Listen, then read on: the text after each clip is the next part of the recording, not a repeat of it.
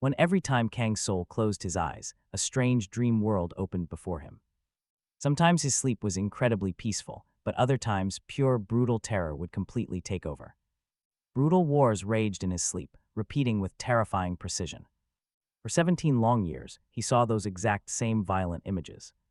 But back in reality, our tired hero was just a convenience store clerk, mindlessly scanning items.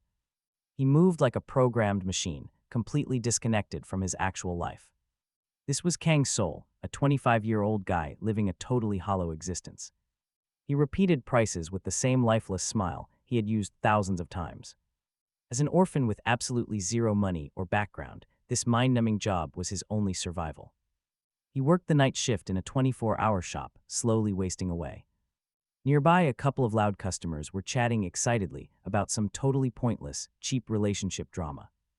Kang Soul only gave them a brief, empty look before turning back. He kept going through the motions, a human machine completely ignored by the entire world.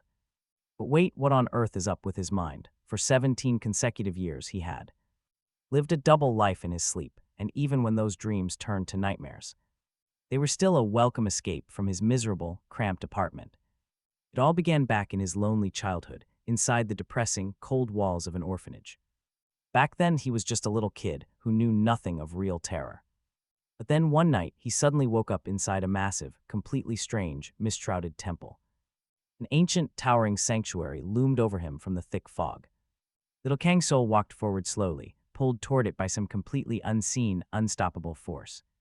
At the massive entrance, a mysterious figure in a fox mask suddenly blocked his path. Judging by her incredibly graceful movements and soft, gentle voice, he guessed this masked figure had to be a girl. She quietly ushered him inside, leading him straight into a colossal, grand hall. Hundreds of silent guests sat there, their faces completely hidden behind incredibly bizarre, elaborate masks. A man in a sharp, bird-like mask spoke up, declaring it was time to play. He threw the dice, completely shattering the dead silence as they bounced across the long table. Instantly, a blinding explosion of light erupted, swallowing the entire room in brilliance. When the light finally cleared, Kang Soul looked down at his own changed body and gasped. He was no longer a child, now he wore strange robes and a heavy mask. Another player welcomed him with a warm smile, gesturing for him to take a free seat. They treated him like an old friend, even though he had never met them before. The masked fox girl leaned incredibly close, asking what name he would like to go by. Still thinking this was all just a wild, harmless dream, he made a choice. He simply decided to use his favorite, old online gaming username. He went with Snowman. The fox girl nodded, telling him it was time to build his custom character. He stood frozen in pure shock, realizing he was literally about to play a magical game. His heart pounded wildly as glowing screens and system windows began floating all around him. Talk about crazy, a glowing game setup popped up right before his eyes. The character creation window floated directly in front of him, prompting him to choose a path. Since he was dreaming anyway, he figured he might as well go big. He locked in a powerful, high-tier frost mage, hoping to keep his cool in this fantasy. Instantly, the very air around him began to tremble with freezing energy. A blinding white blizzard swirled violently in the cold air, slowly taking a sharp, physical shape. Before him stood his avatar, an icy warrior with glowing, magical hands. The blonde knight watching nearby approved of his choice and noted. That snowman looked far too confident for a total beginner. Suddenly, the game began. His opponent tossed the dice, letting it float in midair for a few seconds. Before hitting the table, this marked Kang Soul's first game, and the guests, long used to such spectacles, watched the match with predatory, hungry eyes. Interest, a man dressed in a clown costume snorted, remarking that with such luck this place would never go easy on him, urging Snowman to roll. Next, Soul gathered his courage, picked up the dice, and felt that the fate of this entire world depended on his throw. Options flashed. Before his eyes, run away, bind the enemy's legs with a sharp blade, or choose something else. After a moment of thought, Soul picked a third risky path, freezing the enemy's legs with frost magic. His character raised his staff, and the ice spell, responding to his inner impulse, glowed. With a brilliant blue light, a blinding glow swirled around him as ice and fire intertwined, tearing space in half. A green reptilian demon on his team watched admiringly, saying Snowman had picked a brilliant strategy. The man wearing the eagle mask nodded quietly, declaring that it was now His turn as he slowly raised the dice. Suddenly, the knight stepped forward, swinging his massive blade until the air filled with ringing steel. A second later, the enemy collapsed, utterly defeated. Talk about a clean sweep. Broken, a blue system notification flashed before Xiao's eyes, informing him that the key ship's leader was defeated, ending the adventure in success. A fox-eared host announced that today's adventure had concluded, asking the players if they felt the beauty of this eternal world. Xiao thought to himself that this was an absolutely incredible game where the fate of characters was decided not by luck alone, but by strategy and intelligence. He had never felt such insane excitement before. The man with the eagle mask admitted he never expected the match to be this exciting, inviting snowman to return tomorrow. Our hero gladly agreed, deciding there was no use overthinking the nature of this dream. Since whoever these people were, it was incredibly fun. From that day on, he spent every night exploring this strange eternal world with his new companions. Yet no one in reality believed him. The kids at the orphanage thought he was making up fairy tales, while others whispered that their friend had lost his mind. Soon, everyone turned away from him, deciding never to associate with someone living in a fantasy, and so Kang Soul became a silent loner, branded as a liar. It is honestly so painful to watch. Now, whenever he returned to his room in the evening, his body felt completely heavy, like lead. All he wanted was to lie down and never move, yet he was confident that while everyone else slept, he would return to his dazzling dream world to escape all his real troubles.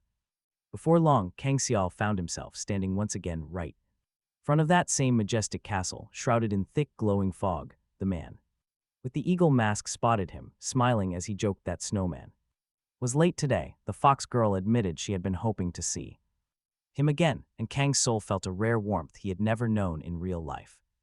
Over the years, he often wondered who these mysterious people actually were. Maybe they were spirits, maybe gods, but he feared truth would ruin the magic. Instead of questioning, the young man simply grabbed the dice and threw. He laughed along with them, letting their excitement fill his world with light. It was his most vivid reality, but today, everything changed. No partner, the blonde knight announced. The snowman plays alone. His previous grand adventure as a sage was never actually finished. The clown agreed they had to retreat, while another pointed out the truth. Their past figures were strong, but none achieved ascension. This was their last shot. A true prophecy, this marked the road leading straight to heaven. One final test remained in this world of eternity. For 17 long years, Kang Soul had built legendary characters and become a hero to countless players. He almost reached the absolute peak, but like any dream, this had to end. An announcement rang out. The trial version was officially coming to an end. The official launch was starting soon, and Kang Soul felt a sudden chill. His companions obviously understood what was happening far better than he did. This final game was their one and only path to true ascension. A quiet sadness filled his heart because he just wasn't ready to say goodbye. He had lived in this world for 17 years. If only he had more time, he could have easily crafted his 31st figure and made it absolutely perfect. The fox told him not to worry. Sure, the trial was ending, but tomorrow the official release would finally turn their dreams into reality. The blonde knight pointed out that they had already lingered here too long. It was time to reclaim their divinity and crush the insects who stole it. Kang Soul had absolutely no idea what they meant by divinity or insects, but he could feel that something massive was hiding behind this simple game. Pushing all his doubts aside, he focused every bit of his attention. One roll, everything now rested on a single make-or-break roll of the dice. Only a glorious ascension could serve as a worthy finale to his journey. Over the years, only 9 of his 30 figures ever reached this point. This was his absolute last chance to cement his legacy in this universe. As the young man threw the dice, the air erupted with raw mana. Blinding light, it consumed the room, radiating his accumulated massive power. The system chimed, intense magical feedback was surging straight into Milan. Ascension stage, gritting his teeth, Kang Soul pushed himself to move forward. He stepped right back onto the glowing stairs, facing a raging hurricane. But on a sharp turn of the radiant steps, Milan suddenly stumbled. He lost his balance, plunging into the void and barely grabbing a cracked step. The howling magic wind caught him, spinning him in a dazzling, chaotic whirlwind. Down he went, unable to scream. Milan failed his objective once again. This ninth attempt at ascension ended in disaster. Luck had abandoned him. But get this, luck completely turned its back on the snowman. He just sat there, staring into the void with pure anger and despair. Yet stubborn determination fought back. He clenched his teeth in frustration. His temples throbbed. History was repeating itself, just like every other time. He stood at a crossroads, end Milan's adventure right here, or give him another shot. Kang Soul smiled bitterly. Reaching heaven, even in a game, was too tough. He stared at the screen, looking at his completely broken, lifeless character. Finally, he clicked yes, choosing to end the game for good. He decided against taking any further action. It was truly over. The system coldly announced that Milan's fate was now entirely up to him. The adventure was done. Life went on. The guys tried comforting him. Only Snowman coped well. They had done everything they could. They even reached the brink of ascension, and it was entirely thanks to him. He thought he could still break through at the very end, but luck failed. But still, it was fun, and so the world of eternity ended. But wait, this wasn't the end. A blinding light flashed before him. He stared ahead, unable to look away as endless white clouds swirled. It felt strange and unreal. Kang Soul was sure it was over. Suddenly, joyful voices echoed out, welcoming the arrival of the new hero. The very allies who shared his trials appeared right before him. Instead of praise, they hurled accusations. He had deceived them. They claimed he had pretended to be God when he was only playing a role. Now he was just another chess piece, and the blonde knight sneered. He ordered Kang Soul's capture as an invisible force gripped his neck. It felt like a burning chain of pure energy, shocking his system with massive magic. Why did they attack him out of nowhere? There was no answer, only the searing pain burning his neck. Accusations kept flying. His former comrades had completely turned on him. They claimed the young man had tried to deceive the gods themselves. And for that crime, he had to pay with his life. Kang Soul's eyes widened in horror. How was this possible? What did they just say? He couldn't process any of it. Panicking, he clawed at the collar, but their magic struck first. The blonde knight sneered, unleashing a massive magical attack. "This is where you die," the knight declared. Kang Soul froze. Was his death really going to be this pathetic? Suddenly, a voice spoke. The voice declared that he had never agreed to such an unfair trial. A man in a sharp business suit and a glowing mask materialized. The blonde knight immediately grabbed Kang Soul, lifting him off the ground. He turned to Corden, demanding to know what the problem was. The others agreed, yelling that Kang Soul had insulted every last one of them. He deserved punishment, but Corden calmly told everyone to back down. Kang Soul recognized Corden from the game, and hope flared in his chest. Maybe this man could actually save him from this nightmare. Meanwhile, a powerful player stated that no blood should spill in heaven. He proposed throwing the boy right back to where he came from. The other players gasped, asking if he was actually serious. What was the point of that? Corden calmly continued his thought. Of course, they had no intention of letting him go so easily, and although he was undoubtedly guilty, everyone seemed to have completely forgotten what day it was. The masked men looked at each other in sheer confusion, having no idea what he meant. Then it finally clicked for Litza. Today was actually harvest day. And that was exactly why they decided this intruder needed to be sent right back.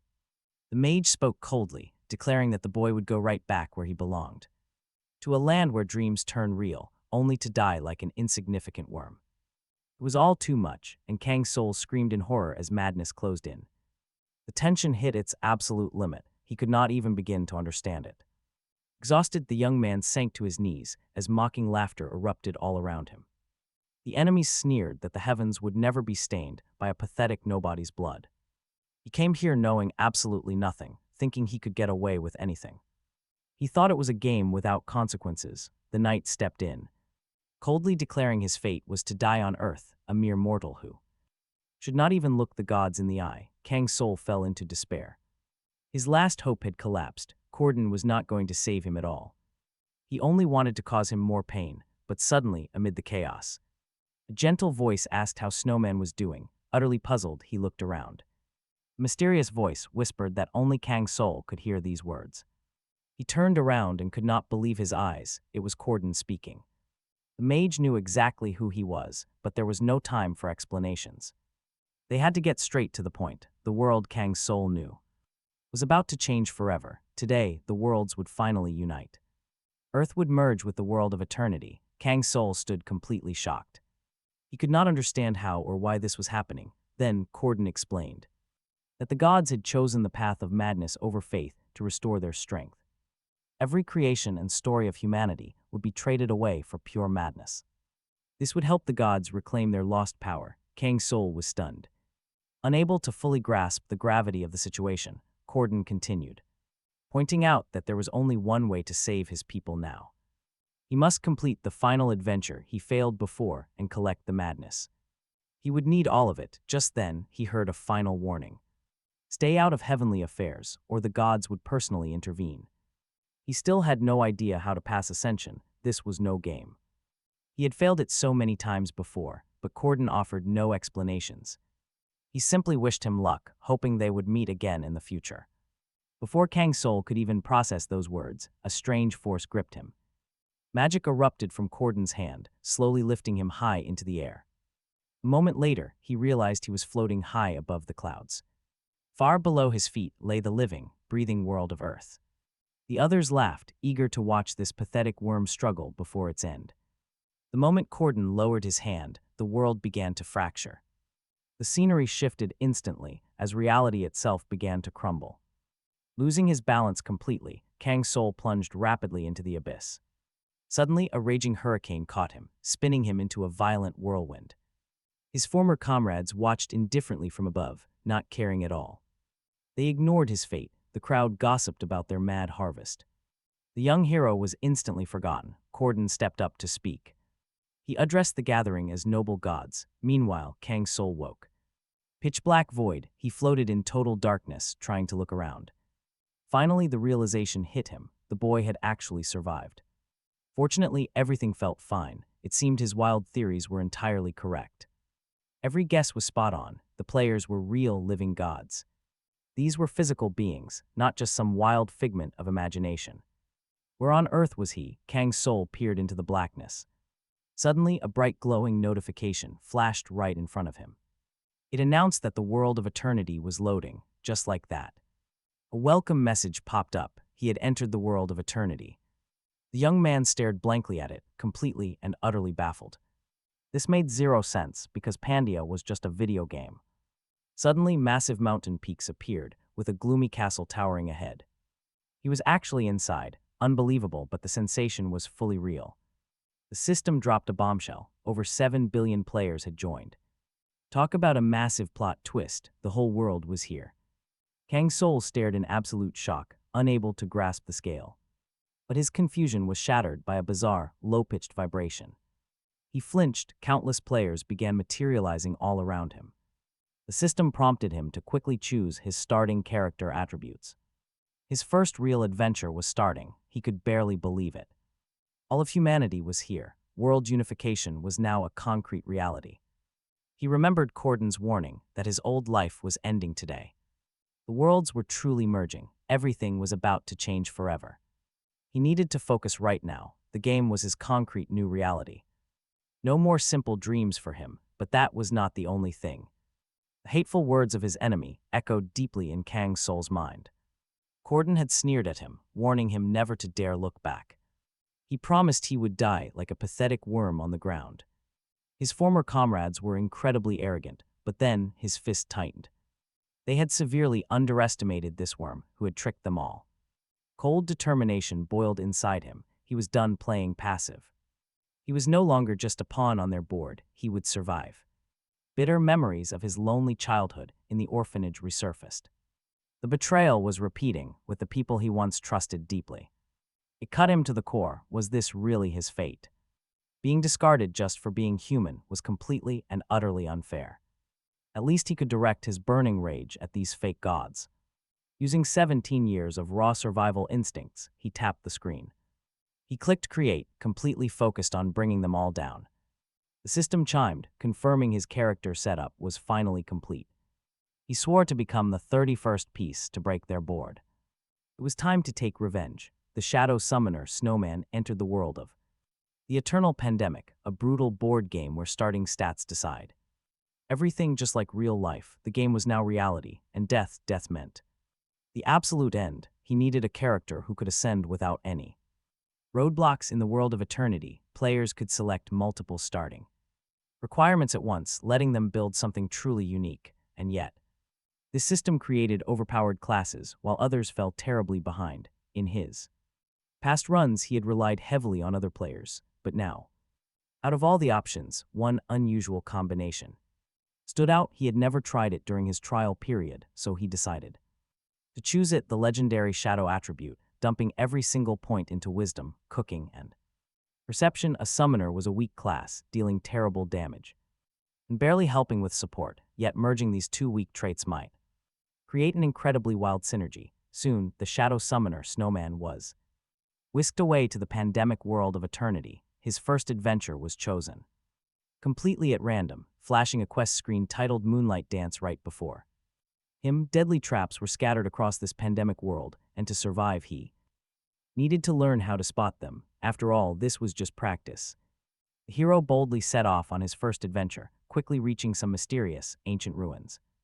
Here, he faced a life-or-death trial at the ruins of the Forgotten Moon. Succeed and get rewarded, or fail and die. Kang Soul read the description, realizing the ruins of the Forgotten Moon sounded extremely familiar. He remembered this was actually a starting zone for beginner players, built to show rookies the core mechanics of eternity, but at first glance the difficulty was brutal, forcing him to push forward while taking constant, chipping damage. The ruins of the Forgotten Moon were packed with traps, posing a massive threat to the young protagonist since he lacked any evasion skills or trap disarming abilities. On top of that, he was a shadow summoner, a slow-moving magic caster, and he had dumped all his precious stat points into wisdom. Kang Soul knew this would not be easy, and he would have to try his absolute best. Sometimes he even regretted his class choice, wishing he had chosen something completely different beforehand. Advance what this first quest would actually look like. He thought, quite ironically, that this familiar board game was now his physical reality. He was a literal game piece. The ruins of the Forgotten Moon towered right before him, and Kang Soul approached a massive stone door leading inside. Two clear paths presented themselves. He could touch the door or pull the lever. Talk about a classic trap choice. A moment later, a completely unexpected system notification popped up right in front of him, catching him off guard. Kang Soul suddenly realized he could see the hidden choice results, wondering if other players had this cheat, or if this was his own cheat. Maybe the system was giving hints, although the young man already knew the rules inside out. Those were from the trial build. He worried the choices might be completely different in this final release. But luckily, the game mechanics remained identical. Kang Soul smiled slightly, realizing he could easily clear these ruins and conquer his very first trial. Kangel faced the task before him, having played this game for 17 years. He moved left first and then turned right, guided completely by old muscle memory. Picking the best paths was his absolute specialty, leaving no room for any hesitation. He did not need to rely only on memory to be certain of his choice. Sure enough, the massive stone gate slowly creaked open right in front of him. Staring into the gloomy, lifeless depths, Kangel cautiously began to walk inside. Stepping carefully across the dusty floor, he felt a strange sense of familiarity. The young man glanced back at his system screen to check the current stats. He realized this was the first trial of the ruins, which he had cleared before. He was back in the ruins of the Forgotten Moon, stepping onto the tiles. To cross safely, he had to choose the right path or face terrible consequences. One single wrong move would trigger a deadly trap, forcing him to fight. This was no longer a video game, but a real-life struggle for his survival. Our hero, Kangel, was truly just one single step away from the unknown. Fortunately, he had mastered almost every major talent in this entire world. He knew exactly which secret choices would unlock the best possible paths.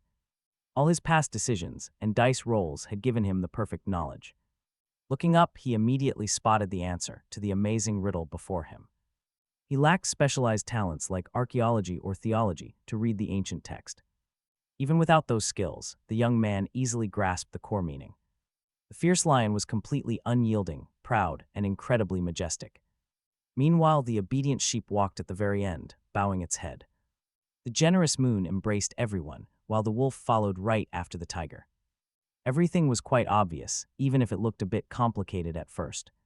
The entire trick was simply to step on the animal tiles in the correct order. Angel quickly concluded that this entire puzzle was actually extremely simple to solve. Just repeat the right sequence, and he would easily avoid getting hurt. Feeling a slight rush of excitement but still confident, the guy stepped forward. He moved slowly across the tiles, picking out the correct sequence of animals. Stepping first on the engraved lion, he waited, but there was absolutely no reaction. With zero reaction, Kangel realized he had made the perfect choice. Following his own logic, he took another step, his heart filled with anticipation. Kangel smiled with deep satisfaction, glad to have solved the riddle so easily. Everything went exactly as expected, his confidence returning with every single movement. Soon the young man was striding quickly and decisively across the chamber. He crossed the remaining stone slabs toward the far side without any issues. After passing safely, he caught his breath in the next massive hall. Surrounded by a soft silver mist, our hero raised an eyebrow and smiled. Honestly, this initial task had turned out much easier than he had expected. The system announced that he had successfully cleared the ruins of the Forgotten Moon. Since he took 0 damage, his copper chest upgraded directly into solid iron. However, he had the option to refuse this reward and continue the trial. Kangel thought hard, knowing that taking a risk could yield much greater rewards. After a brief moment of thought, the young man made his decision. He would continue on, recalling exactly what lay ahead in these ruins. These moon ruins were built to teach players humility, and greed often becomes the absolute worst choice, but this was no issue for our young hero, who decided he would not give in to the temptation of easy rewards. Cautiously, he peered into the next corridor where a long tunnel stretched out before him. Kang Soul immediately recognized this place as the second trial of the Forgotten Moon. There was absolutely no room for error here. It was a trap designed to force him forward. Even though any single step could easily be his last, but this time, something felt completely different. The young man's eyes widened when he noticed that the corridor had stretched much longer than before. Deep down, Kang Soul realized all his past knowledge was totally useless. The system warned that he could only step on the red, blue, and black tiles, with the sequence constantly changing. He could only curse under his breath. He lacked the necessary skills like trap disarming or mechanical engineering, which would make this trial so much easier. Looking up, he caught his reflection in the smooth wall. In the dim light, he looked almost like a stranger, staring back at himself for a moment. The dark band across his neck triggered memories of the past, the brutal mark of that slave collar, a gift from the lightning god. Dark anger burned deep inside him. One day, he swore he would pay them back in full.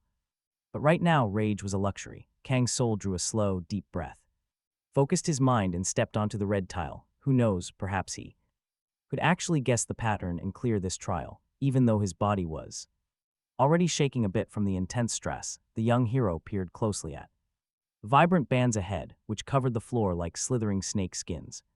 Steeling his resolve, he stepped forward onto the blue tile, hoping his intuition was correct. But right then, the air shattered with an incredibly sharp hollow bang. Kang Soul froze instantly. Pain shot right through his entire body. He let out a gasp, his muscles locking up from the fierce vibration pulsing through him. Yet this painful shock only fueled his growing excitement. Deep down, he felt a twisted thrill from the danger, realizing that things were finally getting highly entertaining. High above, the cosmic observers watched his struggle with deep amusement. One entity, known as Hell, even threw a madness coin into the sacrificial bowl. Meanwhile, Kang Soul pushed further down the path, but the very moment he made another misstep, a lethal trap instantly triggered from the wall. He cursed under his breath, realizing the creators of this trial were complete monsters. Seriously, who puts 4 red tiles in a single row? Up next were red, blue, and black patterns. Frowning deeply, the young warrior reasoned that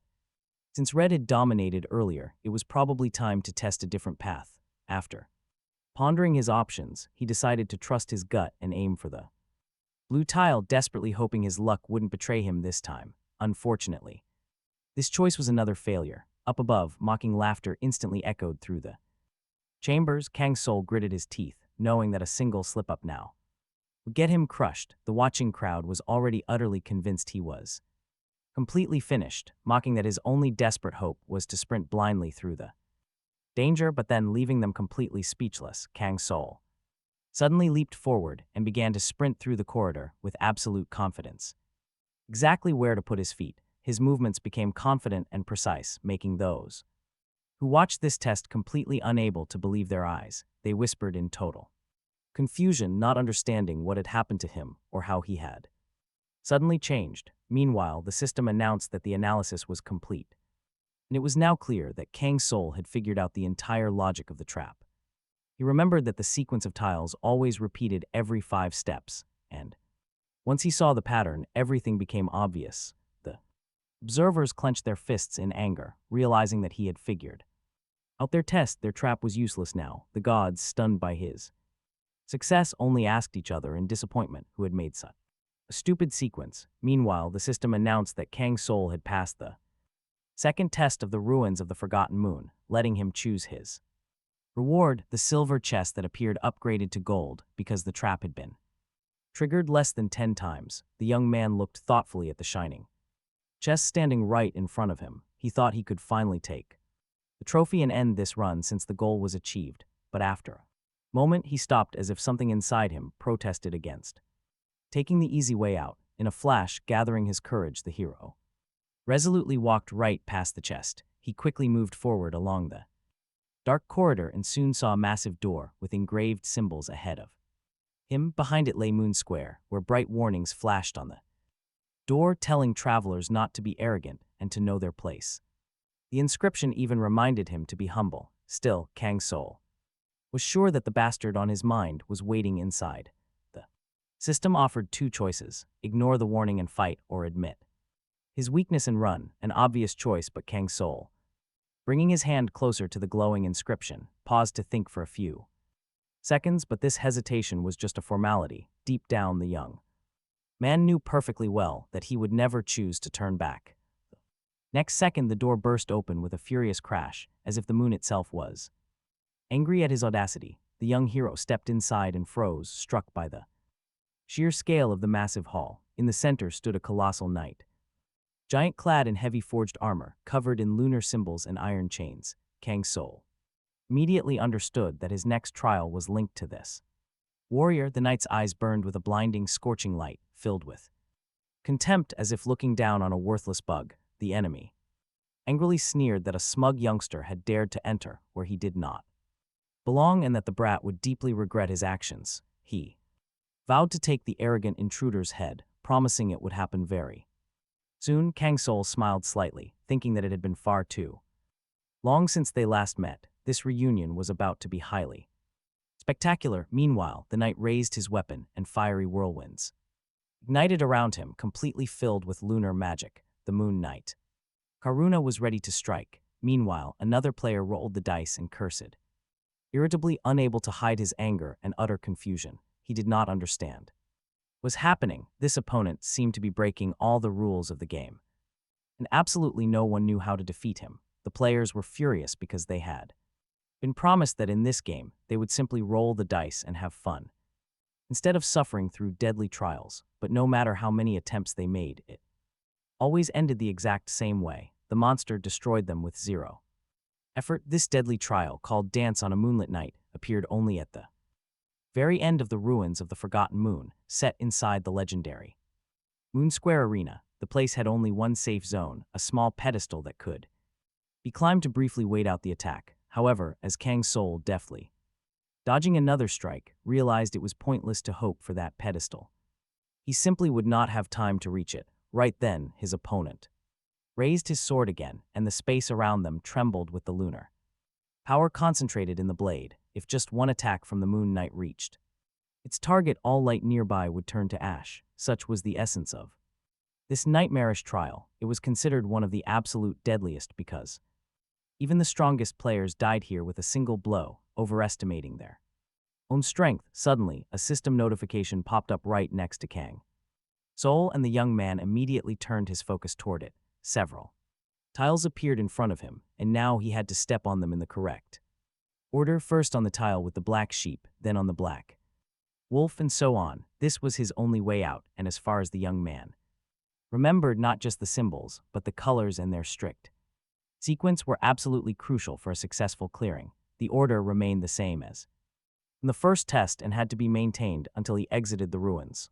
At that moment, the magical boss gathered speed and rushed toward him like a storm of fire and metal. Kang Soul deftly jumped out of the way of the direct hit and noticed that the first tile he needed was sitting right below him. The hero confidently stepped onto the red image of a lion shining in the light of the moon's magic. The young man remembered that each color had a unique effect and watched as the knight standing opposite him froze in surprise. Noticing immediate changes, the red tiles weakened Karuna's aura, depriving him of some of his strength, slowing his movements, and weakening his protective barrier. His turn now. Kang Soul prepared to take back control. Step on the next tile to enhance the effect and seize the initiative. Moment later, the young man landed on the red lion, and then, without losing momentum, leaped forward and found himself on the red moon. He was very close to his opponent, but the knight no longer looked quite as powerful as before. Karuna had become noticeably slower, making clumsy, excessive movements in the heat of battle. The effect of the red tiles increased threefold, and Kang Soul, noticing this change, cautiously moved forward. Right in front of him was a tile with the image of a black sheep. It was time for the next step.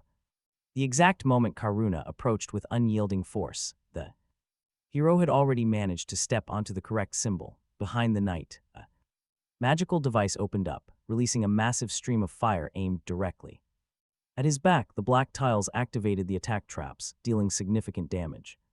It deals heavy damage, but somehow it also fuels the defensive moon barrier, keeping his opponent safe. Kang Soul realized he had to shatter that defense again, stepping on the red tiles first to keep up his relentless assault.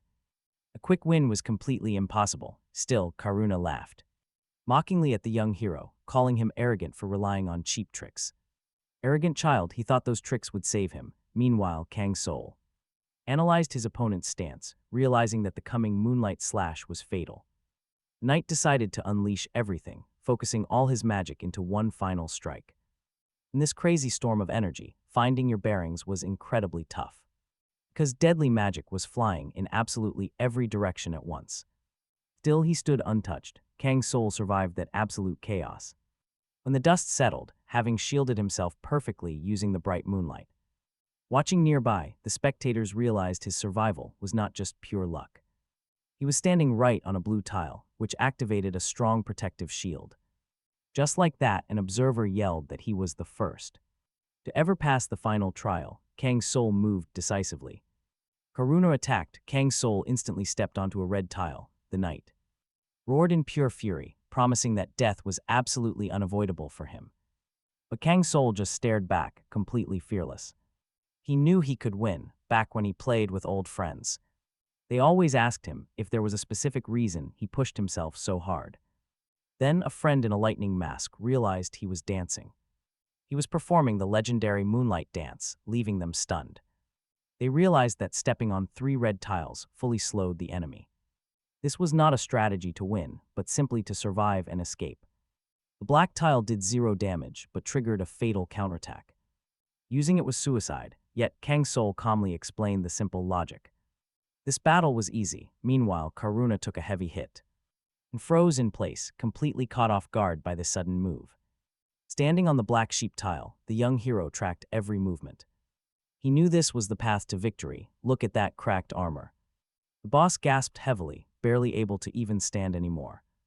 The enemy snarled, warning him not to underestimate the power of moonlight. Instantly, he unleashed another massive wave of magical energy straight at Kang Soul, but our hero reacted in a flash, instantly realizing his only survival option was stepping on the red square. The second the knight weakened, the young man made his move. It was time to hit the black image. With a quick leap, he jumped straight forward, landing perfectly on the black sheep icon. The impact froze the knight in his tracks. Victory was finally right around the corner. His opponent had already lost almost his entire armor set. Karuna stared in utter disbelief, unable to grasp why this stubborn kid was pushing himself so far. Suddenly, the system flared to life. The Moon Knight was engulfed in light, taking damage but gaining speed. He would keep getting faster until the end. The knight knew that without his deadly attack, he wouldn't be famous. Still, he fiercely charges forward.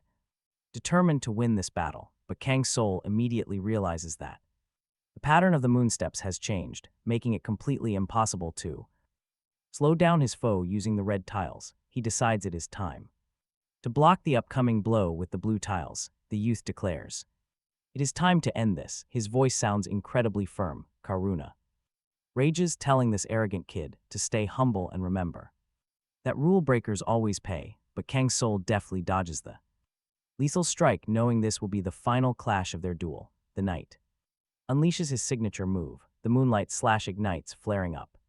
With intense fury, Kang Soul knows if he doesn't dodge this, he dies right on the spot. The only option left is to keep sprinting across the glowing tiles in perfect order, striking between blinding flashes of light. Moonlight dance, a perfect name, because this intense battle truly looks like a chaotic, deadly dance. Our hero watches his step landing on the correct tiles even as magic rages and stone walls collapse. Karuna screams in fury, swearing to destroy this arrogant mortal, but instantly, and just like that, the knight suddenly freezes in absolute shock. He realizes the attack is completely unavoidable. The incoming strike is so precise that there is absolutely no escaping it. The knight's helmet flies away, exposing his bare head. For a tense moment, they stand facing each other, locked in a silent glare. Finally, Karuna sadly lowers his head, turns toward his master, and admits he has failed his grand mission. The knight begs for forgiveness just as the final blow lands. Kang Soul catches his breath, watching the defeated boss crash to the cold stone floor, his blade sliding away with a soft clink.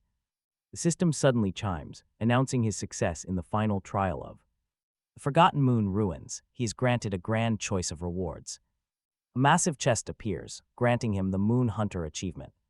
And the legendary title, the one who toppled the moon. Kang Soul remembers the words of that god in the lightning mask, who questioned why he chose to fight Karuna instead of simply avoiding the battle. The youth silently answers that merely avoiding an enemy is never the best choice when crushing them is far more satisfying. He stares thoughtfully down at the defeated knight, fully confident in his decision. He stretches his hand out in front of him, releasing a dark, magical wave directly onto the knight, ordering him to serve. This is his signature shadow, summoning a truly broken skill. Soon, the system reports that the shadow of the Moon Knight, Karuna, is successfully summoned. Karuna's shadow cannot use moonlight, so its abilities are weakened until the next full moon. Since the summon rank is too low, it inherits only 20% of its original power. The observing audience is completely stunned because this guy is supposedly just a rookie, but he carries himself like a seasoned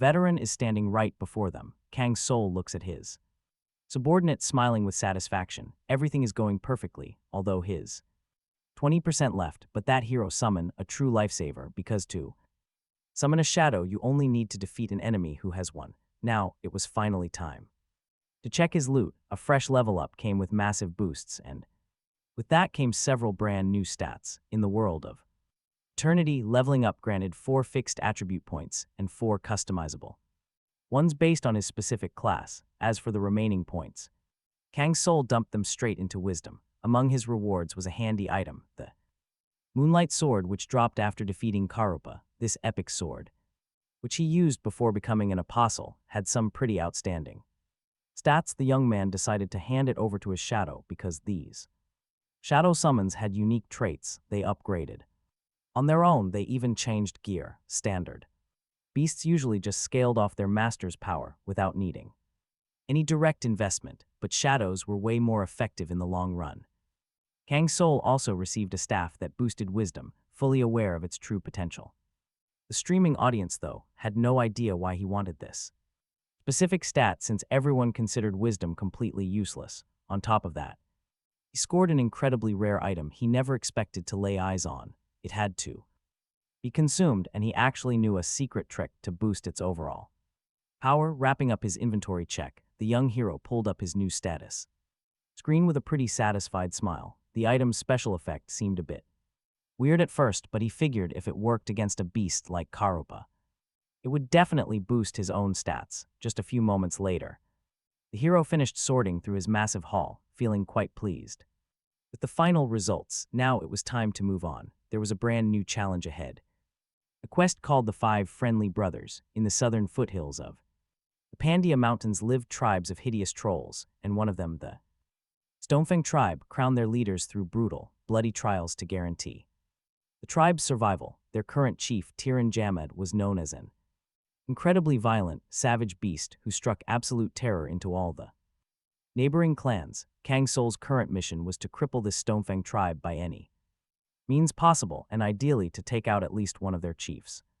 But the system warning was brutal. Fail, then the young man faces certain death, time remaining only 20 hours and 47 minutes. The hero calculated that it was almost midday, meaning if he set off right now, he would barely reach the safe zone by tomorrow morning. In this unforgiving world, you rarely got a moment to rest, only after clearing 2 whole missions could he relax, and this particular run against the 5 brothers was notorious for an insane jump in difficulty. He had 5 potential targets to track down, and every single one was hiding deep in the mountains where trolls ruled the cliffs.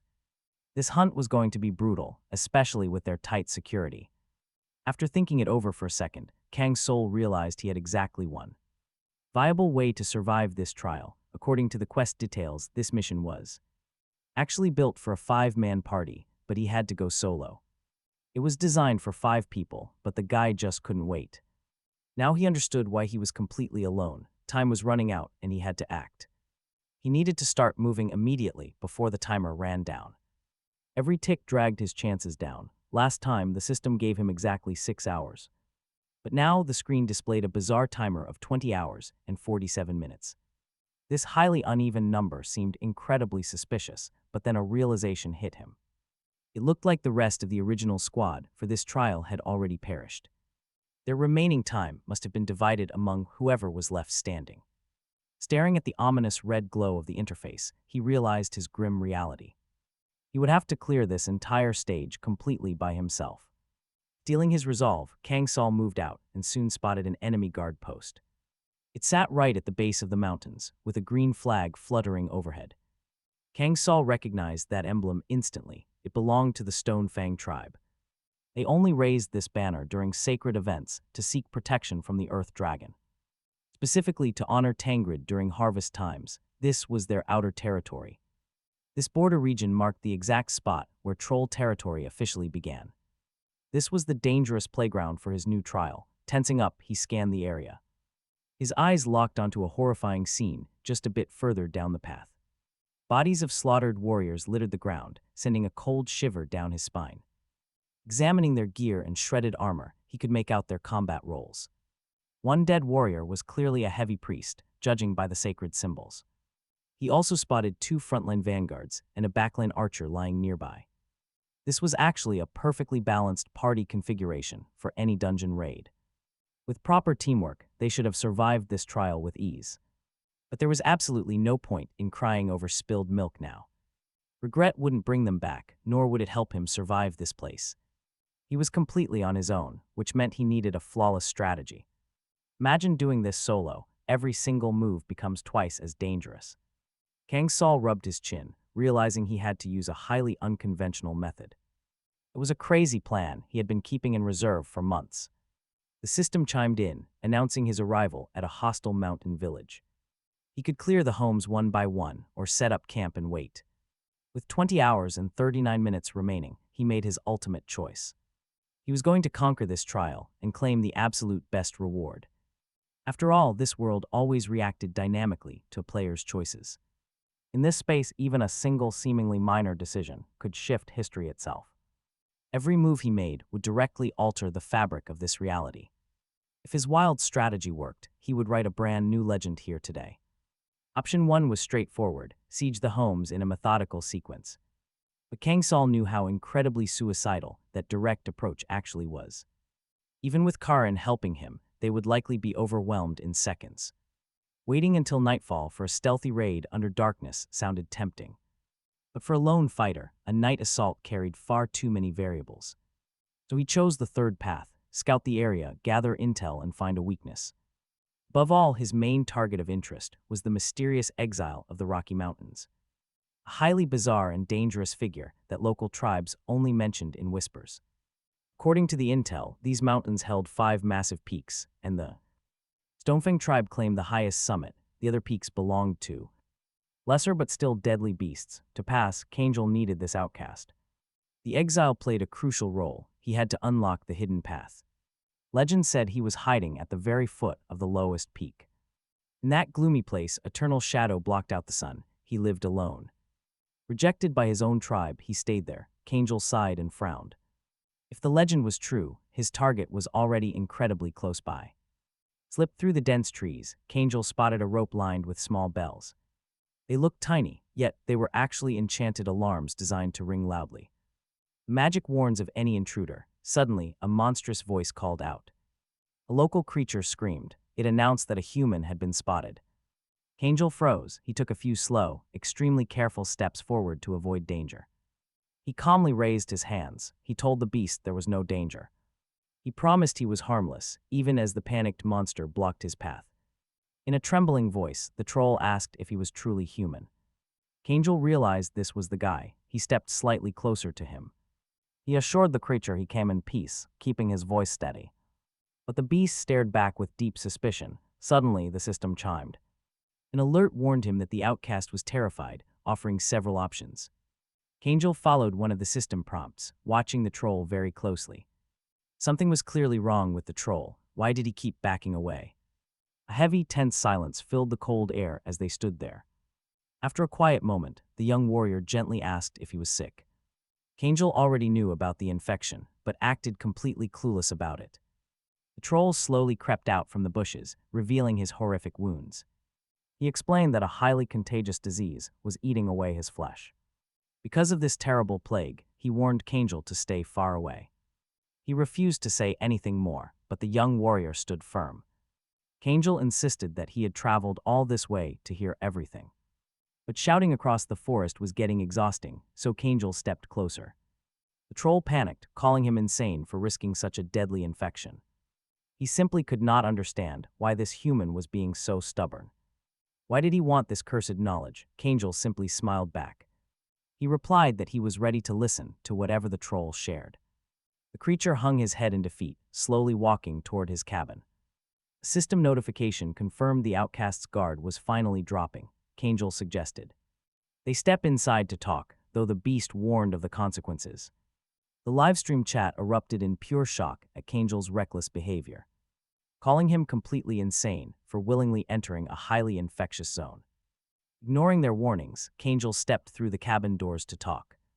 Inside, the young hero was surprised to see piles of books everywhere. The troll offered some hot tea, and Kangel happily accepted the drink. But first, he wanted the story. The host began to speak softly. He recounted his past, painting a clear picture of his tragic exile. Long ago, a devastating endemic plague struck these Rocky Mountains, lasting for generations and taking countless lives. Because of this, the people of the Stonefang tribe created a brutal rule to stop the infection. Under this law, anyone who fell sick and threatened the village had to be immediately banished. Kang Soul asked if this meant the troll was exiled too. But he simply shook his head. His poor mother was pregnant with him when she first fell ill, and because of that, she was driven out. She begged to leave her baby with the tribe. But they refused. The elders declared that even the child could carry the infection. Though they had no proof back then, the young troll really was born with the disease. His mother held a bitter grudge until her dying breath, wanting everything to perish. Naturally, Kang Soul wanted answers.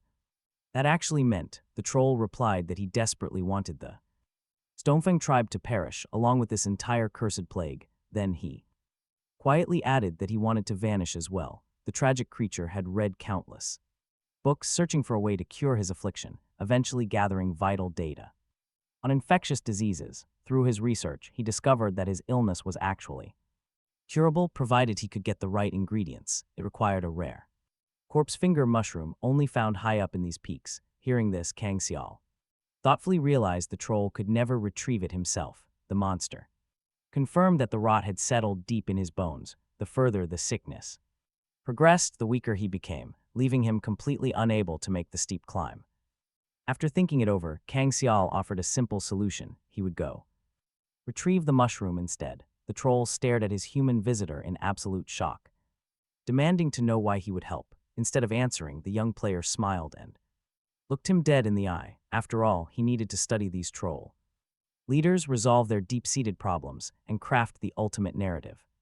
Plus, saving this poor soul was a perfect opportunity to strike a mutually beneficial deal. Thus, began the secret, high-stakes quest known as the Abandoned. Kang Soul dashed through the dense woods, urgently tracking down the cure. Before they split up, the grateful troll swore that if the young man succeeded, he would reward him by any means possible. Right on cue, the game system flared to life, ordering our player to locate the corpse finger mushroom, a hidden subquest appearing mid-adventure to help him progress. Deep in thought, Kang Soul realized that the abandoned quest was highly unique because it was the only place where he could recruit a powerful NPC helper. These companions strengthened their summoners by building deep mutual trust, and if his memory served, this quest was incredibly high level. In a game like this, every single second is precious, but this side mission was entirely worth it. A loyal ally can turn the tides of even the most hopeless battle. As the young man neared his destination, he cursed under his breath.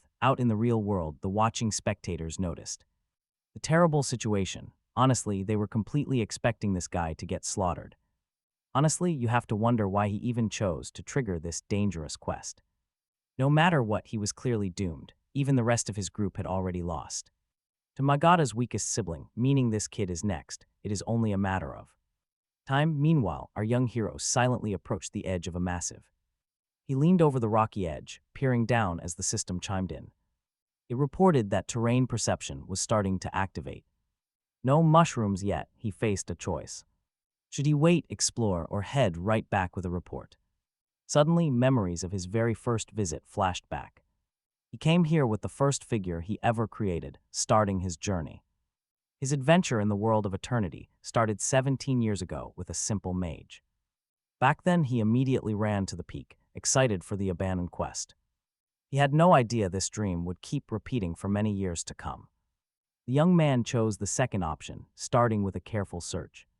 Back then, the young hero was in too much of a hurry and made costly mistakes. He threw basic caution out the window and paid the price soon after. Kang Soul did not understand how to control his characters and felt completely lost. His first figure actually died by falling off a cliff during the search, all while looking for that quest mushroom. Classic rookie mistake, but it happens. That mage lacked strength and agility, making this cliffside way too dangerous. A low-ranking character like that was never going to survive out here for long. Kang Soul made the wrong choice, and that costly error led to his death. It was a real tragedy for little Kang Soul, who took the loss hard. Years later, the sting of that memory still lingered in his mind. But that failure gave him the experience needed to finally get things right. Now the moment of truth is close. Suddenly, a strange sound echoes nearby. Since that first defeat, Kang Soul learned everything about this abandoned quest. Specifically, he learned about the quest item, the corpse finger mushroom. It only grows from the rocks at dusk, right as the sun sets. The young hero raises his staff and channels his magical power. He activates Shadow Hand, a basic summoner skill that conjures a dark hand. It possesses very little physical strength, but it gets the job done. Doing this for the first time is brutal, and Kang Soul feels the doubt. He resolutely points straight at the mushroom. The audience holds their breath. Controlling this spell is tricky, and everyone wonders if he can manage. Some joked he should have been born with a tail. That would have made things way easier, but Kang Soul remains fully focused. He tunes out the noise and carefully reaches his shadow hand forward. He pours all his concentration into grabbing that elusive mushroom. Once his shadow fingers lock around it, he just needs to pull. He looks up, watching his shadowy hand move with absolute tension. The dark hand slowly retracts, and Kang Soul watches it closely. He holds his breath to see if it worked. The fingers slowly open. Inside lies the exact mushroom he needed. He looks around, scanning the area. A strange glow catches his eye on the nearby branches. Suddenly, the system rings. It states that perception is active, unlocking a hidden ownerless pocket watch quest. A second later, the quest conditions pop up right in front of him. Another side quest laid ahead. He had to find anyone who knew about the lost watch in the city of Kungori. Looking closer, a tiny wristwatch was indeed sitting on the branch. Kang Hansu extended a shadow hand and the viewers assumed he was about to grab it, but nobody actually knew what kind of watch they were dealing with, forcing them to check the guide. there was no helpful data inside, and none of his viewers could guess what kind of mysterious artifact this really was. Meanwhile, a cozy fire crackled under the pot, and delicious food was cooking inside. The young troll sat by the fire and watched the crackling flames in deep thought. The creature had no idea if he could trust this stranger, and these agonizing doubts tormented his mind without end.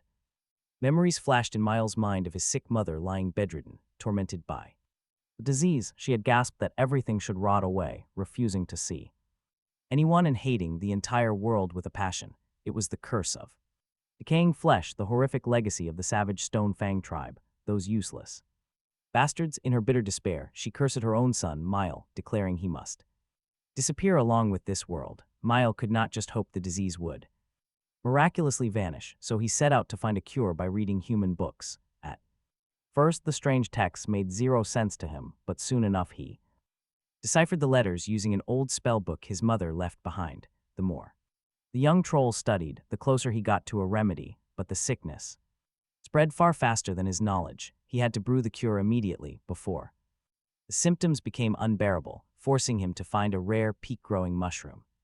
But was it really wise to beg the first stranger he met for help? Mile had no answers to his own questions. The troll sighed heavily and suddenly caught a faint rustling at the forest's edge. Someone was coming.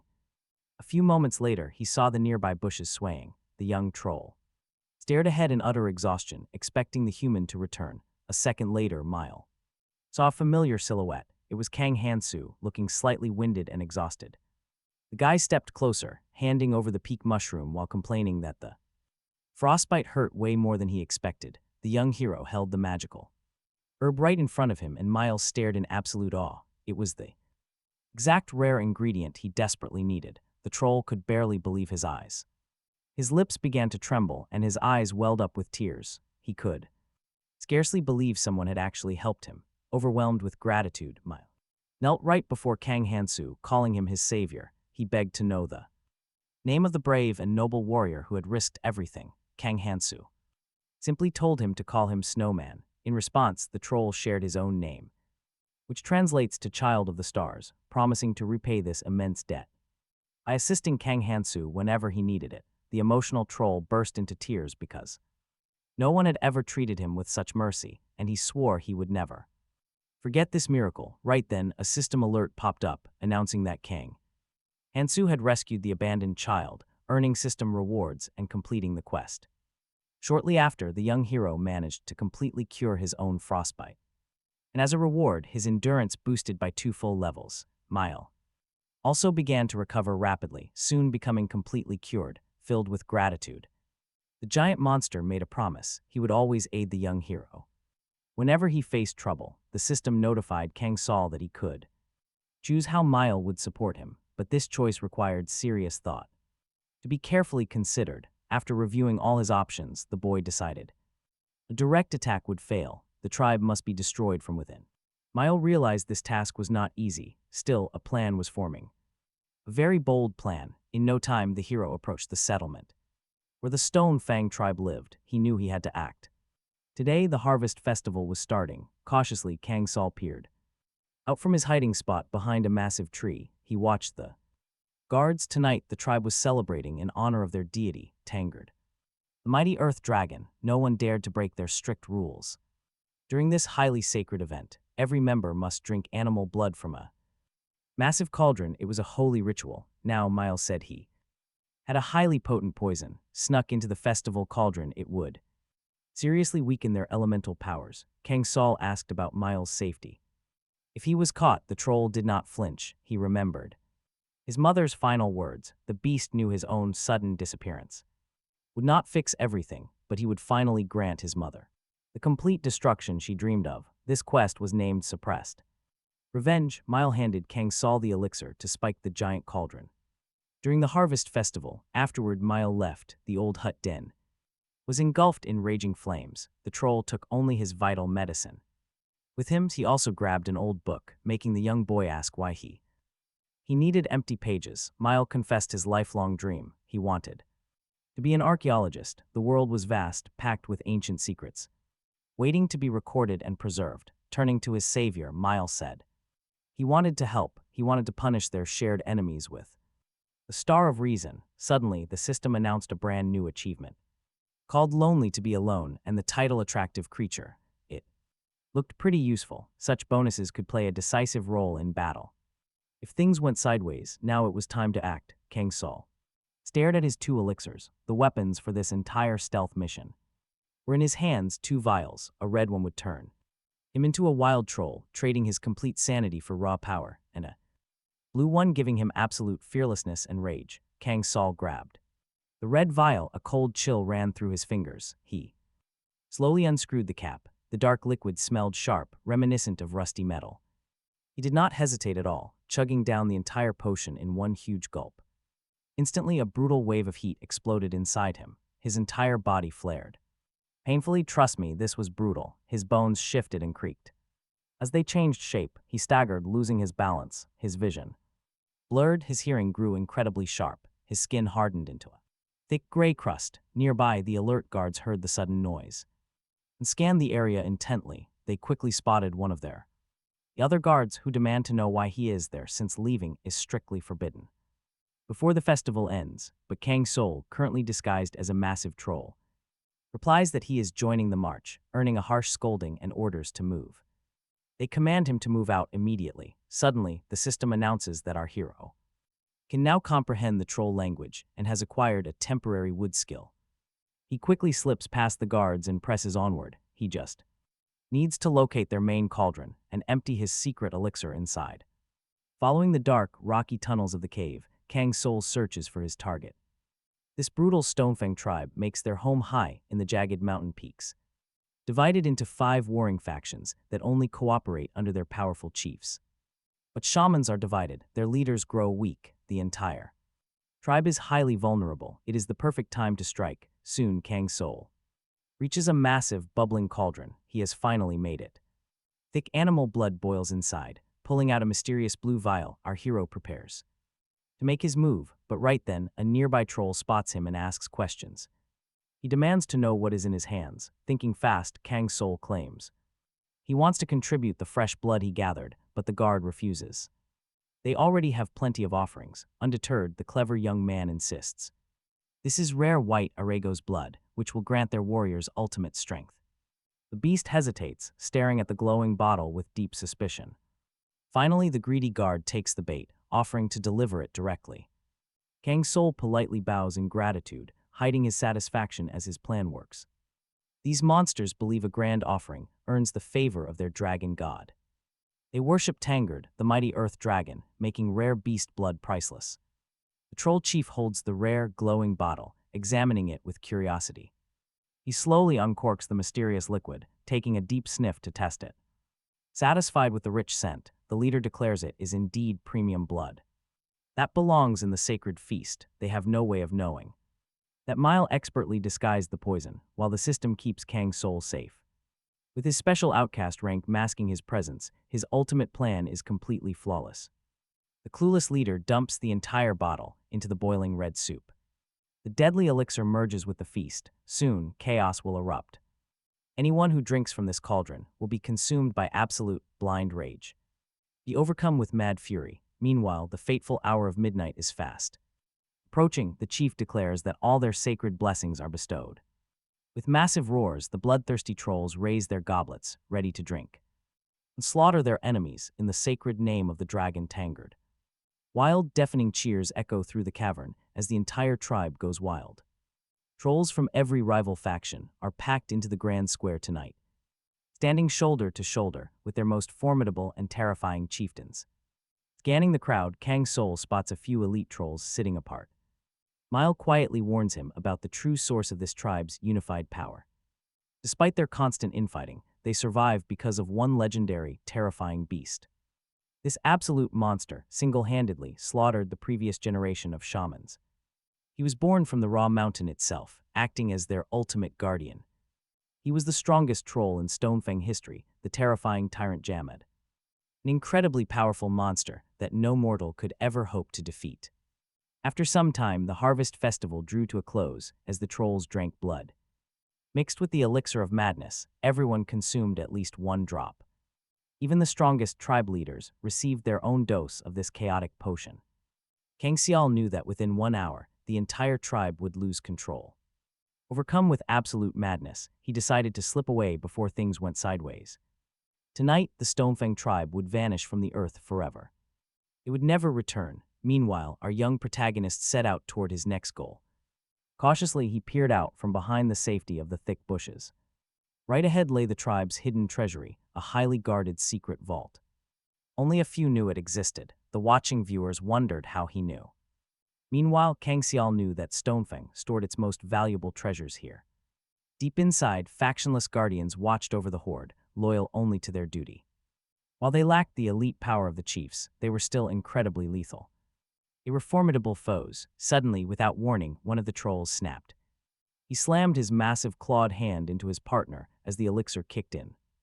The victim stared back in absolute confusion, not understanding the sudden, brutal betrayal.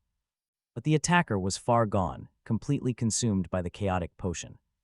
He roared that his former ally had to die to pay Lord Tangard. Demanding even more bloodshed, the crazed guard suddenly took a deep, fatal slash. Karuna took his head off in one clean, lightning-fast sword stroke. Stepping forward confidently, Kang Soul realized fighting these mad beasts would be tough. Dealing with monsters under the influence of the frenzy elixir was highly dangerous. Even with Karuna's aid, our protagonists decided they should enter the vault together. Meanwhile, a giant troll named Agard stood by the heavy gates, looking lost. He clutched his head in agony, completely confused by the spreading madness.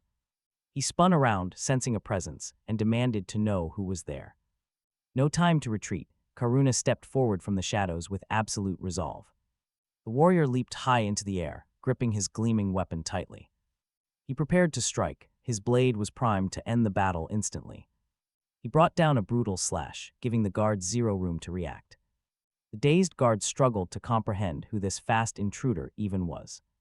Karuna offered no answers, pressing his fierce and relentless assault. He swung his weapon, the blade flashing with a fiery, brilliant reflection. Firelight filled the cavern as the sharp steel closed in on the neck. Sensing immediate death, the troll roared in panic and desperately swung his weapon. A sharp clash of metal rang out, followed by the heavy, dull thud. Panting heavily, Karuna stared down at his fallen foe with quiet satisfaction. Kang Soul watched the battle with cold interest, evaluating his summon's performance. His subordinate's power was still highly impressive, even in this weakened state.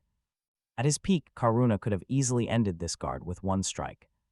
Only a mere shadow of his true strength remained, but the job was done. The heavy iron key from the guard's belt was now secured in their hands. Our young hero, Kang Soul, approached the massive, vine-covered gates. Locked behind heavy chains, this was the tribe's hidden treasure trove. The boy could use his key to unlock the treasury doors and slip inside. Unlock the ancient spell, copy it, or just lie in wait.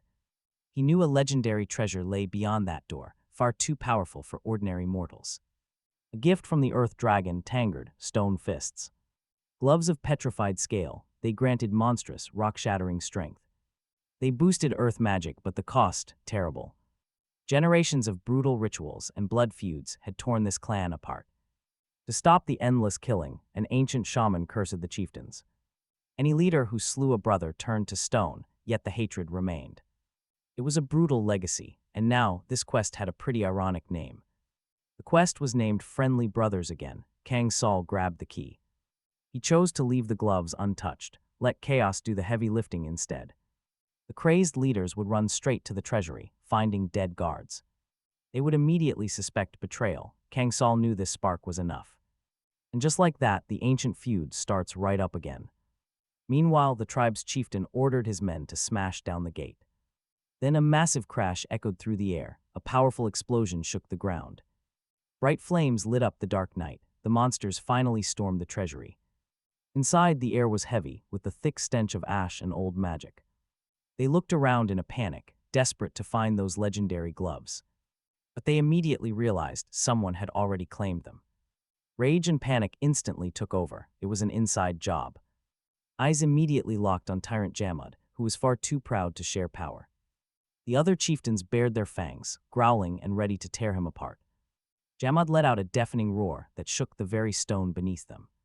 He warned them that the curse bound them all. No one could kill without dying. A senior shaman stepped in, shouting that this was no time for infighting. Their entire tribe was already crumbling. If they fought now, they would all perish. Every last bit of their power would be wiped out in an instant. Another shaman agreed, pointing out that madness was spreading quickly. They had to preserve whatever sanity was left in their remaining warriors. After some tense arguing, they decided to guard the ruined treasury doors. But right at that exact second, one of the leaders sensed something was deeply wrong. He looked up, and what he saw next would change everything. A strange glow pulsed between the ceiling slabs. Meanwhile, darkness swallowed the settlement. Dozens of unconscious trolls littered the ground, the chief cursed under his breath. Total destruction, everything smashed to pieces. He needed to control his blinding rage before dealing with anyone else. Suddenly, he caught a movement nearby and demanded to know who was there. A system alert warned Kang Soul that the Magate shaman had seen through him. His disguise potion was failing, and his real body was rapidly changing back. Even worse, the troll language was permanently fusing into his mind. The young hero did not expect to get caught this fast, leaving him pretty shaken. He was caught off guard, but against these monsters, it made perfect sense. Though the weakest brother, he was still their leader. Maggot glared in fury. He recognized him instantly, letting out a deep, incredibly menacing growl. In the next moment, the troll leaped forward, determined to avenge his tribe. But Kang Soul remained cold, calmly calling Karuna for backup. His powerful companion's eyes flashed with fierce, deadly intent. Soon after, an incredible, furious battle raged between them. Maggot struggled back. To his feet, barely standing but still clinging to his raw ferocity. Meanwhile, Karuna unleashed the Moonlight Strike, the first crescent moon phase.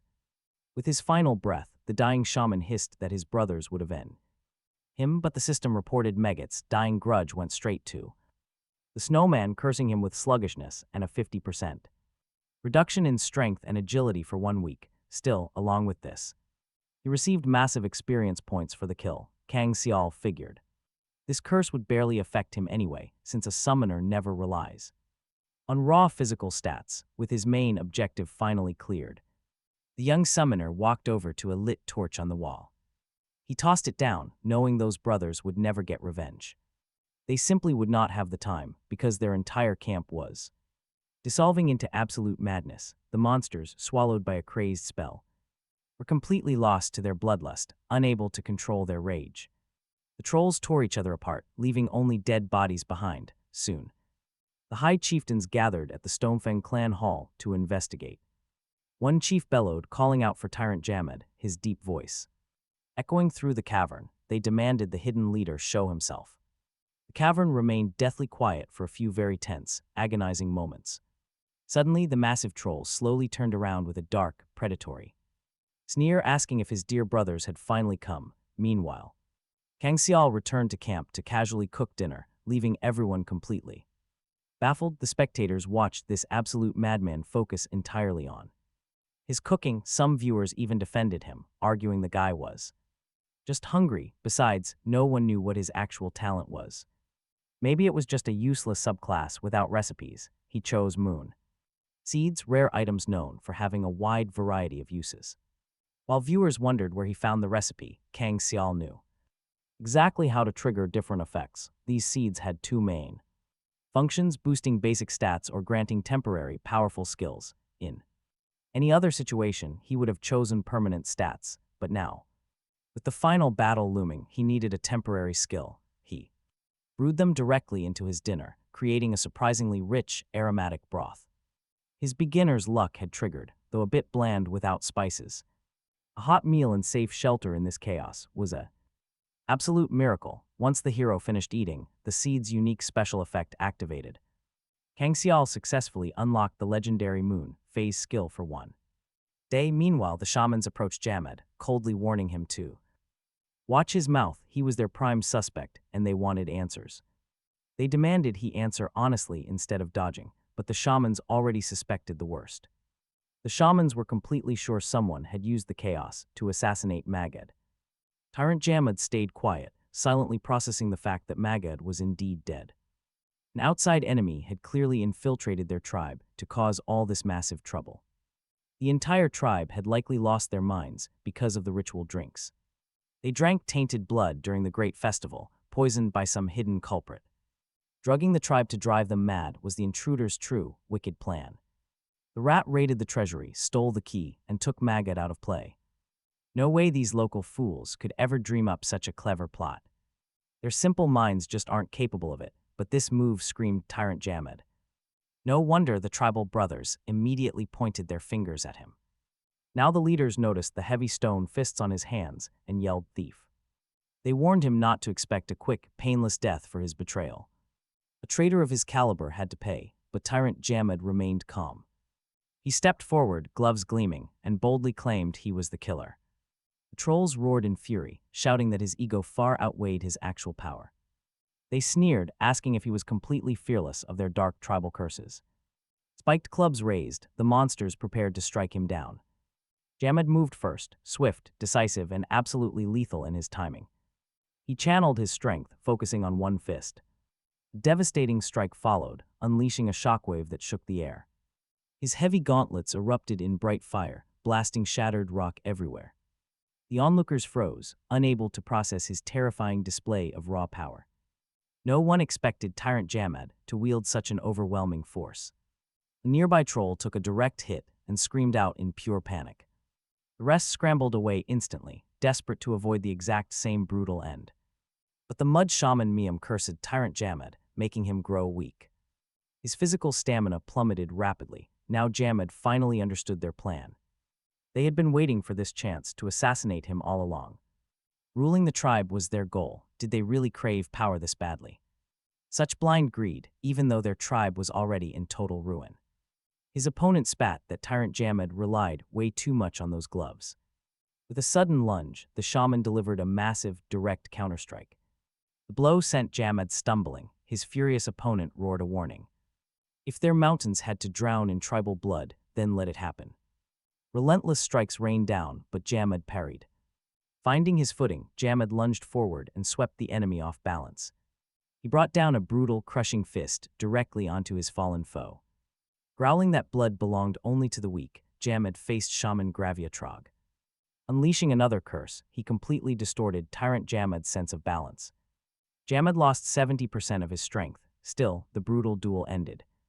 His beaten opponent slumped against the wall, completely gasping for air.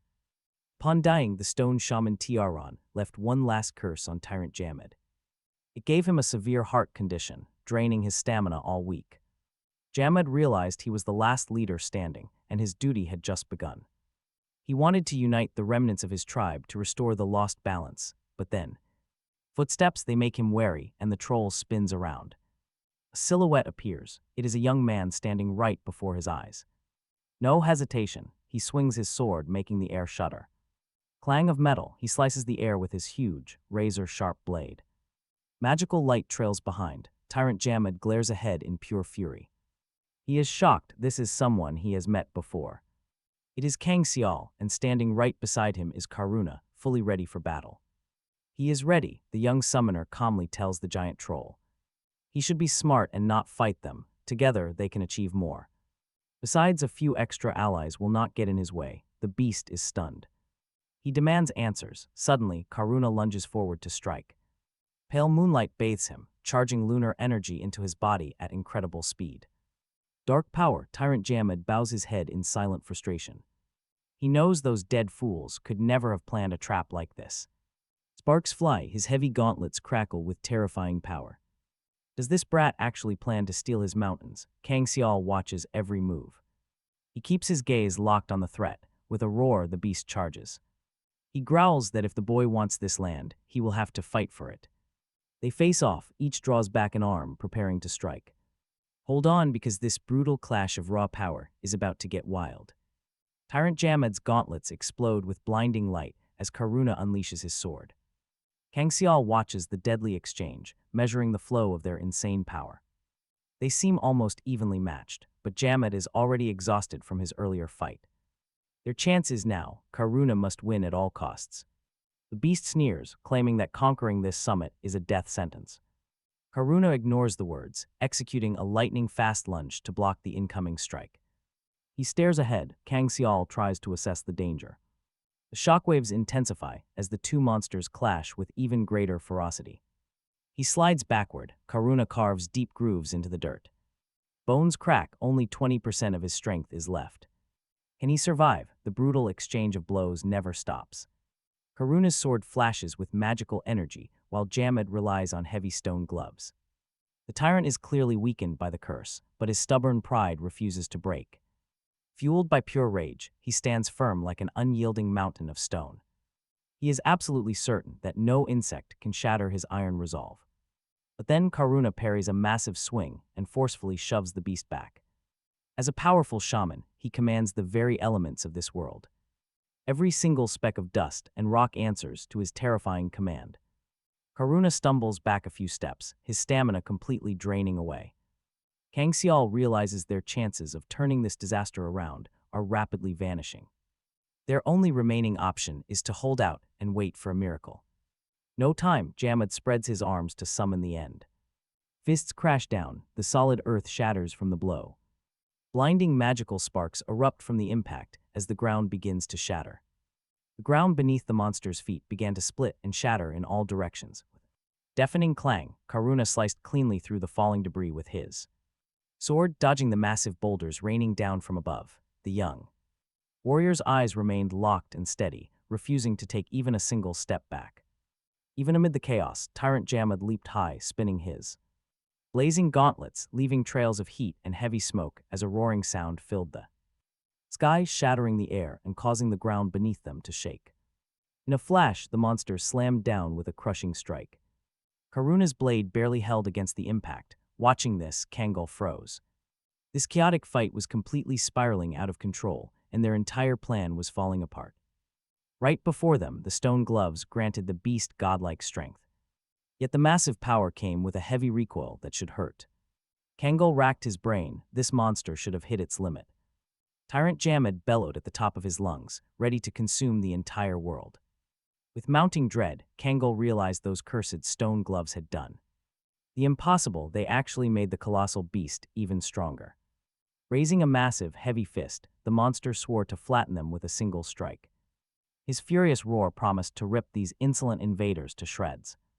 Karuna kept slashing his sword in a blur, defending desperately. While deflecting every single brutal strike, Kang Soul noticed something deeply unsettling about those glowing fists. They drained massive energy, yet the beast's power kept surging higher. The giant stone gloves cracked and transformed, turning into majestic, world-shaking mountain fists. This ancient, majestic force was spoken of only in the secret, forgotten records of eternity. Kang Soul couldn't believe his eyes. Why did their tactics fail? Once a mere outcast, he had now mutated into a fracture ride, falling completely into absolute madness. He was a slave to the eternal curse of malice. The entire mission now hinged on who would tip the scales.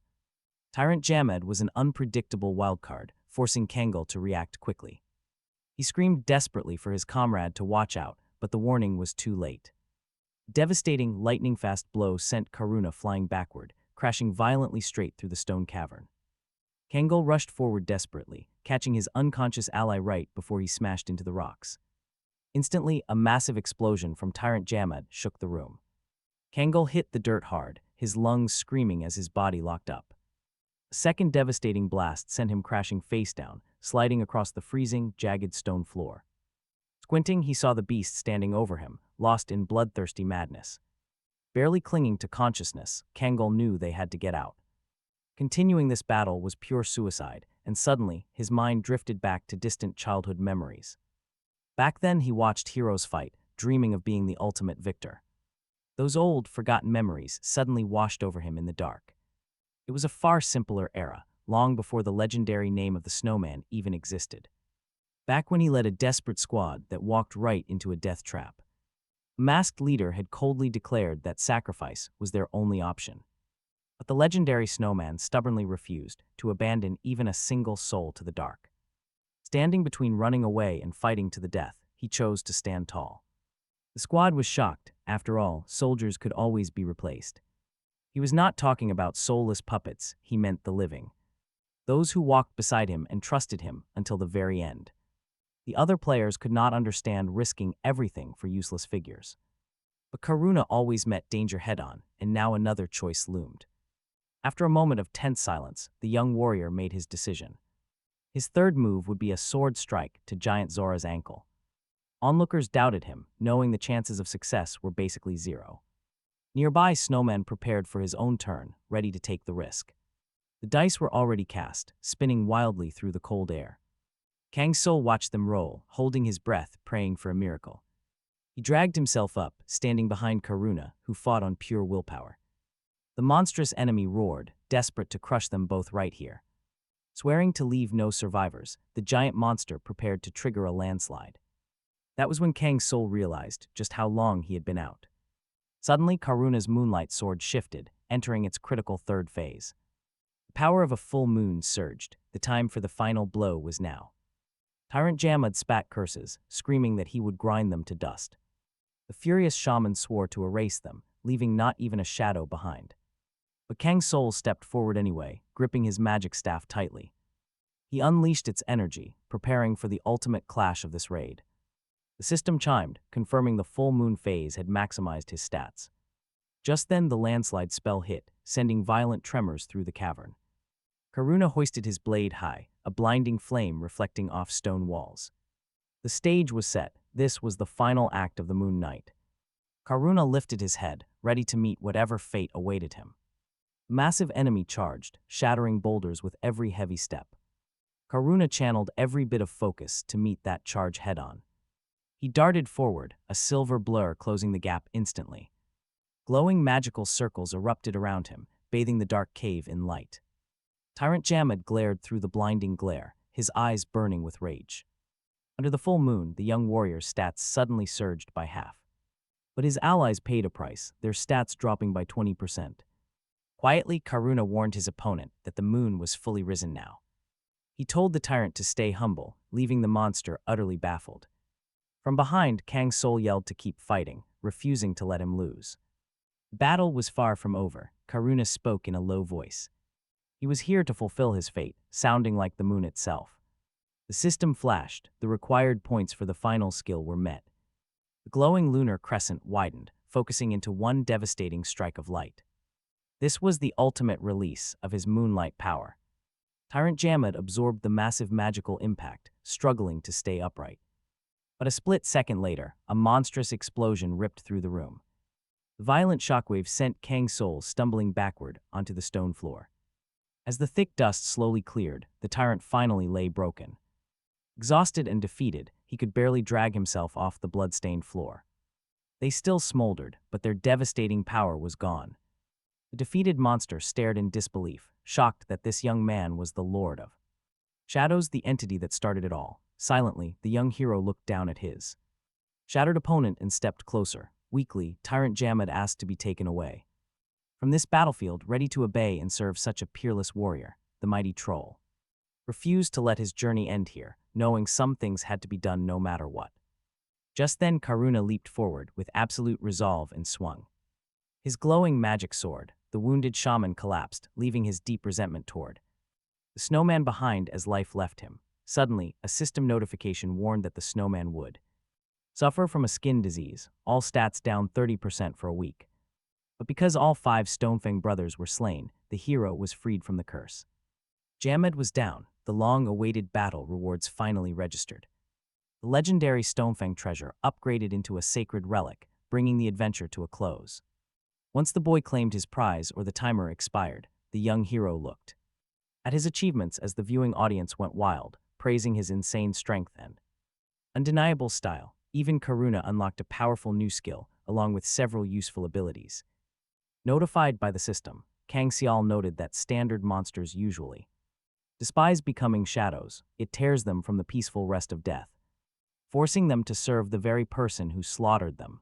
Yet, Jamad begged to join him, a powerful troll. He was an unpredictable variable, shattering the predetermined rules of the system and constantly exceeding expectations. Honestly, was it even safe to bring such a beast along? Regardless, the young hero reached out his hand, feeling that this was the natural path.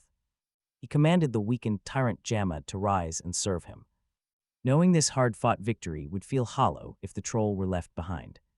Moments later, the dark magic flared as a massive shadow pulled away from the physical body, completing the conversion process seamlessly. Soon, Tyrant Jamad Now he stood ready. System alerts confirmed that everything was successful, with the former boss officially bound as a loyal shadow soldier. Kneeling before Kang Soul, the giant troll asked for permission to fulfill one last duty, wanting to collect the fallen bodies of his beloved brothers who died in battle. The shaman slowly walked over to the stiffened, lifeless remains. Chanting softly, he unleashed dark streams of magical energy toward his brothers. Preparing to trigger his magic absorption skill, watching closely, Kang Soul realized what the loyal shaman intended. Tyrant Jamad absorbed the remnant power from, absorbing 40% of his original strength, whispering that they would remain together forever. He swore that even death could not divide them. With the mountain range now sealed within his core, the giant leader felt the system power surge through him. Meanwhile, chaos erupted back in the village. Jamad was dead. His brothers had vanished entirely. The reign of the Stonefang tribe was over, freeing the Rocky Mountains from their tyranny. Furthermore, the secret labyrinth and the paths to the heavens were finally unlocked. The snowman had sparked a true revolution, altering the entire world of eternity. Throughout Pandia, tales of his daring escape from the wild tribe spread across the continents, carrying his name to every distant corner. Merchants praised the snowman's achievements. Kongori is finally freed from Aram, ensuring their savior's name lives on. The dragon Tangard heard of his tribe's fall, noticing global changes. The very structure of the universe was actively changing, and watching from above, Kang Soul realized how this reality reshaped itself with every triumph. He was never bored. Things never got boring. Suddenly, endless system notifications flooded his screen. System alerts suddenly chimed, confirming successful reward verification for securing the legendary Stonefang sacred relic. Along with a massive level up, an avalanche of rewards arrived. He gained attribute points, mountain fists, stone magic, and a spirit root. This also came with a fortune of 892 gold and 277 silver. The mountain fists held devastating, raw power built for absolute conquest. He handed them to Tyrant Jamad, knowing the powerful giant would put them to incredible use. For himself, Kang Soul donned the stone cloak, boosting his core stats. It granted massive wisdom, endurance, and willpower. Plus, he unlocked that spirit root. Its potential was incredibly vast and deeply mysterious, meaning its true power remained completely unknown. He smiled. This haul was more than enough to change the game. A warm, magical glow wrapped around him, completely healing his battle wounds. With his injuries healed, he was instantly warped away to an entirely new and unfamiliar location. He materialized beside a crowd of players, all looking completely lost. Oddly enough, everyone here was Korean. Kang Soul stood there, deeply puzzled. Wondering how so many of them had been gathered here. Investigating the system to understand this zone, he suddenly stumbled upon a global ranking table. This was adventure number 2, displaying a brand new leaderboard of survivors. To protect himself, he quickly hid his key player information. Suddenly, a massive, glowing ranking board materialized in the air for all of them to see. Confusion rippled through the crowd. Who could possibly hold such an insane score? 320,000 points. Seriously, how does anyone even reach that?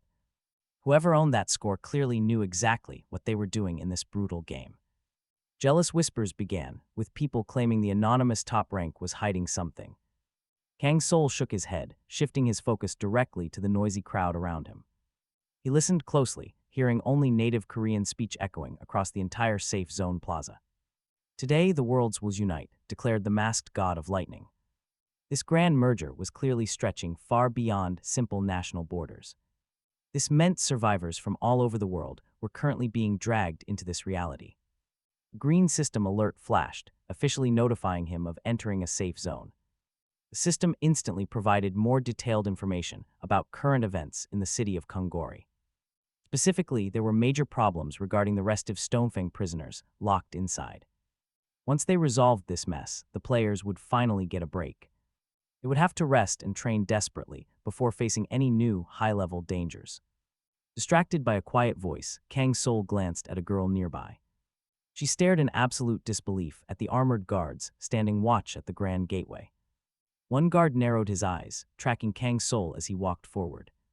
The young protagonist held his identification card, calmly walking further along the rugged, rocky sidewalk.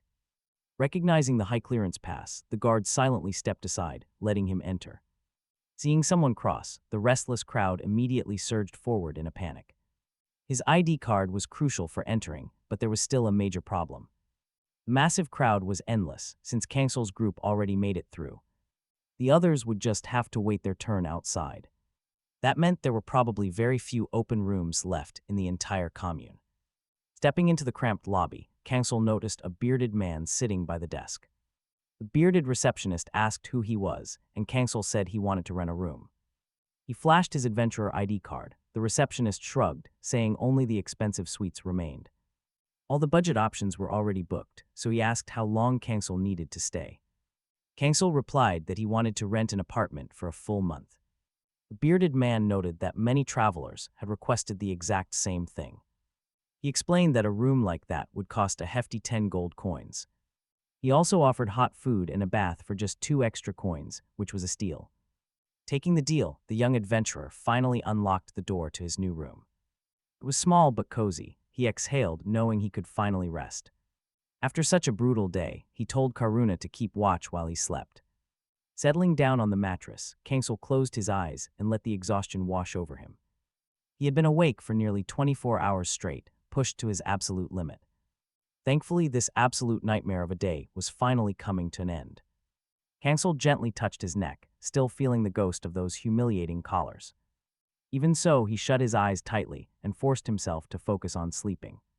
He desperately prayed his subconscious wouldn't drag him back to those horrific battlefields. But soon he opened his eyes to find himself floating in a vast, dark space.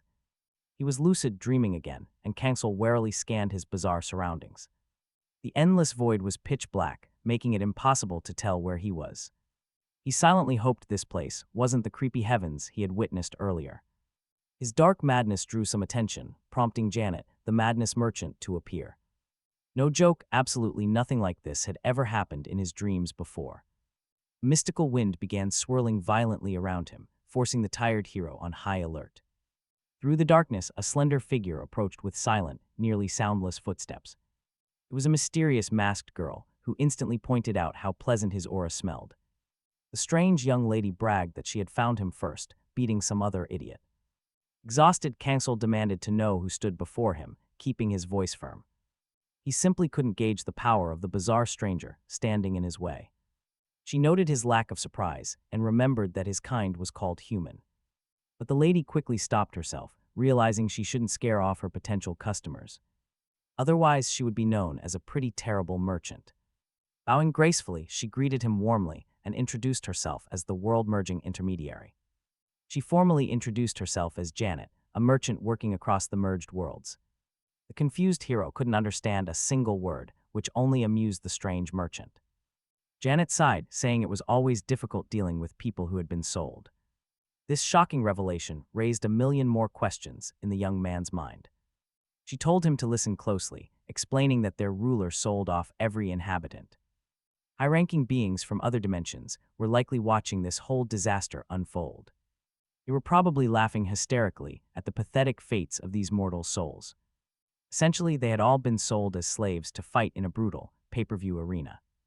Quite a show. Madness is the complete opposite of faith, and it is what sets entire worlds in motion. This merchant exchanges all the collected profits for items, and naturally, part of Janet's share goes as commission to those who sold it. Now things are finally becoming quite clear, and Cordoni's words hit home. These gods gain madness by selling out humanity and the inhabitants of Pandia, and they even target the inhabitants of other worlds in order to squeeze more currency out of them. What a brutal cosmic scam. Now, with the system clear, there is only one escape from this hell ascension, and judging by this girl's sudden visit, he has already racked up some serious madness, the young lady says. He has 3,000 points. Kang Soul asks if that is a lot, and she replies that by her standards it is an absolute fortune. Right now, he is easily the wealthiest person in this entire world. The guy in second place was hot on his heels, but unfortunately died on a recent raid. What a shame. Just like that, Janet shows him all the items he can buy with that massive sum. Soul stares at the shop and realizes there are just far too many options here, making it easy to get overwhelmed. The guy scratches his chin, weighing his next move. Finally, he picks a heavy container of spices along with a preservation bag to keep his fresh food from Rotting, Janet points out his weird taste, but Kang Soul just shrugs. Saying nothing else catches his eye. Right then, the girl dramatically gasps. Claiming his cold words deeply wound her feelings, but she quickly recovers. Flashing a sly smile and offers him something truly special, the guy watches in confusion as a brilliant, warm light begins to shine before him. It is a legendary shadow flower resting right in her palm, and it looks incredibly magical. This plant grows all over Pelagaria, but finding one takes extreme, once-in-a-lifetime luck because of its mind-blowing magical properties. She confesses she almost never shows this to first-time buyers, so he should understand just how valuable it is. This is a rare offer. The girl adds that this rare shadow flower costs exactly 3,000 madness, making it a once-in-a-lifetime chance. Soul stays silent, thinking it over as she asks with a playful smile if the price is too steep. Honestly, it is a tough choice because he has no idea what madness is actually worth here or if this deal is a total ripoff. Seeing his doubt, Janet speaks up, offering to throw in both of his original choices as an extra bonus, but in exchange, the young warrior must promise that their next trade goes through her. Soul immediately realizes she wants to keep him away from rival merchants while she promises to bring out even better loot next time. The deal is officially sealed. Finally, Janet bids him farewell, wishing him luck on surviving his next trials. Soul receives his shadow flower, a handy spice chest, and the food preservation bag. Meanwhile, morning light breaks as Kang Soul opens. Eyes looking straight ahead, he sits up in bed and spots his new purchases resting right beside him, while the system's spectators complain about a forced month of forced rest. Kang Soul just smiles. He knows exactly what he is doing.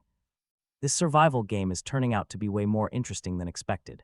Even though he is in the rest area, there is still plenty of work left to do, and first, Kang Soul needed to dump his newly earned points directly into his skills. After that, he planned to scope out the next quest and see how other players were holding up. The fourth thing on his list was dealing with a task linked to his pocket watch. Pulling it from his inventory, Kang Soul stared down at the strange device. He actually knew almost nothing about it, which was pretty frustrating. Even worse, his memories of it just seemed to fade away completely. He clearly remembered his brutal journey through the world of eternity. But the moment he woke up and tried to gather his scattered thoughts, everything blurred. Major details were just gone. He could not even recall how his adventures started, what choices he had made, or how those dangerous paths had actually finished. It was incredibly strange, since he had never had a bad memory before. From now on, he had to play it incredibly safe to stay out of trouble. Meanwhile, panic was sweeping through the streets because this incident was absolutely massive. It was the biggest crisis in human history, and the government was doing nothing. Kang Soul quietly walked over to the gathering crowd to watch. Everyone looked completely exhausted and defeated. Then, a booming voice cut through. A man shouted for absolute silence, demanding that everyone listen to his words. He warned them that their only real shot at survival was to band together. Standing together was always safer than trying to survive in this hell alone. He stared at the crowd, begging them not to repeat the fatal errors of dead players. Kang Soul focused, tapping into his perception to sense the energy. The very air was vibrating with the tense, chaotic energy of the crowd. Dozens of people were arguing, yet still paying attention. Then a girl spoke up. She argued they needed balance, not just raw power, drawing murmurs of agreement. After all, trusting strangers here was foolish, but the speaker refused to back down. He announced that this exact doubt was the reason he had called this meeting. They had to make a choice that would decide all of their fates. After a tense silence, he asked if they knew about the leaderboard ranks. Specifically, that legendary first-place player whose identity was always kept a secret. He revealed that this ultimate powerhouse was actually standing right beside him. Every eye immediately locked onto the broad-shouldered guy with a freezing stare. Kang Soul studied him closely, noticing the heavy confidence radiating from him. It was clear that everyone in the crowd felt his overwhelming pressure too. The speaker yelled that they had a choice to believe in raw strength alone. They could forget about friendship, distant gods, or any useless old promises. His voice grew deeper as he challenged anyone who doubted this man's absolute reliability. Someone from the crowd yelled out, asking what they were supposed to do. The speaker stayed quiet on purpose, letting the heavy tension build in the air. After a long, dramatic silence, he finally announced his true grand master plan. He was going to build an organization where players could protect one another. They would combine their power to guarantee their collective survival in this world. Kang Soul listened to the boring speech with absolutely zero interest. He knew these groups always collapsed into greedy power struggles eventually. Human ego always grows way faster than actual trust. He had outgrown such foolishness.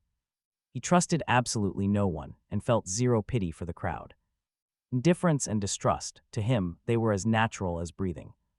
Ever since his lonely childhood in that orphanage, he had seen only betrayal, 17 long years of it. Over that time he had learned one cold truth: trust only brings pain, so he made a choice. These people could survive on their own, leaving the noisy crowd. Kang Soul quietly walked toward the massive facility housing the training grounds. The famous center for Seers of Darkness. He stopped at the gates. A guard stood watching him closely. The man stepped up and asked what brought him here. Instantly, a glowing system prompt popped up. Reviewing the options, he realized something. The fifth choice, pure suicide. Definitely not worth saying aloud, so the young man went with neutral. He calmly stated that he had come to learn some new skills. The guard nodded in approval. A worthy goal, he said before, slowly pulling open the massive iron doors to welcome Kang Soul inside. Crossing the threshold, he paused, just giving his eyes time to adjust. The dim interior was different. A faint, whispering magic drifted around him. Shrouded corridors stretched deep into the dark, but soon he noticed a strange light, a subtle, mysterious glow coming from the skill tree. Finally, he could see it for himself, understanding what it actually was. Kang Soul smiled. Games and systems like this were nothing new to him. He knew exactly how to manipulate it to get the best results. He wasted absolutely no time. Right away, he invested 2 skill points. Upgrading his abilities was crucial to clearing this test much faster. The next milestone required 4 points, a massive jump but worth it. Reaching it meant unlocking the power to awaken his summoned shadow beasts. Spending a single point, he strengthened the dark, empty shadow dimension. This solidified his connection to his summons. The hero was betting everything on these creatures. Soon, Tyrant Jammed and Karupa would become unstoppable forces, completely under his command. But when Kang Soul tried to activate the next skill flower, the system coldly rejected his request. No points left. He sighed. Whatever, even without that extra boost, his current strength was more than enough to handle whatever was coming. He felt ready. Meanwhile, over in a spacious restaurant, the vibe was completely different. Surviving players had gathered, filling the room with loud, excited chatter. Delicious food smells drifted around as they argued about the recent chaos. One guy laughed, noting that his jobless friend was suddenly a hero. Unbelievable, honestly. Over at the next table, a group of girls were passionately arguing over a name for their new guild, Steelheart. It sounded a bit old school, sure, but it still felt way safer than their other option, Black Tiger. Instantly, a massive debate erupted. One guy got offended, shouting about why they hated such a powerful name, but they quickly dropped it, switching to a far better topic. They noticed that Kang Soul had absolutely no plans to join them. He was going to remain a lone wolf, totally on his own. Honestly, most players agreed. Why tempt fate when you can survive alone? Someone in the crowd muttered to just wish him luck. Kang Soul remembered Corden's warning. If his secret power was exposed, everything would end. It would be ruined. He had to keep moving alone, with absolute caution. But the mystery of that strange pocket watch kept drawing him back. He absolutely had to track down anyone who truly understood its mysterious origin. His eyes swept across the crowded hall, searching, hoping. Finally he spotted an elderly stranger with strangely familiar features. The young man turned, staring intently. The old man slowly began to walk toward him. For several long, tense moments, nobody moved. Then the old man stopped. He looked closely. The pocket watch seemed painfully familiar, stirring old memories.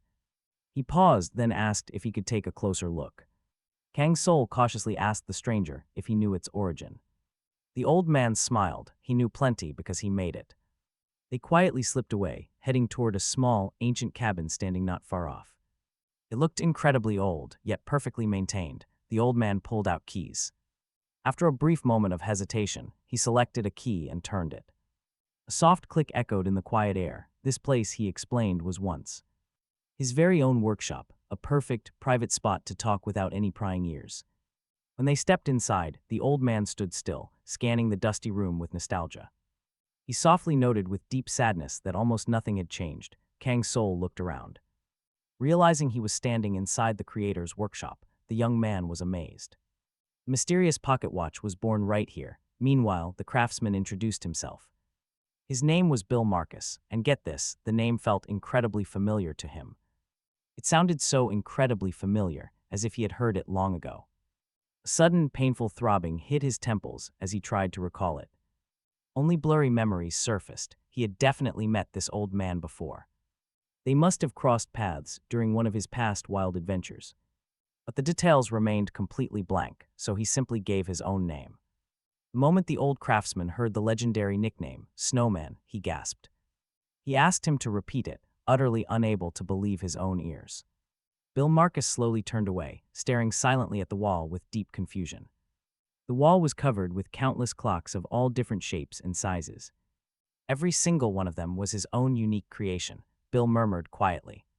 This makes no sense, he muttered. Kang Soul asked him to explain. Wait for it, Bill ignored him completely, demanding to know where he found it.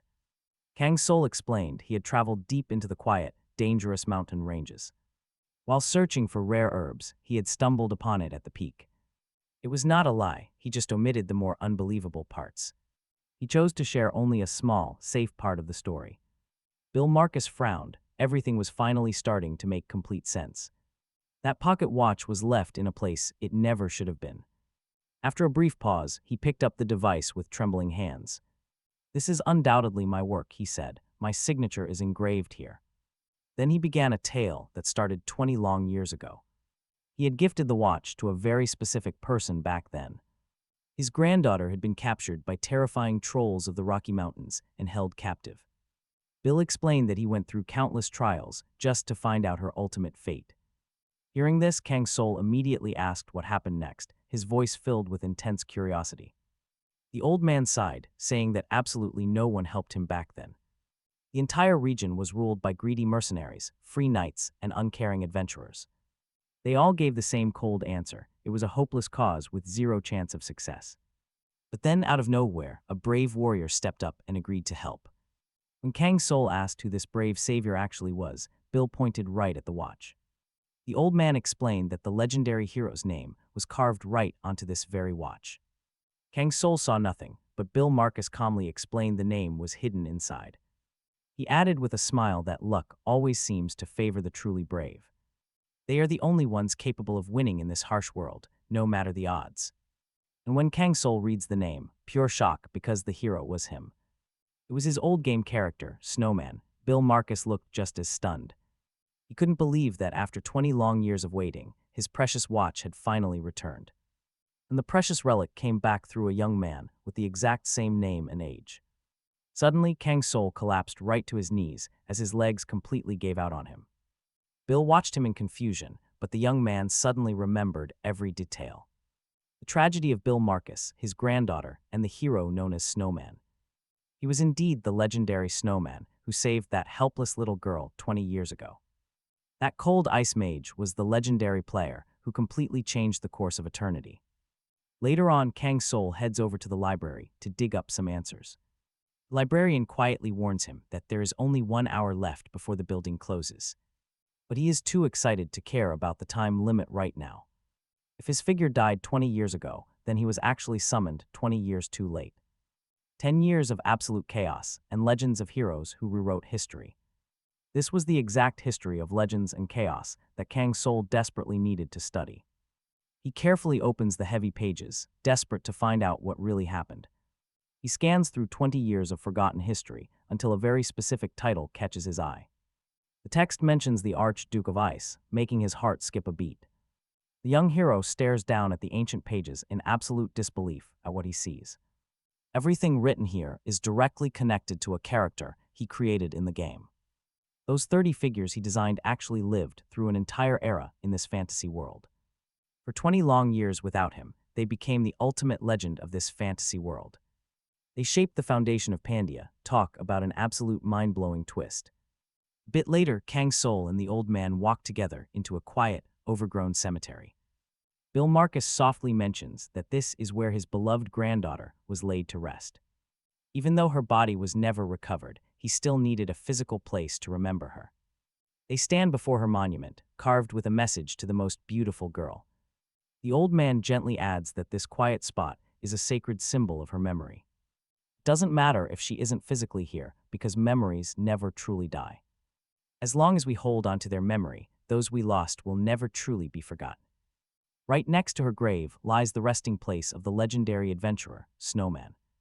With a heavily trembling voice, Bill says it is finally time to return the pocket watch. The gravestone stands proud, dedicated to the hero who never feared any obstacle. Kang Soul stared quietly at the carving, feeling a rush of heavy emotions. The young man clutched the watch in his hands, whispering a soft apology. He was too late. He slowly approached the monument. A total fumble, the absolute worst failure possible. That terrible one on a dice roll was the exact way his first hero Snowman died. Maybe his lost memories were just the result of some deep psychological trauma. Then the system announced that the pocket watch was finally returned to its rightful owner.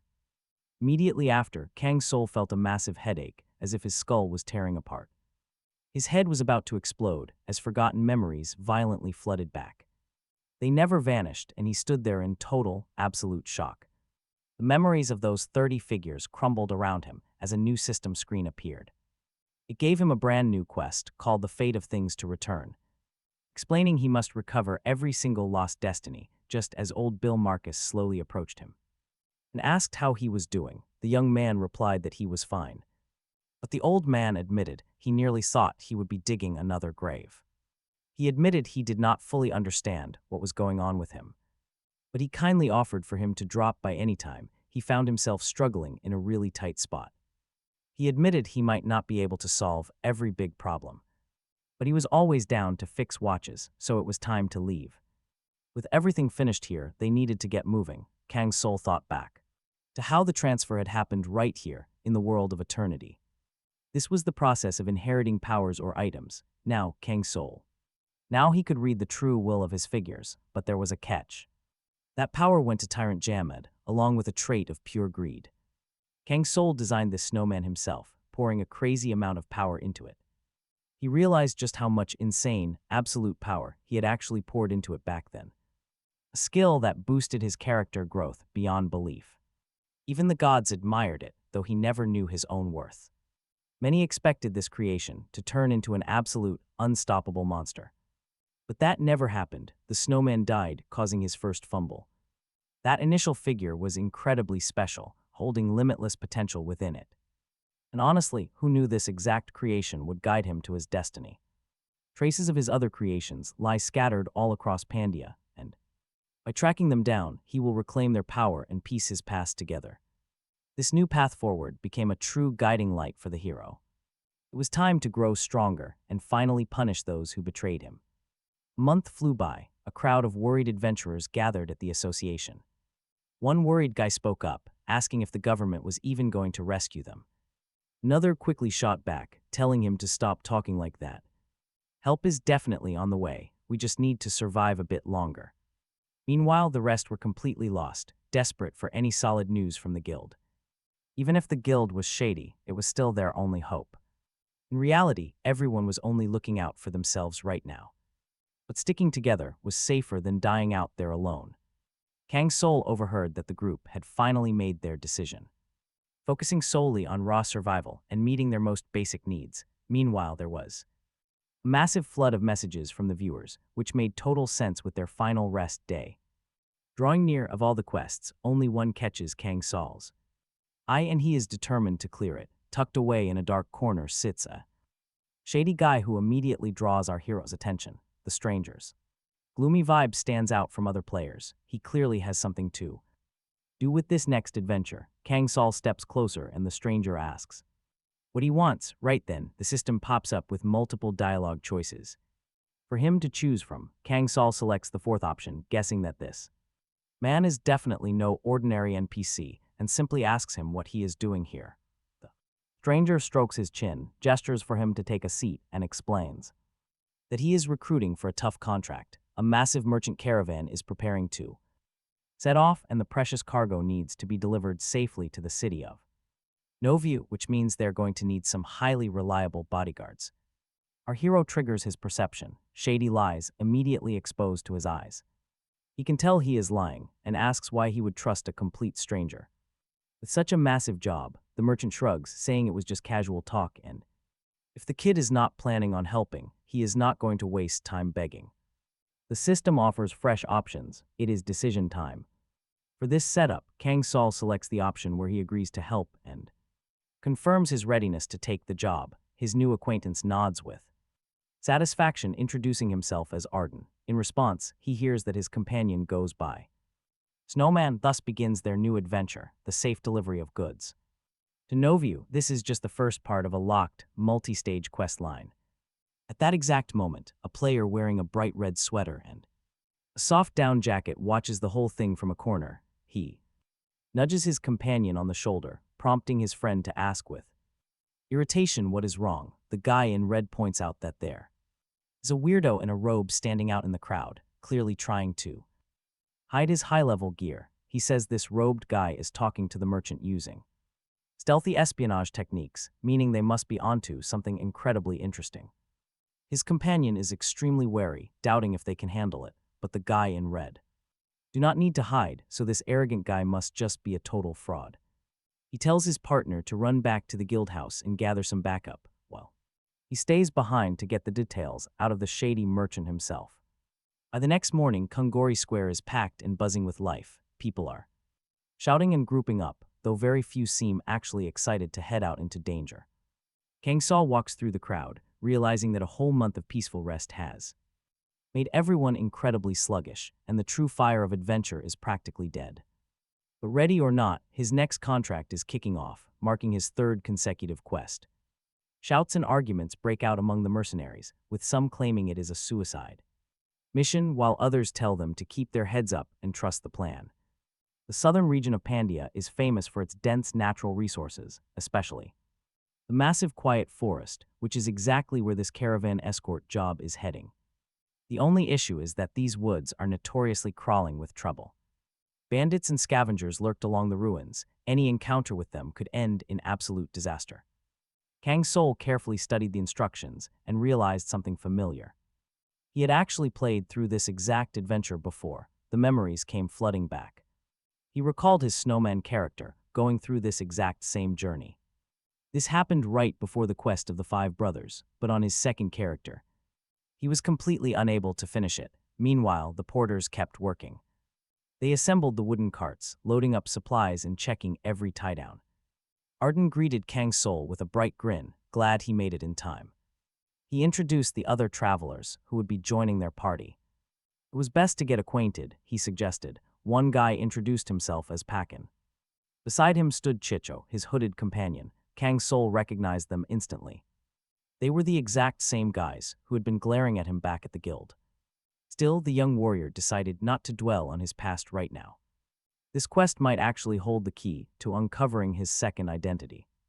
Arden explained that even though it was an easy escort, they were just backups. The merchant had 0 real guards, so they were hired as the safety net. If any scouting or night watch duties popped up, they would handle it. They could split the shifts later, but for now they could relax. Chicho snorted, muttering that the whole setup seemed way too easy. Pakin agreed, finally understanding why the merchant wanted to go solo. He knew the route was safe and just brought them along for extra muscle. Kang Soul quietly kept an eye on these overconfident rookies. They had absolutely no idea what kind of danger they were stepping into.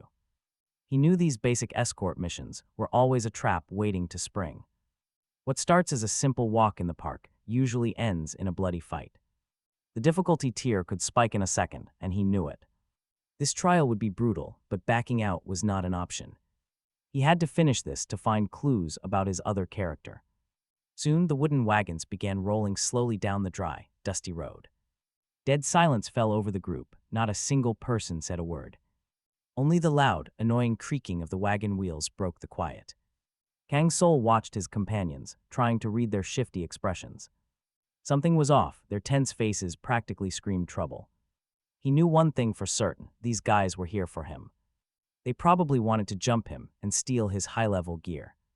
Or maybe it was simpler. They could just be incredibly stupid and curious. Just tag-alongs following a strong player without any real master plan.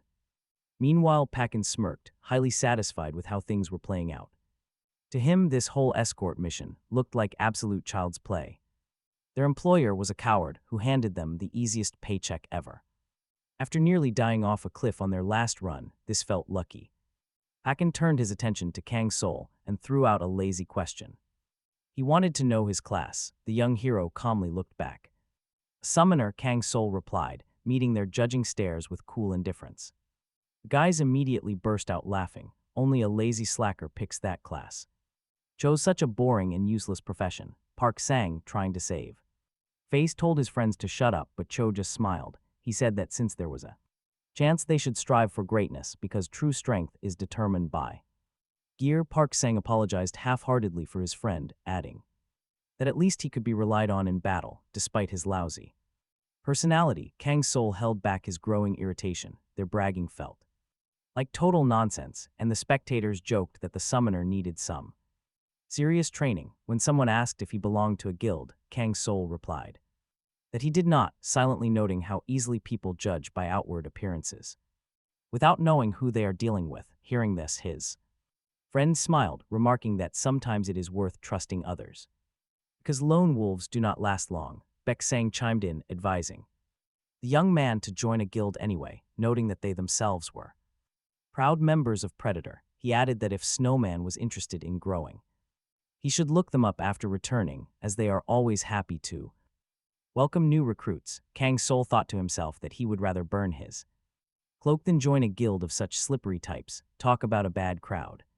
He knew this was an intersection of past paths where his second character had failed and everything could repeat. Eventually, the party decided to stop for a rest, setting up a campfire to warm their tired bodies. Arden announced with a satisfied smile that they did great today, asking if everyone enjoyed dinner. Then, he revealed that he had brought along some fine alcohol, and the crowd immediately perked up. Laughter filled the camp as the cold atmosphere warmed. Arden warned them the drink was incredibly strong, but that was the point, to make the long night pass quicker. Kang Soul raised the wooden cup of liquor toward his lips, but quickly activated his perception skill when a strange smell caught his attention. The hero summoned his shadow hand, discreetly nudging the cup aside. Skipping the drink, his instincts warned him that something major was about to drop. Sure enough, Arden addressed the group, but first, he apologized for the sudden change of plans. He admitted that their current route was no longer heading the way they originally planned, meaning things had shifted.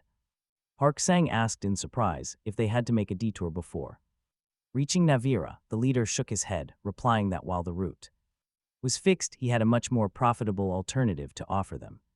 After a tense pause, he announced the payout, 600 gold pieces per person. Instantly, excited murmurs rippled through the campsite. The tipsy adventurers were practically ready for anything for that kind of money. Park Sang, eyes shining with greed, eagerly asked where they were heading. Kang Soul grew highly alert as Arden laughed, thanking them for the quick support, and began laying out the details. But before he could finish his sentence, deafening explosion blasted from deep within the woods, lighting up the dark night. Kang Soul spotted movement among the trees first, reacting instantly to warn them. He screamed for his companions to hit the dirt right away. Unfortunately, one slow mercenary did not react in time, and a lethal arrow whistled. An arrow pierces his throat and cuts off his cry. The others barely have time to react. Dozens of arrows rain down from above, slamming into the ground and the wooden carriage.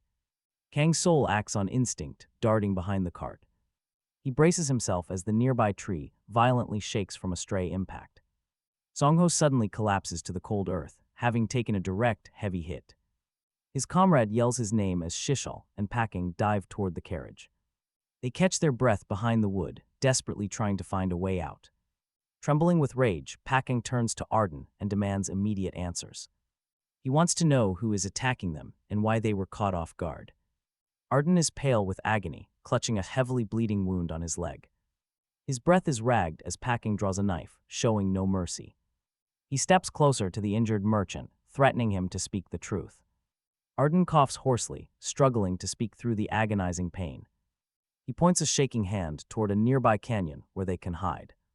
He promises that if they lose their pursuers there, they can escape safely. Slipping back into the woods will guarantee their survival, so they must move now. They quickly get the carriages ready to go, but Packing tries to object. Furious, Arden cuts him off, shouting that this is why they were hired. He presses a blade directly against Packing's neck with a cold glare. He demands total obedience if they want to get out of this alive. Playtime is over. Instantly, they leap onto their mounts and bolt forward. They leave the wagons behind, riding away from the rain of arrows. Gritting his teeth through the pain, Arden spurs his horse into a gallop. They race through the dark night, but the relentless pursuers are closing in fast. There is no breathing room as the merchant desperately tries to lose them. Packing glances back at his companion, Ken Mo, who is barely hanging on. Ken Mo is pale and bleeding, clutching his saddle with fading strength. Meanwhile, a sudden system notification blares right in front of Kang Soul. The quest parameters suddenly shift, updating the peaceful delivery mission to Novaru.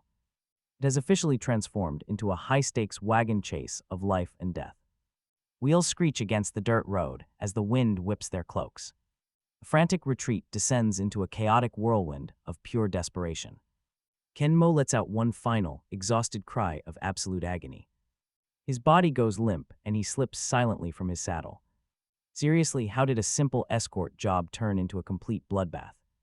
Shishal panics as the easy adventure transforms into a deadly nightmare. Caught in a deadly trap, Packing suggests that they work together to escape. He turns to Kang Soul, desperately offering to team up for safety. Kang Soul stares back with cold, empty eyes, asking what he gains. He sees absolutely zero benefit in helping, which immediately irritates the big warrior. Packing snaps, asking if he realizes they cannot survive this mess alone. But mid-sentence, his face contorts, and his body completely freezes. His eyes go glassy and lifeless as both he and Shishal collapse. They hit the dirt hard, paralyzed and unable to move a single muscle. Kang Soul stands motionless, watching them with cold indifference. There was no pity or surprise. They simply assumed he had cast a spell. But in reality, they were out cold from poisoned alcohol they drank the night before. Kang Soul stared at the massive crowd approaching. He knew there was barely any time left, with pursuers closing in fast. The distance between their cart and the enemy shrank down to just 3 meters. Raising his hand, the boy focused his magic. A heavy hum vibrated through the air, making the very space around them shake. Out of the darkness burst Tyrant Jamed. Bound in heavy chains and ancient runes, his massive presence stunned Packin and Chicho. Their jaws literally dropped. Such a colossal beast could never be summoned so easily. An ordinary summoner would need unimaginable power to pull this off. They couldn't believe the legendary tyrant was standing right here. The truth hit hard. Even together, they stood zero chance. Suicide fighting this monster was suicide. Worse, heavily armed horsemen were already surrounding them from all sides. Refusing to panic, Kang Soul stayed cool. Instead, they desperately needed to figure out how to turn this chaotic situation to their advantage. The young boy and the massive troll chief charged forward. They crashed straight through the thick wooden carriage wall and leaped out into the open air. Behind them, Packin was desperately screaming for them to come back. But Kang Soul didn't care. Suddenly, giant ropes blocked the path ahead. Seeing the blockade ahead, Arden urgently screamed at his terrified companions to hold on tight. He yelled a warning that crashing straight through was the only survival tactic they had left. Dead stop, the thick, powerful ropes caught them instantly. The sudden, violent halt completely shattered their momentum and threw them off course. The entire carriage flipped violently through the air, breaking apart into a million tiny splinters. Splintered wood crashed heavily onto the ground. Arden slowly dragged himself out from the broken wreckage. Unable to believe this disaster, he cursed furiously under his breath. "Get up," he barked orders for every survivor. With enemies surrounding them, Arden announced that the real war had finally begun. It was every man for himself now. The enemies just laughed. Did the young warrior honestly believe that escaping from their hands would be so simple? Arden calmly retorted that his escape had already been a complete success from the start. But his rival doubted he would say that to Sir Borgo's face. Despising the boss, Arden actually proposed that they work together. His former ally laughed, telling him that protecting anyone from Sir Borgo was impossible. In fact, his old ally sneered that Arden should just shut up and die. He felt entirely untouchable, fully confident because he held both the map and decryption key. With those, he could easily predict every single enemy action. No hesitation, they immediately lunged at each other. Blades clashed violently, and Arden, whose real name was Kyujo, completely dominated his enemy. He realized his rival was completely outmatched in strength. Nearby, Tyrant Jamid watched the fierce battle unfold from the shadows. Observing the duel, Kang Soul made his decision. They decided not to step in, knowing they would just waste their energy trying. He thought back on the 2 intense chases after the wagons he had survived. That meant this crazy adventure was going to be way more complicated than expected. Much more complicated than he first thought. A notorious ruin plunderer who settled in Novir. Was named Borgo kept a very close eye on Kyujo. Kyujo, an eternally bitter subordinate, stumbled on a secret map inside the ruins. Stole it for himself and tried cracking the code to get ahead. Borgo caught wind of this and tried to grab him, but Kyujo managed to escape. All the way to Kungori, forcing his enemies to set an ambush in the deep forest. They waited patiently. Looking at his moves, Kyujo planned 5 bloody sacrifices for the ruins, carrying them along and using strong liquor to prevent struggle. Any resistance from them, honestly, if a fight had started between the groups, absolutely nobody would have made it out alive. Thankfully, the healer, Kang Soul, managed to get away completely unharmed, but the other guy chose a different path. Now Kyujo was absolutely furious, screaming at his enemy to finally die. It was over. The final devastating blow landed right on the mark. With the battle officially settled, Kang Soul calmly walked over to watch. He watched from the sidelines for a bit. The dying man sensed the snowman's powerful presence and desperately begged him for help in this mess. Kang Soul replied he wouldn't interfere because he was basically already looking at a corpse. Everything was irrevocably done. Kyujo could only nod, admitting it was true. He had lost way too much blood to ever survive a wound like that. Still, he offered to tell an incredibly interesting story before dying. The system immediately popped up, giving the healer a few choices. But Kang Soul firmly decided he had absolutely no use for his story. He didn't care. Kyujo gasped that an absolute monster was coming. A beast that wasn't even human, and it would destroy the young man. Either way, he was dead. At that moment, Kang Soul reached for the map. Talk about perfect timing, it was the exact map he needed right now. He unrolled it and studied the decoded notes. It looked extremely familiar. But the deciphered details were totally different from his expectations. Kyujo gasped, finally realizing that the snowman had also been lured straight into a deadly trap hidden within the ruins' ancient treasures. Borgo already knew the path, making Kang Soul ask what that actually meant. The dying man rasped back, warning that the boy was also being blinded by his own greed and emotions and would regret it soon. Kang Soul gripped the map tightly as the system offered him several choices. He paused for a moment, then calmly stated that he liked having desires, as long as he was the one pulling the strings, not someone else. Meanwhile, over with Baeksang and Chicho, pure panic had set in. Everything had gone completely sideways, and it was all because of that bastard. Suddenly, the thunderous sound of approaching horse hooves echoed through the air.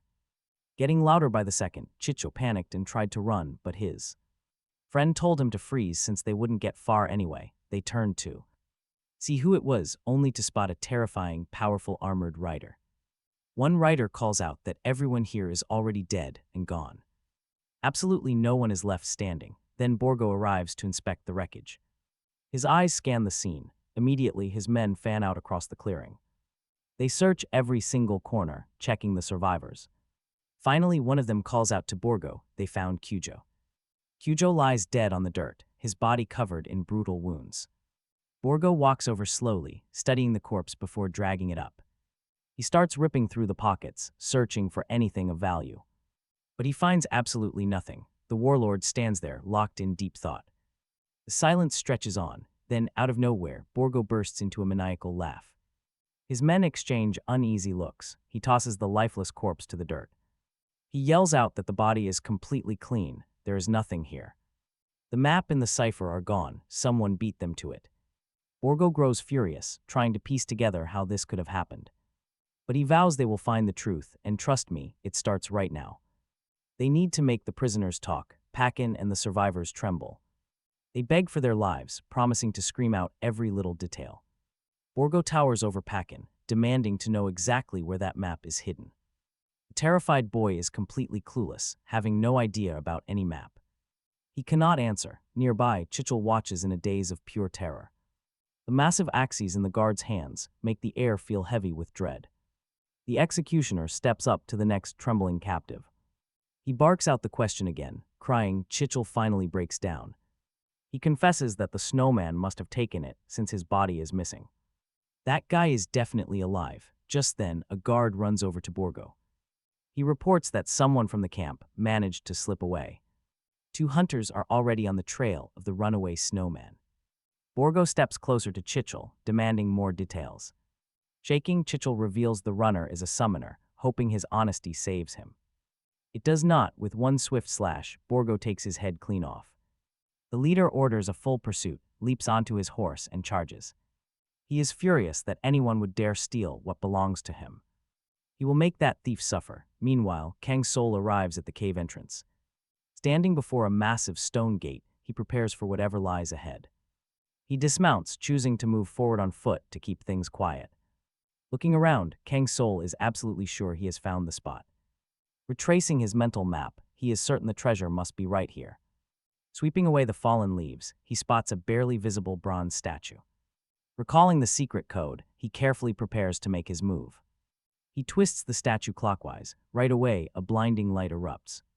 A glowing symbol materializes between 3 massive boulders, inviting him forward. He just needs to step inside. The creator left the path perfectly clear. Everything is set to guide the worthy, but suddenly the system flashes. It warns that Borgo has keen instincts and heavy iron shoulder skills.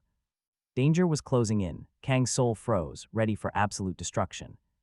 Out of nowhere, an attack flies in, but Tyrant Jamad easily blocks it. Danger neutralized, Borgo fires a volley of arrows straight toward the pursuit hall. Jamad warns that their master needs to move faster. The pursuers are closing in. There is no time. Kang Soul rushes toward the decrypted door that just slid open. A system alert flashes. He cleared the trail, so a reward is waiting. This survival chain is far from over, and the next challenge awaits him.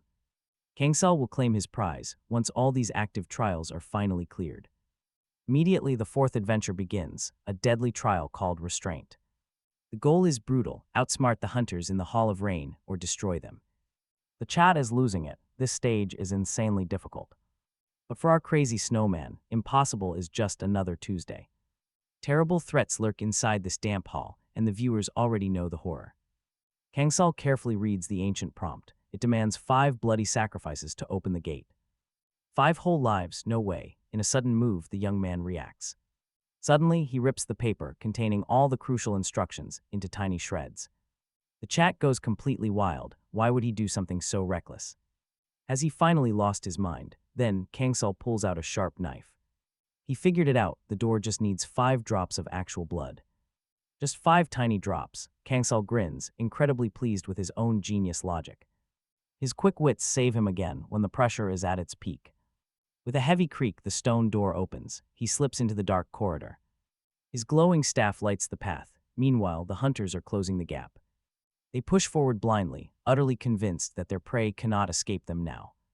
Suddenly, Borgo stops. He catches the sharp, copper scent of fresh blood nearby.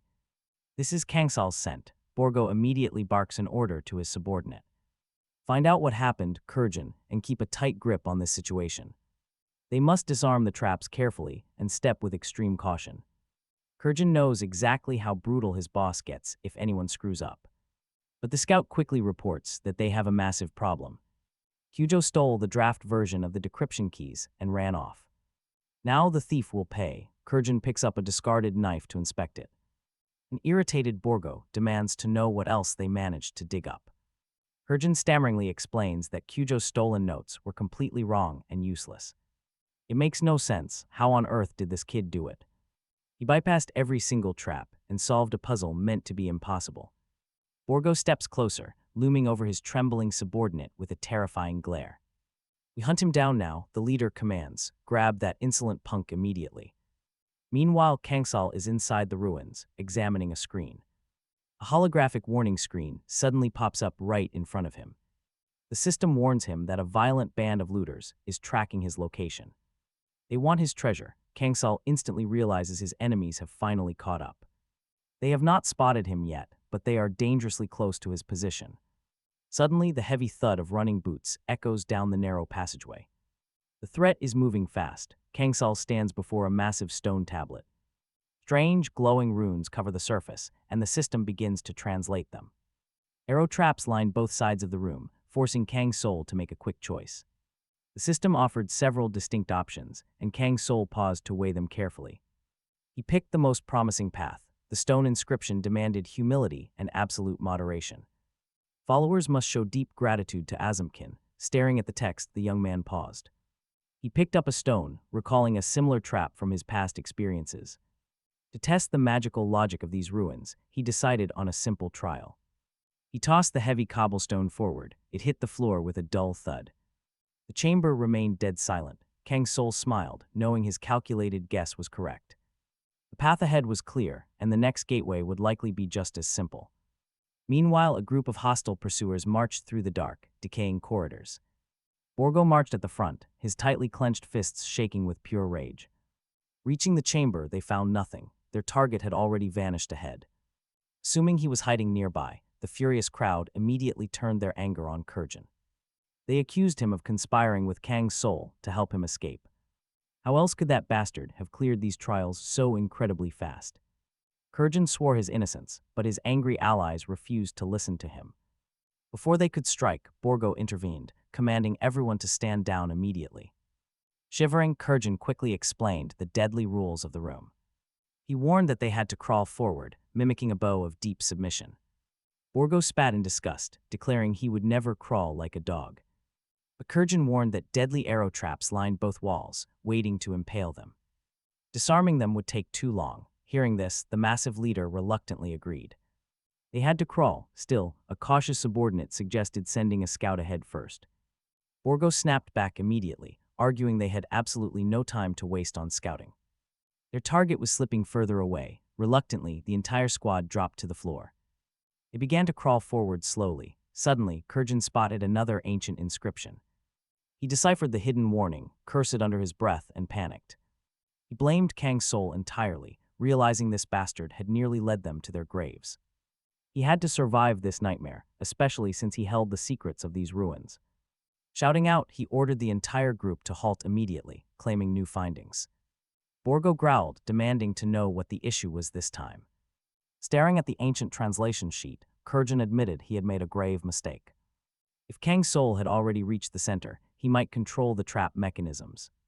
Borgo boiled with intense fury, but a sudden chilling instinct gripped his spine. Before he could react, a massive wave of arrows rained down on them. The projectiles tore through the crowd. One lucky soldier raised his shield. Defending himself from the onslaught, crawling was no longer an option. They scrambled to their feet, rushing blindly through the rain of arrows. Several men fell dead instantly. Borgo roared, demanding an immediate body count. A trembling soldier reported that 7 men were dead, including their guide. Kurjin, the only man holding the ancient translations, was gone. Multiple arrows had ripped through him, taking his vital secrets to the grave. Borgo stared at the corpse, grunting quietly before letting out a dry chuckle. His quiet chuckle quickly transformed into a loud, hysterical laugh. He gasped out that this snowman was a truly fascinating bastard. Meanwhile, Kang Soul pressed forward, slipping through the next massive door. Inside, he spotted several levers wired directly to the gate's lock mechanism. If he pulled one, it would trap any pursuers trying to follow him. Kang Soul recognized this area as the 5th gate, a doorless hidden chamber. Instantly, his system triggered, sharpening his senses to search for hidden traps. With no exit in sight, he had to figure out his next move. There were 5 paths ahead, and Kang Soul decided to push straight forward. It seemed like the best choice, so the young man stepped into the dark. He moved with caution, his glowing staff cutting through the thick shadows. Words carved on the wall instructed him to close his eyes and just walk. This was a sacred trial, once walked by the ancient priests of old. They always revered the number 8, the sacred symbol of the mystical god Amhin. To pass, any true follower had to take 8 slow, blind steps forward. But there was a major catch. People back then were much taller. They stood over 2 meters tall, meaning their strides were massive compared to his. To stay on track, Kang Soul had to adjust his pacing, on his ninth step. He opened his eyes just as instructed, staring directly into the dark. Suddenly, a brilliant beam of blinding light erupted right before him. Just like that, he conquered the fifth gate of the Hall of Rain. He cleared the sixth, seventh, and eighth gates in rapid succession. Honestly, watching him breeze through these deadly trials without a single mistake is wild. Kang Soul kept walking that perfectly straight path without making any mistakes. As he peered down the hallway, the ruin's ancient creator smiled from the shadows. The young man knew the final gate was close, bringing him to his goal. He was closing in on the second figure, relying on his deep memories. Without those past recollections, navigating this place would have been impossible. Still, tension gripped his face as he wondered if the figure truly waited here. This was Jilias, a legendary ruin raider whose life was cut tragically short. He had been a 2-meter-tall beast of a man with a wild, tangled beard. Despite his tragic past, he loved simple things like children and plants. Kang Soul rushed deeper, absolutely certain Jilias was ahead. Having found the first figure's trace on a rock, this had to be the place. He was absolutely sure that the final remnants of Jilias waited inside the 10th gate. He bolted through several more massive, ancient archways. Eventually, Kang Soul crossed the threshold and stepped into a massive, echoing chamber. He reached his destination, the 10th gate, known as the Hall of Light. Meanwhile, bodies struck down by trap arrows littered the floor as their leader kept count. Borgo coldly stepped past the 4th and 5th men who would never rise again. He calmly counted the 6th and 7th casualties of the deadly traps. Borgo barked a ruthless command, ordering the next soldier forward. His men trembled in pure terror, but the leader showed no mercy. Borgo knew Kurjan's notes mentioned taking 5 to 10 paces to survive. He was certain he would soon catch and crush this insolent snowman. The brat was becoming a major nuisance. Meanwhile, Kang Soul scanned the room. His eyes searched every dark corner, looking for any sign of his target. Kang Soul expected to find Jilias alive. Instead, the young hero froze, his eyes going wide with pure shock. What lay before him was a total nightmare. Scattered across the cold stone floor was the shattered skeleton of Jilias. Kang Soul slowly approached, his heart sinking as he knelt to examine the body.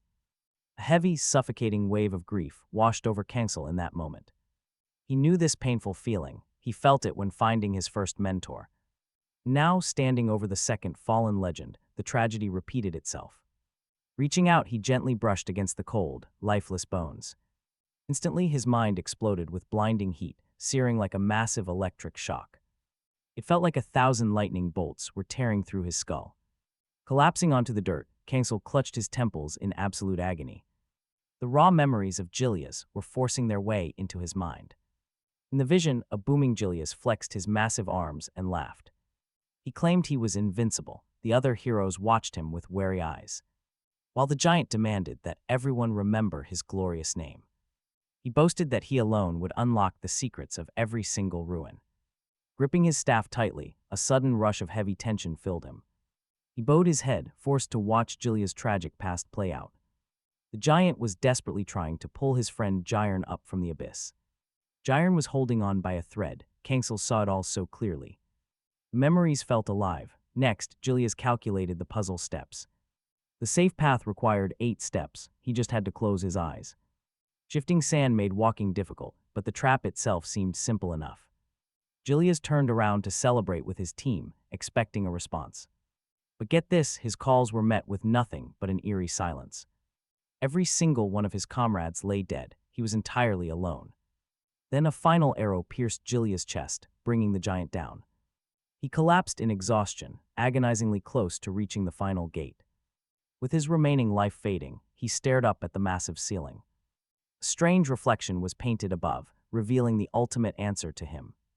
He whispered with his last breath that Awaken was the goddess of light. Then darkness claimed him. His final wish was for someone to remember. He wanted another soul to find this truth, but he died alone. Tears spilled from Kang Soul's eyes as the raw grief tore at him. Notification chimed. The system confirmed Jilia's last will was successfully received. The crucial hidden clue was now unlocked. Next came the dead hero's skills. With this legacy, Kang Soul could navigate any ruins and decipher any trap. With his duty done, Jilia's remains began to dissolve into light. The viewers watching were furious. Why was a summoner gaining thief abilities? This class setup was completely broken. Meanwhile, Kang Soul sighed in regret. He whispered that he was far too late to save him. Standing up, he wrapped Julia's scarf around his neck to test a theory. Later, once he arrived in Pandia, Kang Soul used it all the time. Now, the system presented several choices on how to move forward. To cross this deadly hall, they needed to find 4 specific keys. Mirrors, each capable of sending him in entirely different directions. The very last thing Julius saw before his death was the painting of the goddess high on the ceiling. The young hero grabbed the mirror, angling it upward, realizing this was the key. Of the answer, every mirror on the floor absolutely had to be turned upward, and only then would the magic activate. Right away, the young hero looked toward Isazuken, finding the undying Julius standing right beside him, turning once again toward the goddess who brought light to every living thing in the world, asking her for guidance. Suddenly, a glowing spiral staircase of immense divine power descended right before him.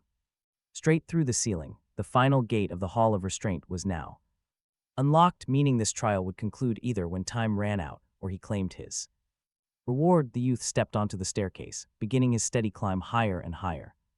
Up the winding path, a spectator sacrificed 300 points, while other onlookers gossiped, completely unable to understand how on earth this snowman got so far. Once reaching the peak, he found himself facing a massive, tightly shut metal door. Placing his hand against its cold, solid metal surface, the young man pushed it wide open. Stepping inside, he saw a giant statue of Ismahan towering at the very end of a grand corridor lined with massive stone pillars. The goddess turned to the brave intruder, stepping into her sacred chamber, warmly welcoming the brave hero into her grand sanctuary. Kang Soul offered his polite thanks with quiet reserve, keeping his gaze steady. Meanwhile, she announced her desire to grant him a great reward for conquering the arduous Hall of Restraint. In the very next moment, a massive shower of gold and rare, powerful items began raining down around him as the young man stared, while the goddess warned him to choose wisely, since he only had a single choice. Resisting this mountain of glittering wealth was no easy task, even for him. Such a crucial and difficult decision demanded his absolute focus, careful calculation, and deep insight. After all, the young warrior had absolutely no idea what challenges were waiting for him next. Activating his perception skill, he began analyzing every single item laid out before him. With this active, their true significance was finally laid bare, as the ability grew stronger. Hidden details naturally became clear, giving him an incredibly realistic grasp on reality. Up in the chat room, viewers immediately began advising him to choose the heavy armor instead. They argued he could sell it for a massive profit or pass it to Karuna. It actually looked highly defensive, and the helmet design was not too bad either. Then, completely defying everyone's expectations, the young man reached down and picked up a simple fabric handkerchief from the pile. The chat erupted with pure outrage at his unbelievably foolish choice, leaving them questioning why on earth he would take a useless scrap. Meanwhile, Ismahan asked him if he was completely satisfied with his selection. Holding up the small cloth, the young hero confidently declared he was taking this bandage. Across the vast world of Pandia, legendary clans and tribes possessed incredibly unique mystical eyes.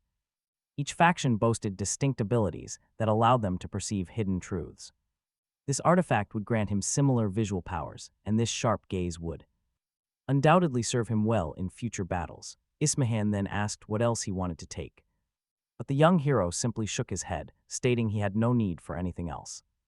Amused, the deity responded that Ismahan always rewards those who show modesty. And with a flash of light, a giant chest overflowing with priceless treasure materialized right in front of young Kang Soul. It was in. There was also an extra reward, and he knew gold was waiting inside. That shiny loot would absolutely come in handy for what lay ahead. First, he needed to unlock his insight, so he tied on a blindfold. Suddenly, a devastating wave of raw energy violently slammed into his skull. The sheer agony nearly ripped his head apart, forcing him to the ground. He sat there trembling, totally shocked by the violent magical surge. He never imagined the pain of awakening would be this agonizingly brutal. It felt like Kang Soul's entire spirit was being scorched alive in endless fire. Finally, the burning subsided, and the young warrior opened his glowing eyes.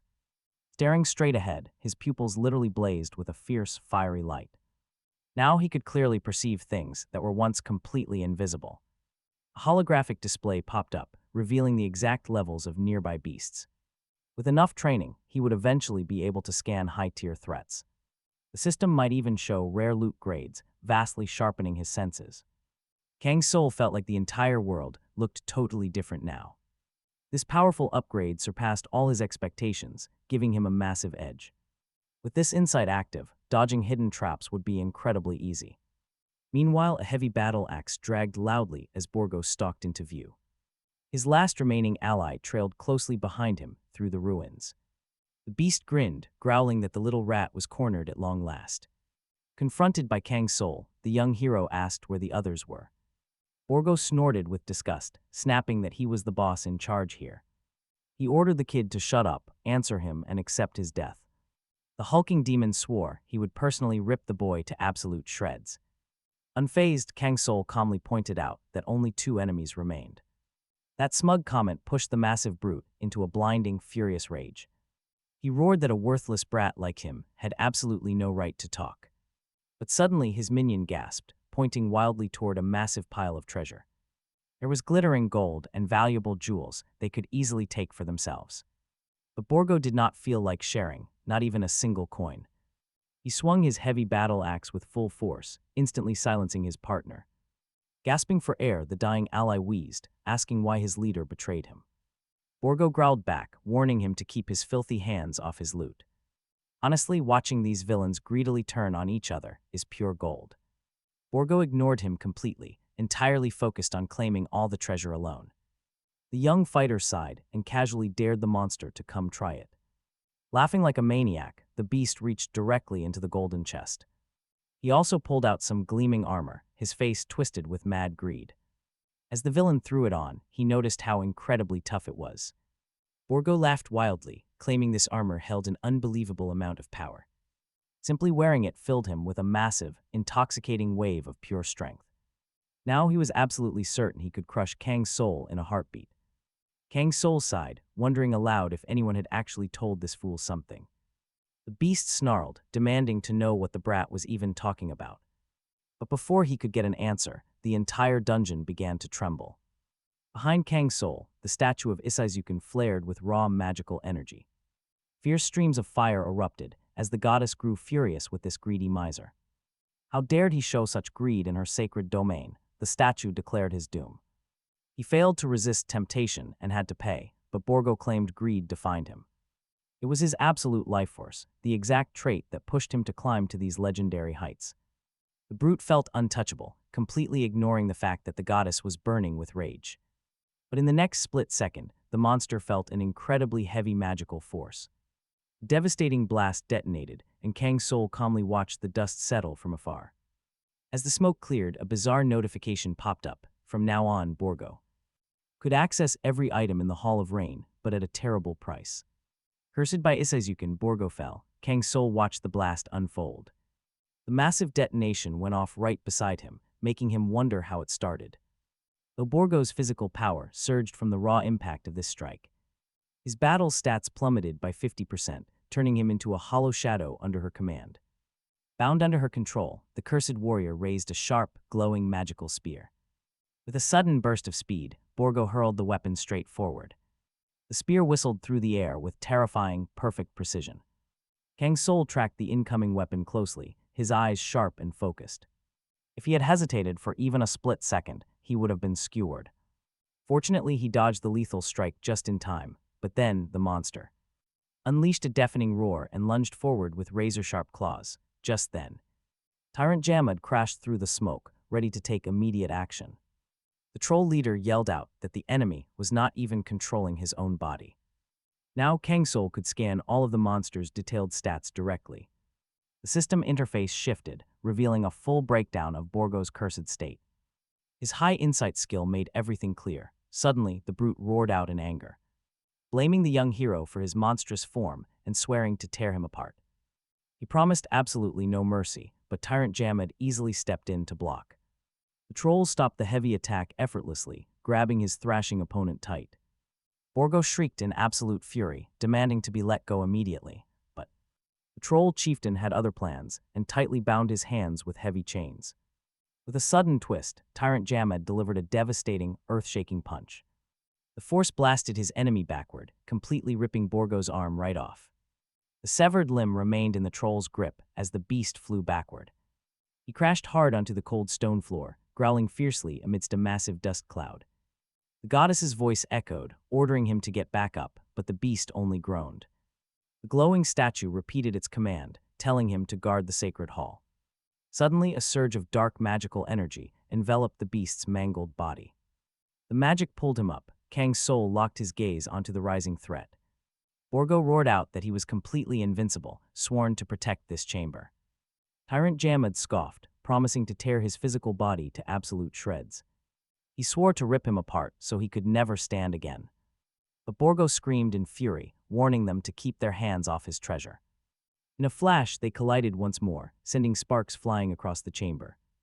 Borgo raised his massive claws, ready to strike down anyone in his path. He struggles to defend himself against a relentless storm of heavy blows. Using his treasure control, the link ignites. Kang Soul spots it instantly. Watch out as the next blow falls. Tyrant Jamad reacts with blinding speed. He blocks it instantly, but Borgo's trap is already set and ready. The impact unleashes a brutal shockwave, dealing heavy splash damage. Borgo grips his massive iron hammer, swinging it with blinding speed and precision. A crushing blow lands, dealing absolute devastation to their side. Tyrant Jamad gets blown backward, smashing hard into the stone wall. He screams in agony. Watching closely from the sidelines, Kang Soul starts to worry. Still, the young master knows they have a fighting chance. With a wicked grin, Borgo approaches the lone young master. He mockingly sighs, pitying the hero for dying in this dump. But Kang Soul remains totally cool, showing absolutely no fear. Borgo snaps in frustration, demanding to know what is so funny. He figures the kid is just acting brave because he is terrified. The villain is certain the boy cannot accept his inevitable death. Unleashing his treasure control, Borgo sneers at his target. He mocks Kang Soul, saying he can already smell his fear. A truly humiliating and painful end is promised for the kid. Raising his weapon to strike, he thinks it is over. Suddenly, Tyrant Jamad leaps back onto his feet, charging straight into battle. The giant troll throws a colossal punch at his target. Shattering the very air, Tyrant Jamad locks him in a tight grip. He sneers that greedy cowards know nothing of real fear. Shut up, Borgo snarls back, calling the giant troll completely delusional. Tyrant Jamad ignores him, calling forth his terrifying magical energy. He prepares to shake the earth itself with pure terror. The ground shakes. In a flash, he crushes the enemy's hand. Borgo screams in pure agony. Tyrant Jamad stares down coldly. He growls that even if this body isn't fully his, the rage is. With a blinding strike, he sends Borgo tumbling helplessly through the air. But the giant troll is not about to stop now. Tossing the severed arm aside, he demands his foe get up. Choking on blood and absolute rage, Borgo vows to slaughter the vile troll. Tyrant Jamad looks surprised, laughing that his enemies usually beg for mercy. He admits it is rare to hear threats from someone right at death's door. He mockingly adds that anything can happen when you are backed into a corner. Blinded by desperate rage, Borgo lunges forward to strike back. Activating his treasure control, the villain launches a sudden counter. A magical spear flies through the air towards Tyrant Jamad. The screaming monster is absolutely sure of his victory. But Tyrant Jamad easily parries the flying spear with absolute ease. Its sharp tip doesn't even pierce his flesh. It bounces right off with a loud metallic clang.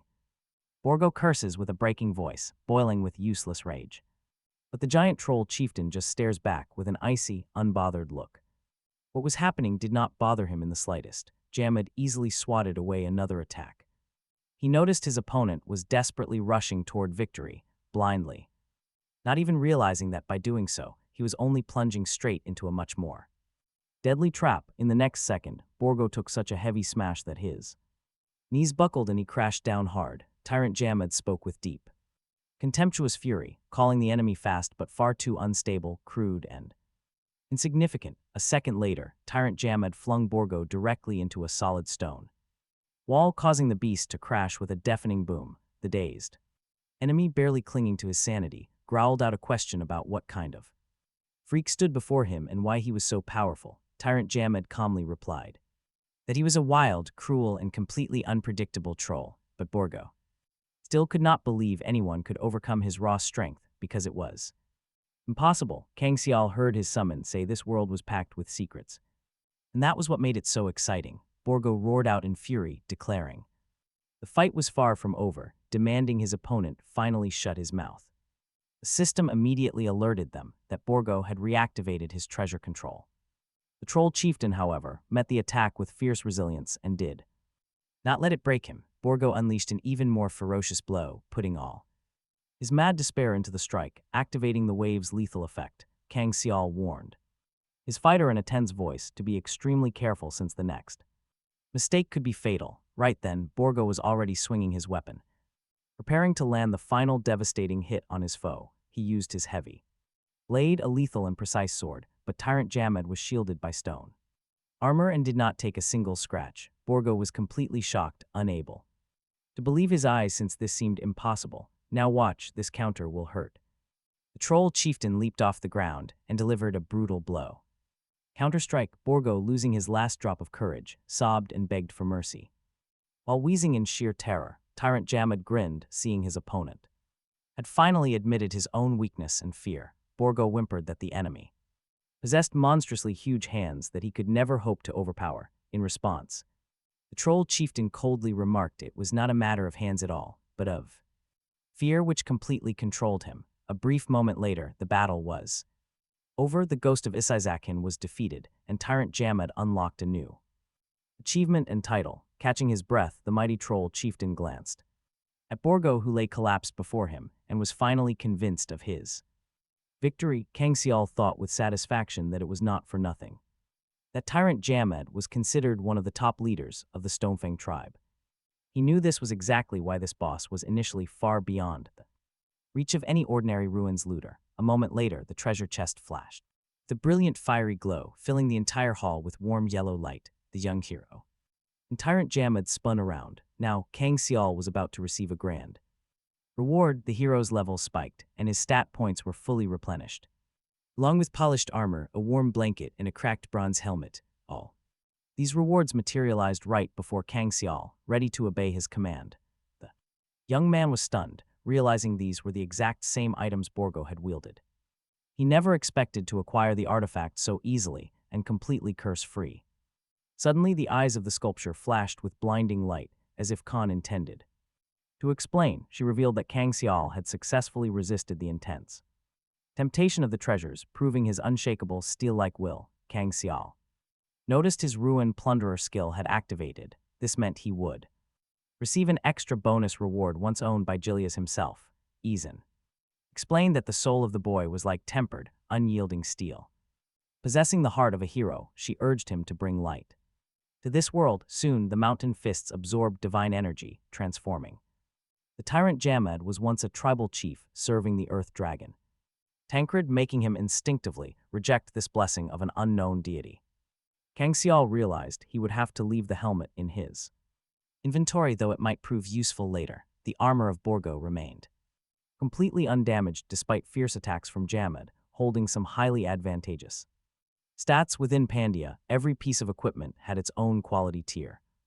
In the beginning, players could find common items as well as special, rare and treasure gear. Treasures sat at the highest level, split into distinct categories like relics, sacred artifacts, and exceptional items. Vicious relics included cursed gear, which required a specialized purification before anyone could equip them. The armor of Borgo was exactly like that, which is why Jamad couldn't wear it. Kang Soul decided the best solution was to hand the armor over to Karuna, granting his ally excellent protection. Young hero realized he had only a few truly valuable artifacts left. His mountain fists, forged from incredibly sturdy materials, were enhanced. They now granted bonus damage, boosted attributes, and a highly useful passive buff for his party. Scanning his current titles, the boy realized they had also reached an impressive rank, matching his clear rewards.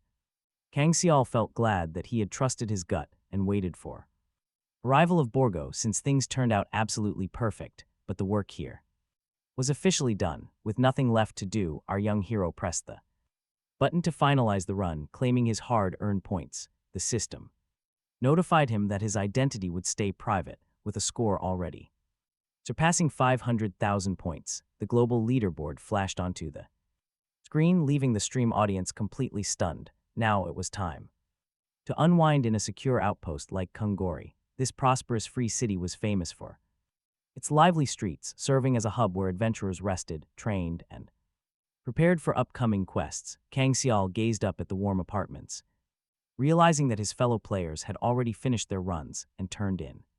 For the night, he trudged onward through the dark streets, exhausted and desperate to reach his rented room as quickly as possible. He did suspect a thing, completely unaware of the eyes tracking him from a nearby alley. The mysterious stalker tracked his every step with a sharp, calculating gaze. Suddenly, the survival instinct of Kang Soul flared, instantly putting him on high alert. He immediately assumed a hostile guild spy was actively tailing him, knowing his 4 former teammates had perished, which would surely draw heat. Could already have reached the guild leadership, although there was still a chance this stalker was not a guild member at all. Kang Soul decided to act.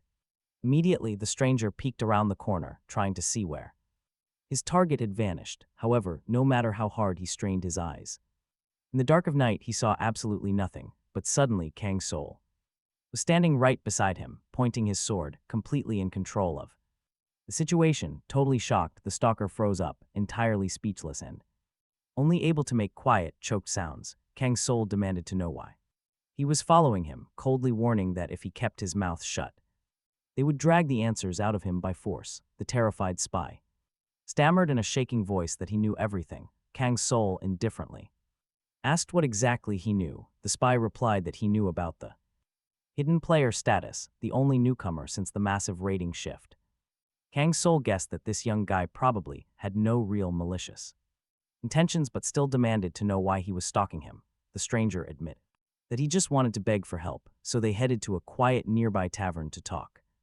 Right away, the first thing that caught Kang Soul's eye was the guy's bizarre black hand, and trust me, this was no ordinary curse. At first glance, it looked like decayed, rotted flesh, but it was far too smooth and solid, as if reshaped by some dark magic. Meanwhile, his new companion kept talking nervously about his older and younger sisters, but suddenly his eyes fell, a heavy, overwhelming sadness taking over his entire face. He explained that his older sister, Sebek, died during their dangerous second quest in the mountains, a scenario called Five Friendly Brothers, where she got caught in a trap right on a cliff edge.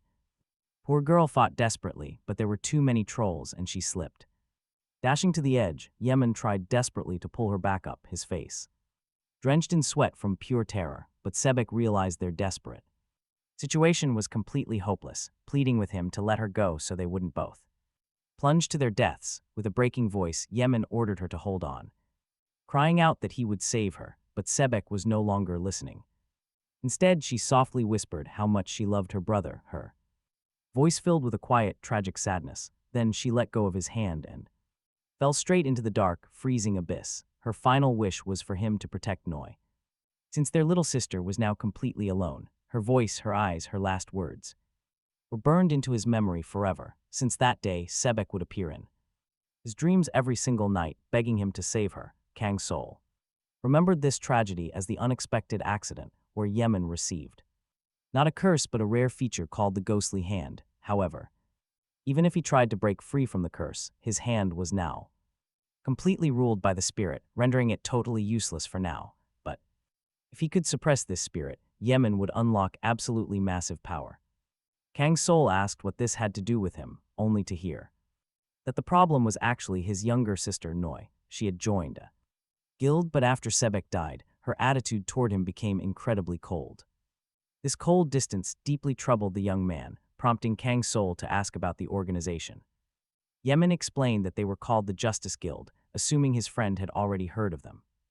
He explained that the guild was established during the very first phase of the break.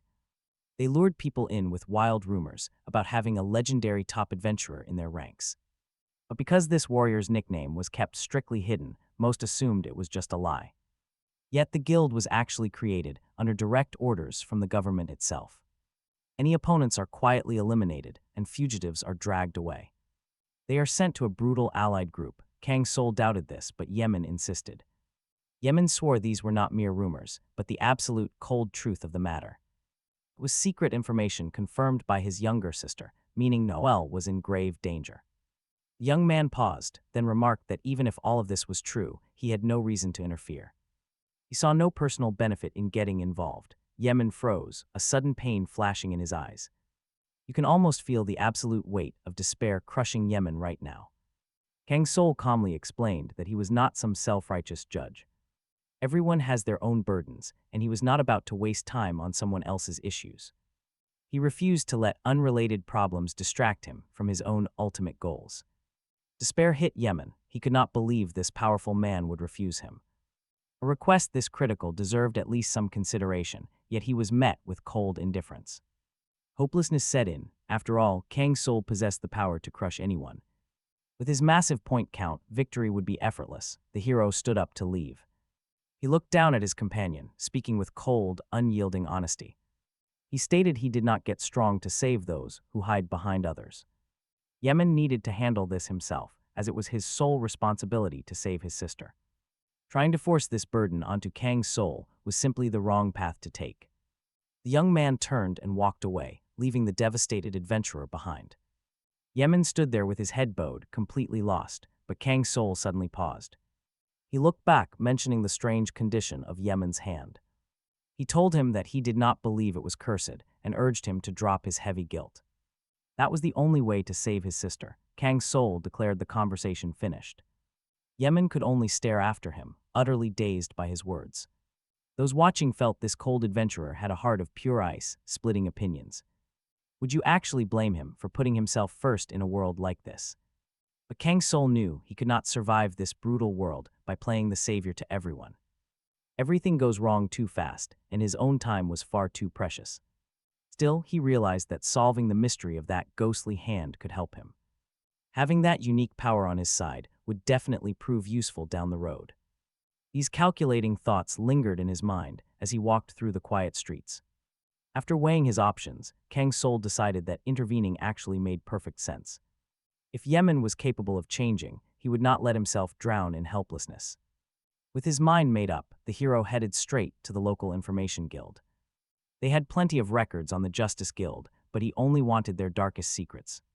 The young hero paid 150 gold coins for the secret file. Most regular adventurers did not even suspect that such a shadowy place existed. Nobody would ever guess that this secret information hub was tucked inside a rundown tavern. Kang Soul took the parchment scroll handed to him and began to read. He read it with interest, confirming that everything Yan told him was true. Looking closer, he quickly realized something far deeper.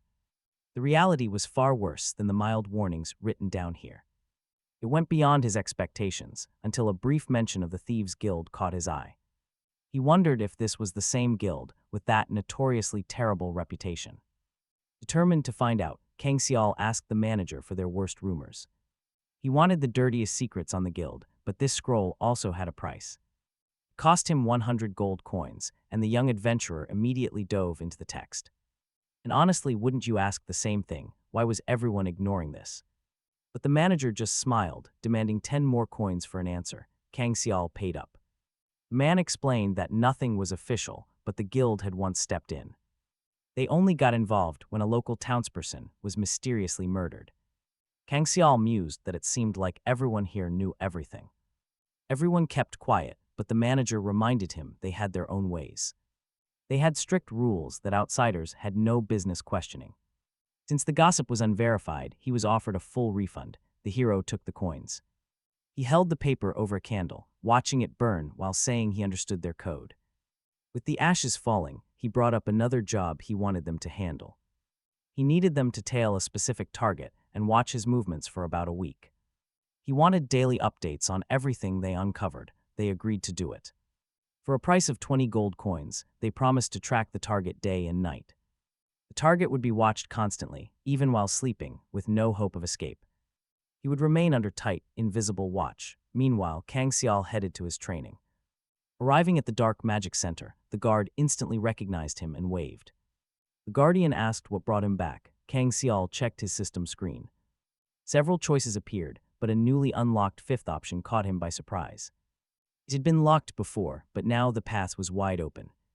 He hoped to meet the Shadow Summoner, but the guard warned him that news was old. Contact with the kid was lost after he left, and trouble was definitely brewing. Things were looking messy. The young hero wondered if this task was worth the risk. He hesitated to take the fifth quest since 6 steps remained. Before his true enlightenment, there was absolutely no need to rush. Suddenly, the system prompted him with several dialogue options for the guard. Kang Soul realized he could easily wrap up this quest at a later time. By delaying it, he decided to offer to find information on Chiro instead. The guard beamed with relief, thanking the young hero for his incredible kindness. And so, a brand new quest to track down the missing summoner officially began. He had to find Chio and Novi, but first he needed to train. The guard stepped aside, letting him enter, even with the new quest available. Kang Soul refused to lose sight of his original training goal. With 4 skill points ready, the smartest move was to boost his summons. He immediately poured the points into his signature shadow summoning magic. His stats exploded, allowing him to summon both the mighty Karuna and Tyrant Jamad together, granting each shadow the raw power of a legion. He smirked, recalling Yan's words about his absolute, terrifying potential. After scanning his total points, Kangol pauses in deep thought before making his final choice.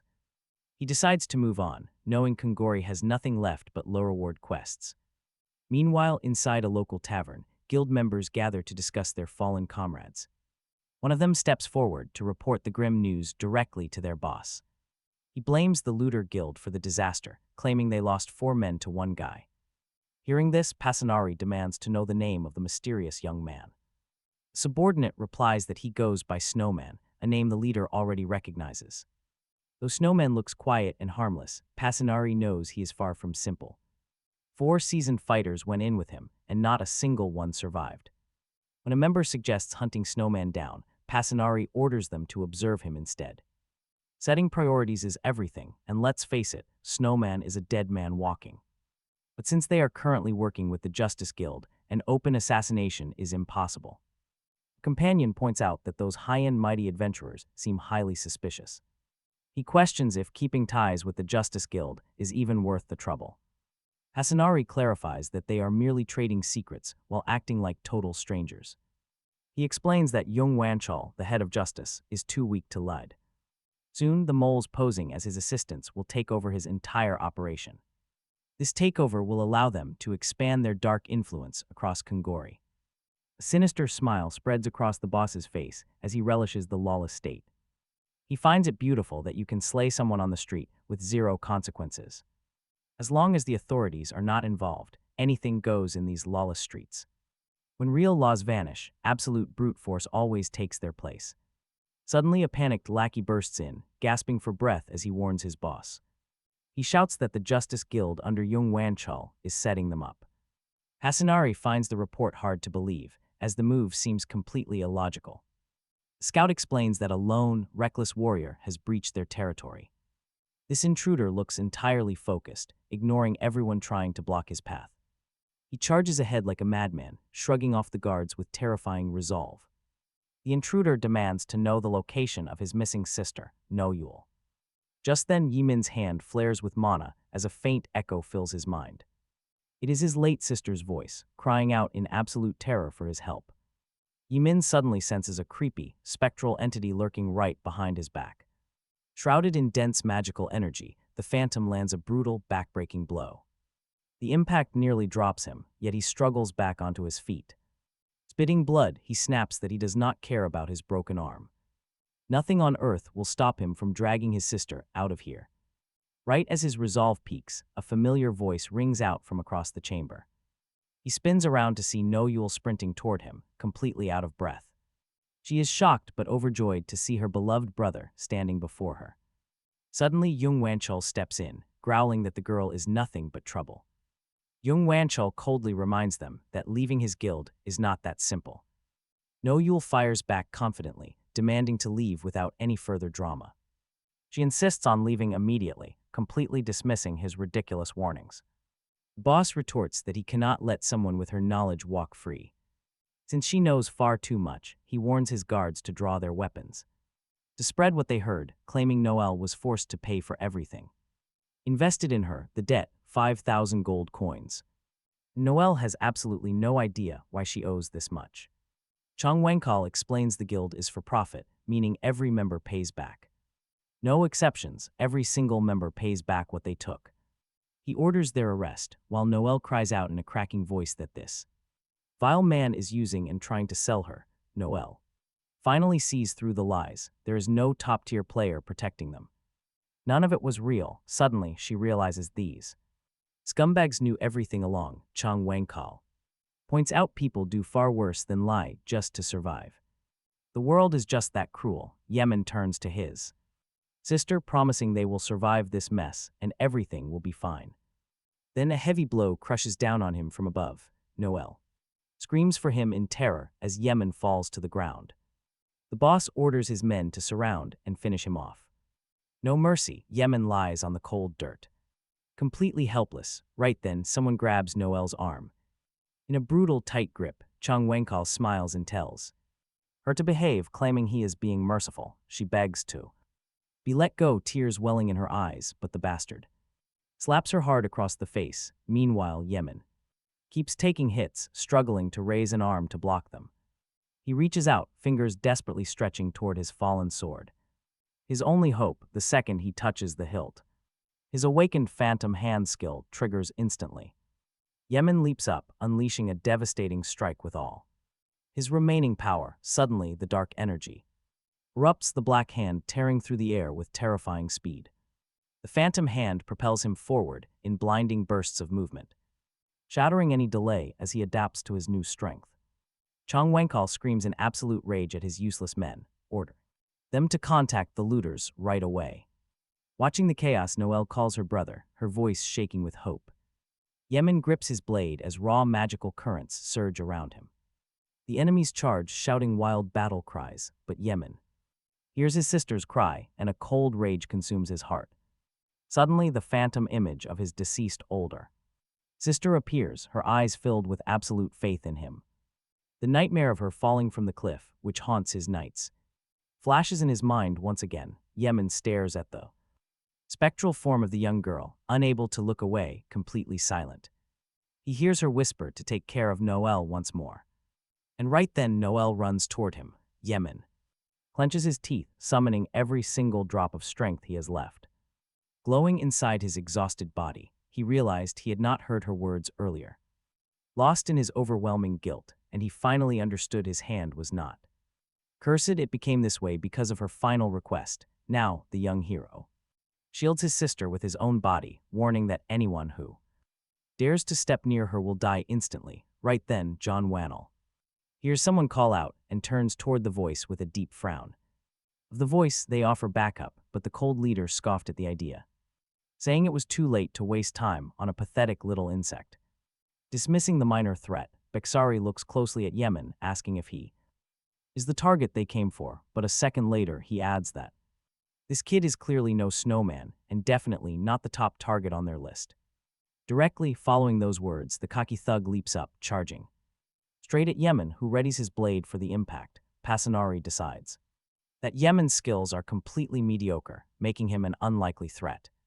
Unleashing his iron fist technique, Pasanari uses rapid, monkey-like movements to aim a series of brutal, pinpoint strikes directly at Yemen's weak spots. He is exhausted, barely standing. Yemen desperately tries to block the relentless blows. Soon, he loses his bearings and his opponents. Heavy hands grab him. There is no escape. Pasanari slams Yemen down with monstrous force, squeezing his head like a vice, choking. With pure rage, the young man asks why someone so strong hurts others. The leader mocks him, laughing that he sounds like a cheap bandit. Though he does not see himself that way, Yemen firmly calls him exactly that. But Pasanari only laughs, asking what is so wrong with being a monster. He looks over at No, who is already pinned down by several thugs, declaring that in this cruel world, good and evil mean absolutely nothing and only pure strength matters. The arrogant bastard sneers that truth always belongs to the strongest, because power is the only absolute law that governs everything. Talk about an intense moment. Yemen grips his weapon even tighter as his blade flashes with powerful magic, driven by pure desperation. The young man launches a fierce strike directly at his foe. But Pasanari calmly blocks the strike, mocking that he saw it coming. From a mile away, instantly with zero effort, he snaps the blade in two. Yemen stares in absolute shock. In this exact second, the young warrior knows the end is near, and only a miracle can save him now. The suffocating tension peaks when a sudden knock at the door breaks the silence. Hasanari, scowling in irritation, spins around and demands to know who dares to interrupt them. The other thugs grow tense, assuming someone heard the commotion and came to investigate. Outside, Kang Soul stands at the door, shouting for them to open up because he knows everything. John W. Shaw scratches his head in deep irritation, completely convinced that some meddling girl brought this trouble. They decide to let the guy inside, then instantly jump him so he cannot escape. Right now, Yemen is barely clinging to life when a calm voice asks him how he is doing. Suddenly, Kang Soul steps inside, shocking everyone in the room. Kang Seol looks down at Yemen, asking if he has already forgotten him. Weakly, the young man murmurs that he knew Kang Seol would step in. But the hero replies that saving him is not his only reason for showing up. He still has unfinished business, and curiosity finally got the better of him. As Kang Seol scans the area, his sharp eyes carefully evaluate every single enemy. Yemen gasps out that he followed Kang Seol's advice, believing in his justice. But his friend replies that true strength is not meant for hiding behind others. Yemen did his absolute best, pouring every ounce of effort into this struggle. Ultimately, he bows his head in sheer despair, admitting he cannot handle it. Kang Seol looks down. He quietly understands the whole situation. Turning his cold gaze toward the thugs, he firmly announces his next move. He is taking these two, leaving no room for argument, making Zhongwan freeze. The boss cannot believe his ears, facing yet another fool begging for death. Just then, Bikanari steps forward to mockingly join the tense standoff. She sneers that she has been dying to meet the infamous snowman, and she accuses him of slaughtering their top rankers, Park Sang-yu and Jin Cho. But Kang Seol casually denies it, calling her claims completely baseless rumors. Still, Bikanari scoffs, stating that truth does not matter to a dead man. They are doomed. Kang Seol calmly asks if she is finally done talking. He wants to ask the entire crowd one simple, highly important question. They know this place, yet they made a tragic, fatal mistake. Zhongwan listens closely, wondering aloud what kind of mistake the kid is babbling about. After all, they planned this perfect ambush down to the very last detail. The young hero chuckles, realizing that not a single soul here intends to reform. With a sneer, the guild leader orders his men to slaughter this arrogant punk. She cracks her fists, ready to end him right now. She is a hidden player and boasts that he has no clue what that means. But she realizes Kang Seol does not look even slightly intimidated. Instead, Kang Seol just glares icily, holds out his open hand, and acts. With a flash, the tyrant Jamed and Karuna emerge from the dark shadows. They stand ready for slaughter, sending a wave of terror through the room. Shock paralyses the thugs as they realize the legendary troll is standing there. Unbelievable, her entire body now shakes with sudden, cold dread. She begs to know his true identity. In response, Kang Seol throws her words back. He smirks, noting that he also knows exactly who the hidden player is. Panic spreads as the hunters realize this is the god-tier troll they feared. The beast with double the points of Bikanari, and suddenly, Zhongwan laughs. It is a nervous, manic chuckle. He has been searching for this kid. Since they are finally face to face, he suggests they get straight down to business. He even offers the young hero a spot on much better terms. But this is a world where humanity woke up to lawless ruin. A wasteland with zero rules, yet every crisis presents a massive opportunity. They had no say when their destinies were decided at birth. But now they can build their own empire, gathering lost souls. They will control them all, taking total command of this chaotic world. Kang Seol simply asks, why should they obey anyone when it is clearly wrong? As Cha Wonwoo hesitates, Bexari claims the answer is actually quite simple. Since they hold all the power, they get to write every single rule here. Amused, Kang Seol asks, do they not know violence breeds violence? Bexari completely agrees, but proudly points out that they will lead this tyranny. Kang Seol replies coolly, he has absolutely zero interest in their little club. He reminds them of his previous question about who actually regretted their actions. Not a single person shows any remorse. That means he is done talking. Kang Seol decides to wipe out everyone here, sparing only two specific guys. An angry crowd charges forward, They are desperate to take down the young hero. But Kang Soul just calmly orders his shadow summons to wipe out the threat. And just like that, the real carnage begins as Jamet and Karuna leap forward.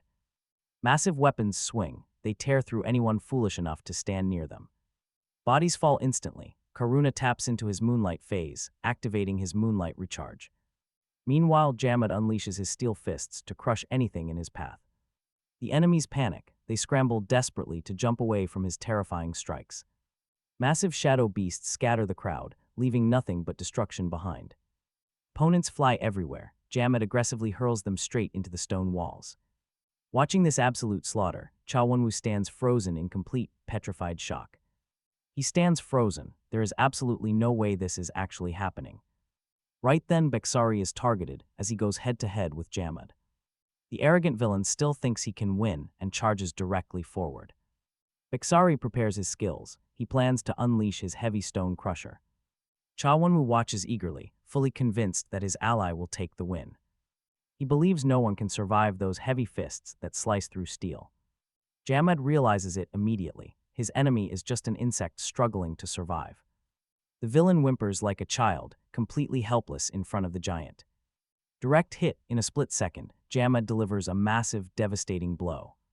Talk about violence breeding violence. This is the ultimate proof of that concept. Bexari was definitely not prepared to handle this kind of raw force. The terrified boss can only stare up in absolute, bone-chilling horror. Jamet looks down, asking if this is the absolute power he bragged about. His terrified enemy begs desperately for mercy. Jamet scoffed, calling it the wrong answer, and declared that power brings order. Seeing his chance, Cha Wonwoo immediately turns tail and bolts for the exit. But Karuna instantly cuts off his path, severing both his arms with one swing. The screaming man collapses onto the cold ground, trembling in sheer agony. Right then, Yim walks up to him, fueled by intense, burning rage. Shaking with anger, Yim demands to know why he hurt his little sister. The pathetic coward begs for his life, promising he will never do it again. Too late, it is far too late for any regrets or hollow apologies. Sobbing hysterically, Cha Wonwoo cries out that he is not the only monster here. He yells that everyone in this brutal world simply exploits each other's strength. There are no laws here, and everyone just does whatever they must to survive. He claims he is just another victim of those who make the rules. Kang Soul recalled the information building, questioning why they simply stood by. He learned that the authorities only stepped in when someone was actually murdered. It was a brutal system. Still, the young man watched new rules pile up. He did not care about their regulations. They could invent whatever rules they wanted. He would shatter every single one without a single shred of regret. His enemy trembled, muttering that the guy was a complete and utter psychopath. To want everything your own way, it was the mindset of a monster. Kang Soul did not deny it. He locked eyes with his companion, Yemen. Yemen stared back, seeing a completely cold, unfeeling beast. Without hesitation, Kang Soul drove his blade deep into the opponent. He admitted he might be a monster, calmly scanning the silent battlefield. Order was finally restored, with absolutely no one left standing. Once things quieted down, Kang Soul promised to contact Yemen for their next move. Yemen agreed to show up, though he doubted he would be of much use. Kang Soul brushed it off, just glad to see his friend was safe. He knew this connection would keep him updated on everything happening. They would cross paths again once his phantom hand fully materialized. 3 days slipped by, and the young warrior set out toward the ruins. His destination was the fallen city of Nova, where danger lurked everywhere. To navigate this treacherous territory, he had to roll the luck dice. But get this, the dice settled on a 2, signaling terrible luck. His journey near Nova just became significantly more unpredictable and dangerous. Even his planned path could shift without warning at any moment. Yet if he survived, the potential rewards would be immense.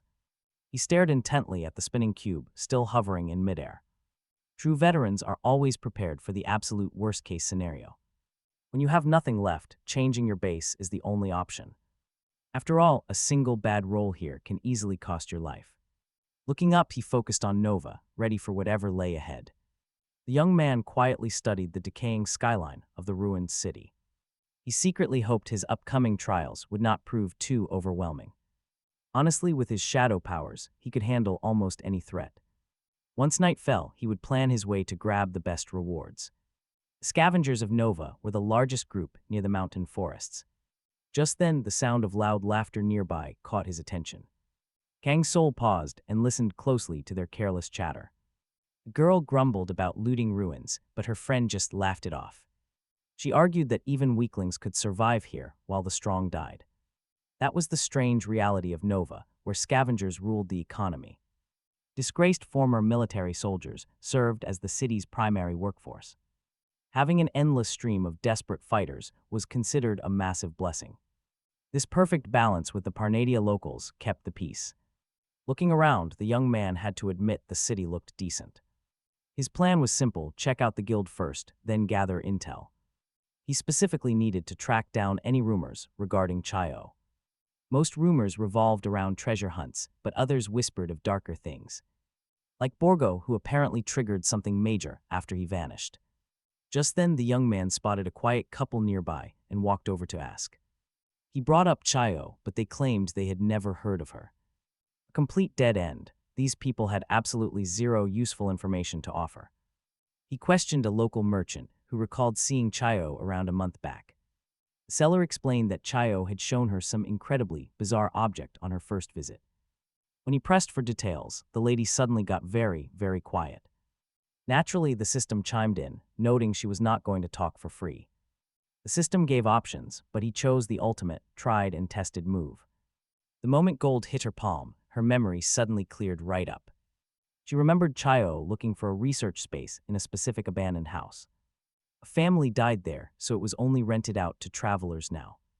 Arriving at the old property, Kang Soul found the front door locked tight. No one was inside. Fortunately, the system gave him 5 entry options. Slipping through a window seemed best, so the young hero made his move. As he quietly climbed inside, he wondered why one specific option felt so suspicious.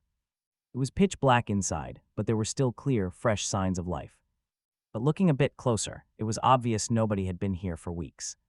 Kang Soul summoned Tyrant Jamed, pointing out this was likely Chayo's laboratory. He asked for help searching, hoping to uncover something useful. But the stubborn troll flat-out refused, forcing him to call Karuna instead. As they searched, Karuna explained his quiet nature came from long isolation. He had spent ages trapped alone in ruins, with absolutely nobody to talk to. Worse, he could not remember a single thing about his past elf life. Kang Soul realized how little anyone actually knew about this mysterious shadow. For a summoner, understanding every detail about your shadows is absolutely vital. After scouring the entire house, they found nothing but messy papers on the wall. Kang Soul stepped closer to inspect them, finding a chaotic mix of documents. Most were written in some bizarre language and completely jumbled up together. Yet a major clue remained, referencing a secret lab in the Great Forest. Kang Soul knew the lab belonged to Grizz, the continent's most legendary genius. Grizz was easily one of the most brilliant minds in all of Pandia. He created incredible inventions and powerful artifacts that everyone wanted to steal. So the genius vanished, leaving hidden laboratories scattered across the land. During his 30-game run, Kang Soul only met Grizz once. But despite meeting only once, the two had spent massive amounts of time together. And that absolute genius had a seriously bizarre way of expressing himself. He knew a lab built by Grizz would be incredibly dangerous to explore. He silently hoped that Chayo had actually headed toward that forest laboratory. Suddenly, the quest changed. A brand new trial was about to begin. The search for the missing summoner was over, and the next test started. Stepping into the dense, dark forest, he knew the lab was hidden nearby. Back in Chayo's old office, they had uncovered a vital clue pointing here. Now it was up to him to track her down inside this wilderness. Grizz was a brilliant yet highly eccentric genius whose secret laboratories, according to rumors, hid lethal traps to guard his creations because he would never share his work with anyone. Kang Soul had to explore the secret. Laboratory bypass every trap and, most importantly, find traces of Chayo, not forgetting that the path ahead could yield some pretty wild discoveries. Using his gift of insight, Kang Soul noticed a group of trees with identical height and with trunks practically touched. Instantly, he knew he had to tread extremely carefully. The laboratory had to be hidden somewhere nearby. The young man crept slowly through the tall grass, trying hard not to leave a single footprint, or draw any unwanted eyes. His insight was already screaming inside his mind. Threat detected, close by, finally. He spotted the target. Massive security cameras were active right at the entrance to Grizz's laboratory, monitoring every single movement his system offered. Multiple ways to bypass them, but every single option carried an incredibly high chance of failure. Looking at the options, Kang Soul came to a quick conclusion. None of them worked. Time to act differently. Our hero considered destroying the spy device from afar, but he knew that even the smallest slip-up would blow their cover and cause utter disaster. The next moment, he stared at his blade and made his choice. Karuna, an incredibly talented elf with flawless precision, executed this dangerous throw without hesitation. The blade struck the spy dead on, and the Ironbird Overseer was instantly completely destroyed, smashed, a perfect chance to slip inside silently. The young hero ordered Kurupa to take down anyone in their way until they reached the core, and his shadow summon effortlessly neutralized several more scouts hiding in the branches. Soon, Kang Soul stood right in front of a bizarre iron gate standing smack in the middle of the forest.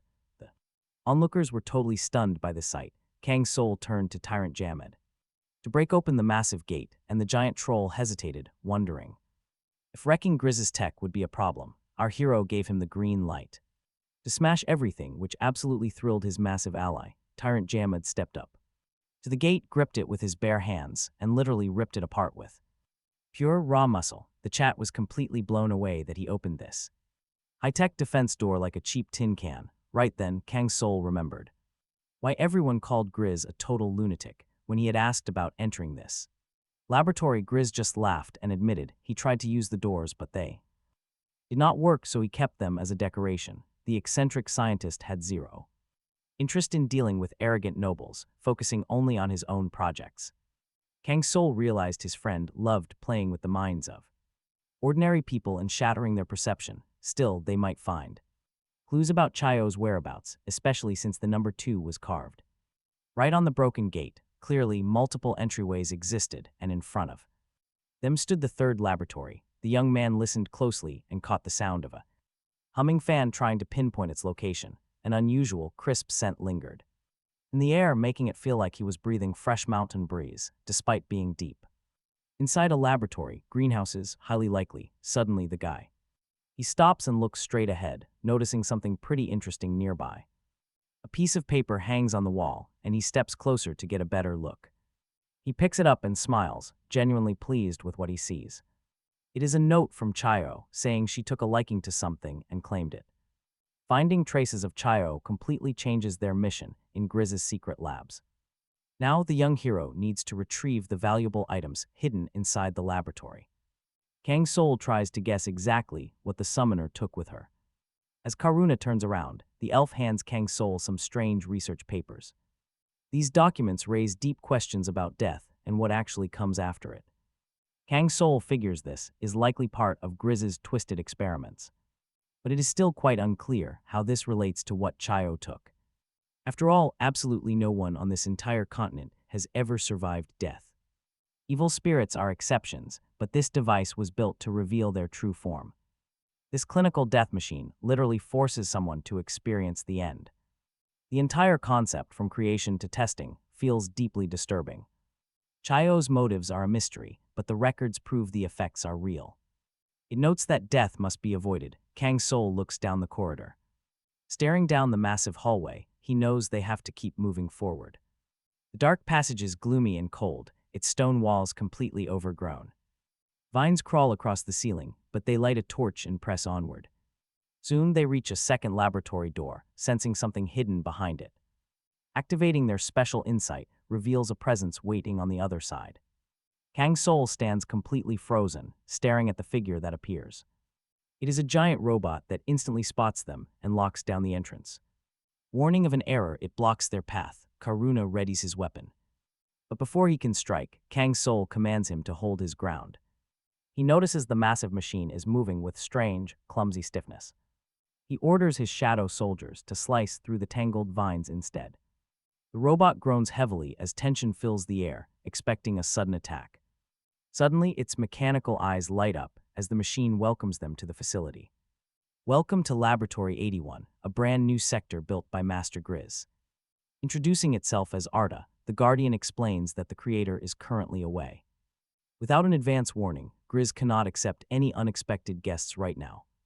Instead, Arda kindly offers to guide them through the facility himself. The audience is losing it. He actually tricked a security robot. Moving deeper, the group enters the second primary laboratory chamber.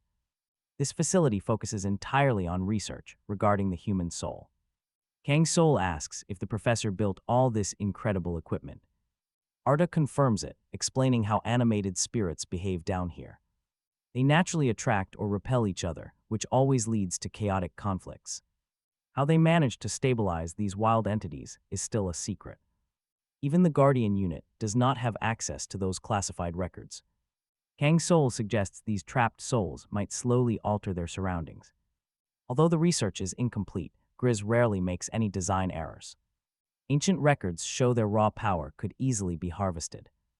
Apparently restrained by a special belt, the young man asked where it was, and Arda said it was in the second lab, but when the robot reached for it, it was completely gone. The belt had vanished without a trace. This was bad. Young man noted how suspicious this was. Seriously, what are they walking into? Mysterious plants covering the dark corridors under Arda's control raised some serious red flags. To test his theories, Kang Soul decided to investigate the first laboratory. Arda explained that the first lab was actually a massive life research complex. He added that the pure scale of this sector dwarfed everything they had seen. In fact, it was bigger than all those areas combined. Huge. Scientists there had engineered special crops to conquer famine by surviving harsh conditions. Crucially, this first laboratory also housed the main system's control center. When Kang Soul asked about the legendary Milan, the robot looked completely blank. Arda had never heard that name. Milan was actually the last creation of Grizz. Grizz had spent an incredible amount of time with him during those bygone days. The professor deeply admired Milan, feeling incredibly inspired yet humbled by his presence. He was a man who seemed to hold all the world's knowledge within himself. Now Kang Soul fully understood why Milan was revered as a great sage. Milan warmly admitted he was glad to finally find someone who understood him. As time passed, Grizz slowly realized how much he truly needed his presence. He once asked Milan if there was any dream he wanted to achieve. Was there something he desired more than anything else in the entire world? But stop, there was no time to get lost in old memories now. The present had shifted, and they finally reached the first lab. The lab was pitch black, completely plunged into a thick, oppressive darkness. Kang Soul assumed they were alone, but Arda revealed a shocking truth. Over 20 researchers used to work here. Suddenly, Kang Soul activated his insight. Movement, he instantly detected a strange, shifting presence right behind the door. Understanding why only one robot survived in this massive place, he touched the wall. He realized Arda had been desperately hiding from a terrifying threat nearby. Relentless monsters had been hunting the poor robot this entire time. Now he finally saw the reason for that terror. Brace yourselves. Massive mutated plants packed with insane power blocked their path. They could easily tear seasoned adventurers apart, absolute monsters. They had captured the staff and spread like an aggressive plague. The entire facility had turned deadly, and Tyrant Jamad immediately charged forward. Karuna provided perfect backup, unleashing highly coordinated strikes alongside him. But the mutated vegetation was spreading at an absolutely terrifying rate. Arda reported a sudden memory glitch and tried to restore the data. He desperately needed to reconstruct exactly what had happened here.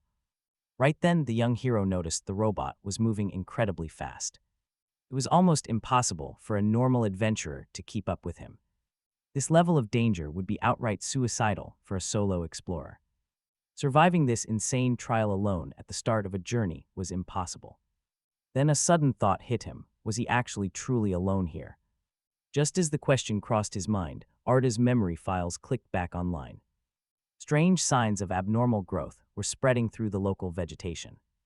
While Arda reported this to Grizu, the main control room was overrun.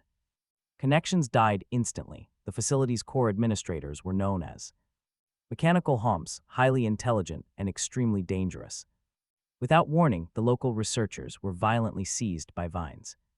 They shut down instantly. Desperate to survive, the robot fled further inside. He hid in Laboratory 2, then scrambled desperately into Laboratory 3. They were highly vulnerable to insect attacks, and they also burned incredibly easily. Unfortunately, setting a massive colony ablaze risked roasting the entire party alive as well. With almost no other option to reach the central control room, Kang Soul ordered the robot to flood the entire system with a massive amount of oil. Right then, Karuna swung his sword, letting the oil pour. Slicing the conduits with one clean strike, he let the oil flow. A massive, blazing vortex of magical fire elements began to materialize. The secret laboratory warped, kicking off a dangerous fifth-level battle. These monstrous, mutated plants had to be stopped at all costs. Kang Soul ordered Tyrant Jamad to push ahead and save the remaining golems. As the troll charged, he noticed the plants slowing down, as if terrified. Next, they needed to torch the specific lab wing where Arda waited. Tyrant Jamad unleashed devastating magical pulses, making his steel fists flash. The robot explained that freeing the trapped researchers would provide extra help. But since they were completely offline, they had to solve Grizu's trial. Kang Soul quickly realized he needed to bypass the security lock. He stared at the glowing interface, trying to crack the password. The terminal asked who is the most brilliant person in the world. Reviewing the multiple choice options, Kang Soul decided to choose option 4, entering Grizu, since he knew the creator was a total and complete narcissist. Right then, another deactivated robot booted up and greeted them quite warmly. He introduced himself as Albert 23. It felt like a war game. The goal was to activate all golems and reach the center fast. The next prompt asked which horse was the fastest on the continent. Kang Soul provided the answer, waking up the next robot. Houghton 11 stood up immediately, triggering a prompt about global power influence. Answering it correctly booted up the third robot, Jarita 7. Their progress jumped to 10 out of 20 golems rescued. The central control room lay just ahead, and Kang's Soul peered inside. Meanwhile, Tyrant Jamad turned around to warn his allies about the incoming danger. Suddenly, a colossal, mutated botanical beast lunged straight at them. It lashed out violently, aiming its massive tentacles directly at the party. Kang Soul watched the charging beast while tightly holding his lit torch. The monster opened its massive jaws, forcing him to react quickly. This was definitely not part of the plan. Right then, Tyrant Jamad grabbed the creature, yelling for his master to run. Kang Soul tried to protest, but the fierce troll cut him off. He yelled back not to make him repeat himself. Enchanted pollen, a pretty lethal weapon. Tyrant Jamad immediately noticed that the enemy was catching up and took a heavy earthquake stance. Kang Soul caught his breath, but he was still completely tense. Whoever thought of placing the control center right in the middle of the laboratory was simply insane. Kang Soul realized their task needed to change, but Arda announced a critical error demanding the professor's permission. Right at that moment, the plants began to attack the robots, wrapping around them from all sides. Arda acted within his authority, launching the laboratory's emergency independence protocol. Just then, another wave of plants rushed to attack him, but the connection was cut off, leaving him to order the active researchers, all research records had to be wiped as the robot unleashed powerful magical streams. It was a scorched earth protocol meant for anyone left inside. The overgrown plant felt the heat and caught fire, trying desperately to dodge the rising flames. Tyrant Jamad charged forward with absolute resolve, aiming to hold back the enemy, but next second, the plants closed in on him, unleashing their strange magical abilities. The monsters used colonization, trying to dominate Tyrant Jamad and suppress his mind, but the giant troll figured the wild enemy had completely lost its sanity, raging. Because it was isolated, with a massive, powerful grip, he grabbed the vines and growled that they only needed to hold on a bit longer. This metal heap would soon be wiped off the face of the earth, reduced to ash. Meanwhile, Karuna activated the third phase of moonlight, the full moon, and swung his blade. The warrior struck decisively, unleashing one fierce blow after another with devastating strength. Then he leaped backward just as the ultimate destruction was completed. The elf successfully sliced the plant, tearing its structure apart. They watched their falling enemy just as a massive explosion erupted nearby. Kang Soul caught his breath. The intense danger had passed, giving them a moment to rest. Those massive plants were completely destroyed. Kang Soul's level even increased, earning him extra skill points. Meanwhile, the robots kept up their Relentless work, moving perfectly in sync with their built-in programming. The machines finally handed over the legendary animated belt, along with its complex blueprints. In a dense chunk of life force pollen, Kang Soul was absolutely thrilled. Because he knew this rare item would be waiting here. On top of that, the youths claimed the crucial materials needed for his next big breakthrough, these drawings of. The powerful animated belt detailed the crafting process to fully complete it. When Kang Soul opened the guide, a hidden quest called To the Best of Your ability was activated. It was a force-linked scenario, making the young man think. These blueprints might affect him directly, but that really didn't matter. Because he was determined to clear this trial no matter what, he couldn't even use the belt yet due to its weak +2 stats, so finishing the quest was his only choice, especially with the coward's leather armor waiting next. Also, that special life force pollen could trigger massive growth and boost vital energy, though using it required extreme caution, as it could cause explosive growth. To giant proportions, Kang Soul looked incredibly pleased, knowing exactly how to utilize this rare find, leaving the spectators confused by his sudden cheerfulness. The very next moment, the young warrior stared at the machine, realizing that if it had. With the security check cleared, only one final obstacle stood in his way. He had to awaken the final golem. Kang Soul wondered what crazy test Grizz prepared this time. But the question that flashed on screen nearly knocked him flat. He never expected this. The system demanded he name the person Grizz desired most. The chat screamed at him to just pick option 1, completely baffled by his hesitation. They couldn't understand why he was staring at the screen, frozen in deep thought. But Kang Soul remembered the old scientist saying he needed him, asking if he wanted anything. Remembering that raw, lonely look in the man's eyes, he made up his mind. With a steady hand, Kang Soul slammed the button. The chat erupted in panic, sure the guy had just made a fatal mistake. But as the massive machine whirred to life, the doubts vanished. It worked. Graham 1 stood tall, fully active and ready to roll. The system chimed in quest complete, all researchers saved within the time limit. And now it was time to collect his hard-earned loot. Honestly, who would have thought Milan was the one Grizz wanted back most? Kang Soul smirked, glad the stubborn old scientist finally cared about someone else. It was a nice change of pace. Right then, the robot spoke up. It thanked him for clearing the lab and handed over his special reward. He got the boots of risk, designed to cheat death in tight spots. The catch, they needed a 24-hour cooldown. Still, Arda was hyped. She explained they could grant him a sudden, explosive burst of speed. Sparks would fly, giving him unmatched, lightning-fast speed. The duration was short and unpredictable, but Kang Soul knew their value. They would be his ultimate safety net when he had no choice but to tank a hit. This piece of Grizz's genius tech was going to keep him breathing. The robot politely asked for his name to register him as an official guest. Kang Soul shook his head, keeping his identity hidden under wraps. No need for introductions, he said. With a quick nod, he moved on. Their 8th major challenge was about to begin. Arda reached out to the comm device. She pressed the button to establish a link, and Grizz answered immediately. He mentioned hearing about trouble at the lab, but Arda calmed him down. She assured him that the danger was taken care of. Grizz was stunned. He wanted to know how they cleaned house so fast without losses. The active golem chimed in, saying the credit belonged to a young hero. Kang Soul's relentless shadow army tore through the invasive plants like paper. Though he showed up uninvited, his timing was absolutely perfect. He proved to be the exact savior they needed at that precise second. The professor gasped, asking if this stranger really woke up every golem. Grizz was baffled. Players only get one shot to activate them. He even passed the personal question about the most desired person. Knowing Grizz's deep bond with Milan, the scientist asked about the thief. He wanted to know where Milan was, only to hear he ran off. Grizz scoffed, his heart heavy, struggling to believe Milan had actually returned. And just like that, the unfinished blueprint search truly began. Seeing actual spirits everywhere was all the proof they needed. He discovered a wild truth. This world takes on many different forms.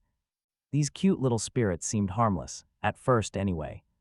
But then they triggered massive natural disasters near Nibiru. A dangerous spiritual surge had completely flooded the sacred Great Forest. Kang Soul had only 1 month to solve this crisis. A strict deadline like this felt pretty unusual for him.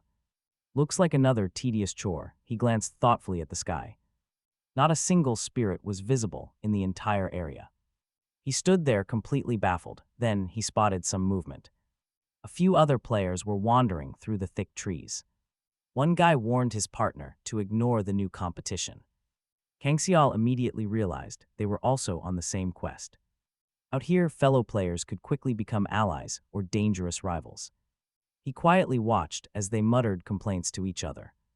They were heading straight toward a small forest pavilion. Kang Soul followed their path and soon arrived there as well. A receptionist welcomed him to the Aquarius Magic Tower reception. He told her he was here on official Nibiru orders. She sighed, explaining they needed proper identification due to heavy crowds. He handed over his registration card. She checked it and froze. His registration was from Gongori. This made her instantly suspicious. But then she saw his name. Her jaw literally dropped. Her partner leaned over, asking why she looked so pale. With a shaking voice, she whispered that he was here. The absolute strongest adventurer of them all, the legendary snowman. Respectfully, she returned the ID, mentioning his victory over the Stone Fang tribe. Kang Soul shrugged modestly. He only did what he had to. He calmly downplayed his legendary role in that massive battle. But his fame had already exploded after the Five Brothers campaign. Now, even the powerful mages of Pandia treated him with respect. Just then, a senior administrator named Pin stepped forward. Pin announced he was delivering the absolute best spirit traps. High-grade gear reserved only for a top-tier user like Snowman. Kang Soul politely thanked him, but admitted he had his own device. Stunned, Pin requested to at least register the existing artifact. But when Kang Soul revealed his custom belt, everyone went silent. This thing looked way too insane for standard player equipment. Kang Soul calmly explained it was just a simple personal gift. Managers exchanged shocked glances, staring at the legendary gear. Can you blame them? A silent question froze on her face. Right then, his unfinished quest study suddenly updated. Perfect timing, Kang Soul thought as he checked the details. She slowly recovered, cautiously asking for a drawing of the belt. But Kang Soul had other plans. He decided to head out. He wanted to find the green spirit first and solve this. He remembered Grizz's laboratory. The detailed instructions were inside, explaining exactly how to trap spirits and harvest their grand powers. Even so, Kang Soul could not shake it. He felt uneasy. Grizz was secretive. A device like this was no ordinary craftsman's work. It was clearly impossible for a normal smith. He turned to the managers, asking if they finished registering. His trusted companion friend reported the device was online. Still, many adventurers had gone missing. Waiting for help was useless. Everyone here had to survive alone. If the magic tower could not even handle its own mess, these spirits were far more dangerous than they initially seemed. He looked deep ahead. Kang Soul saw massive trees looming.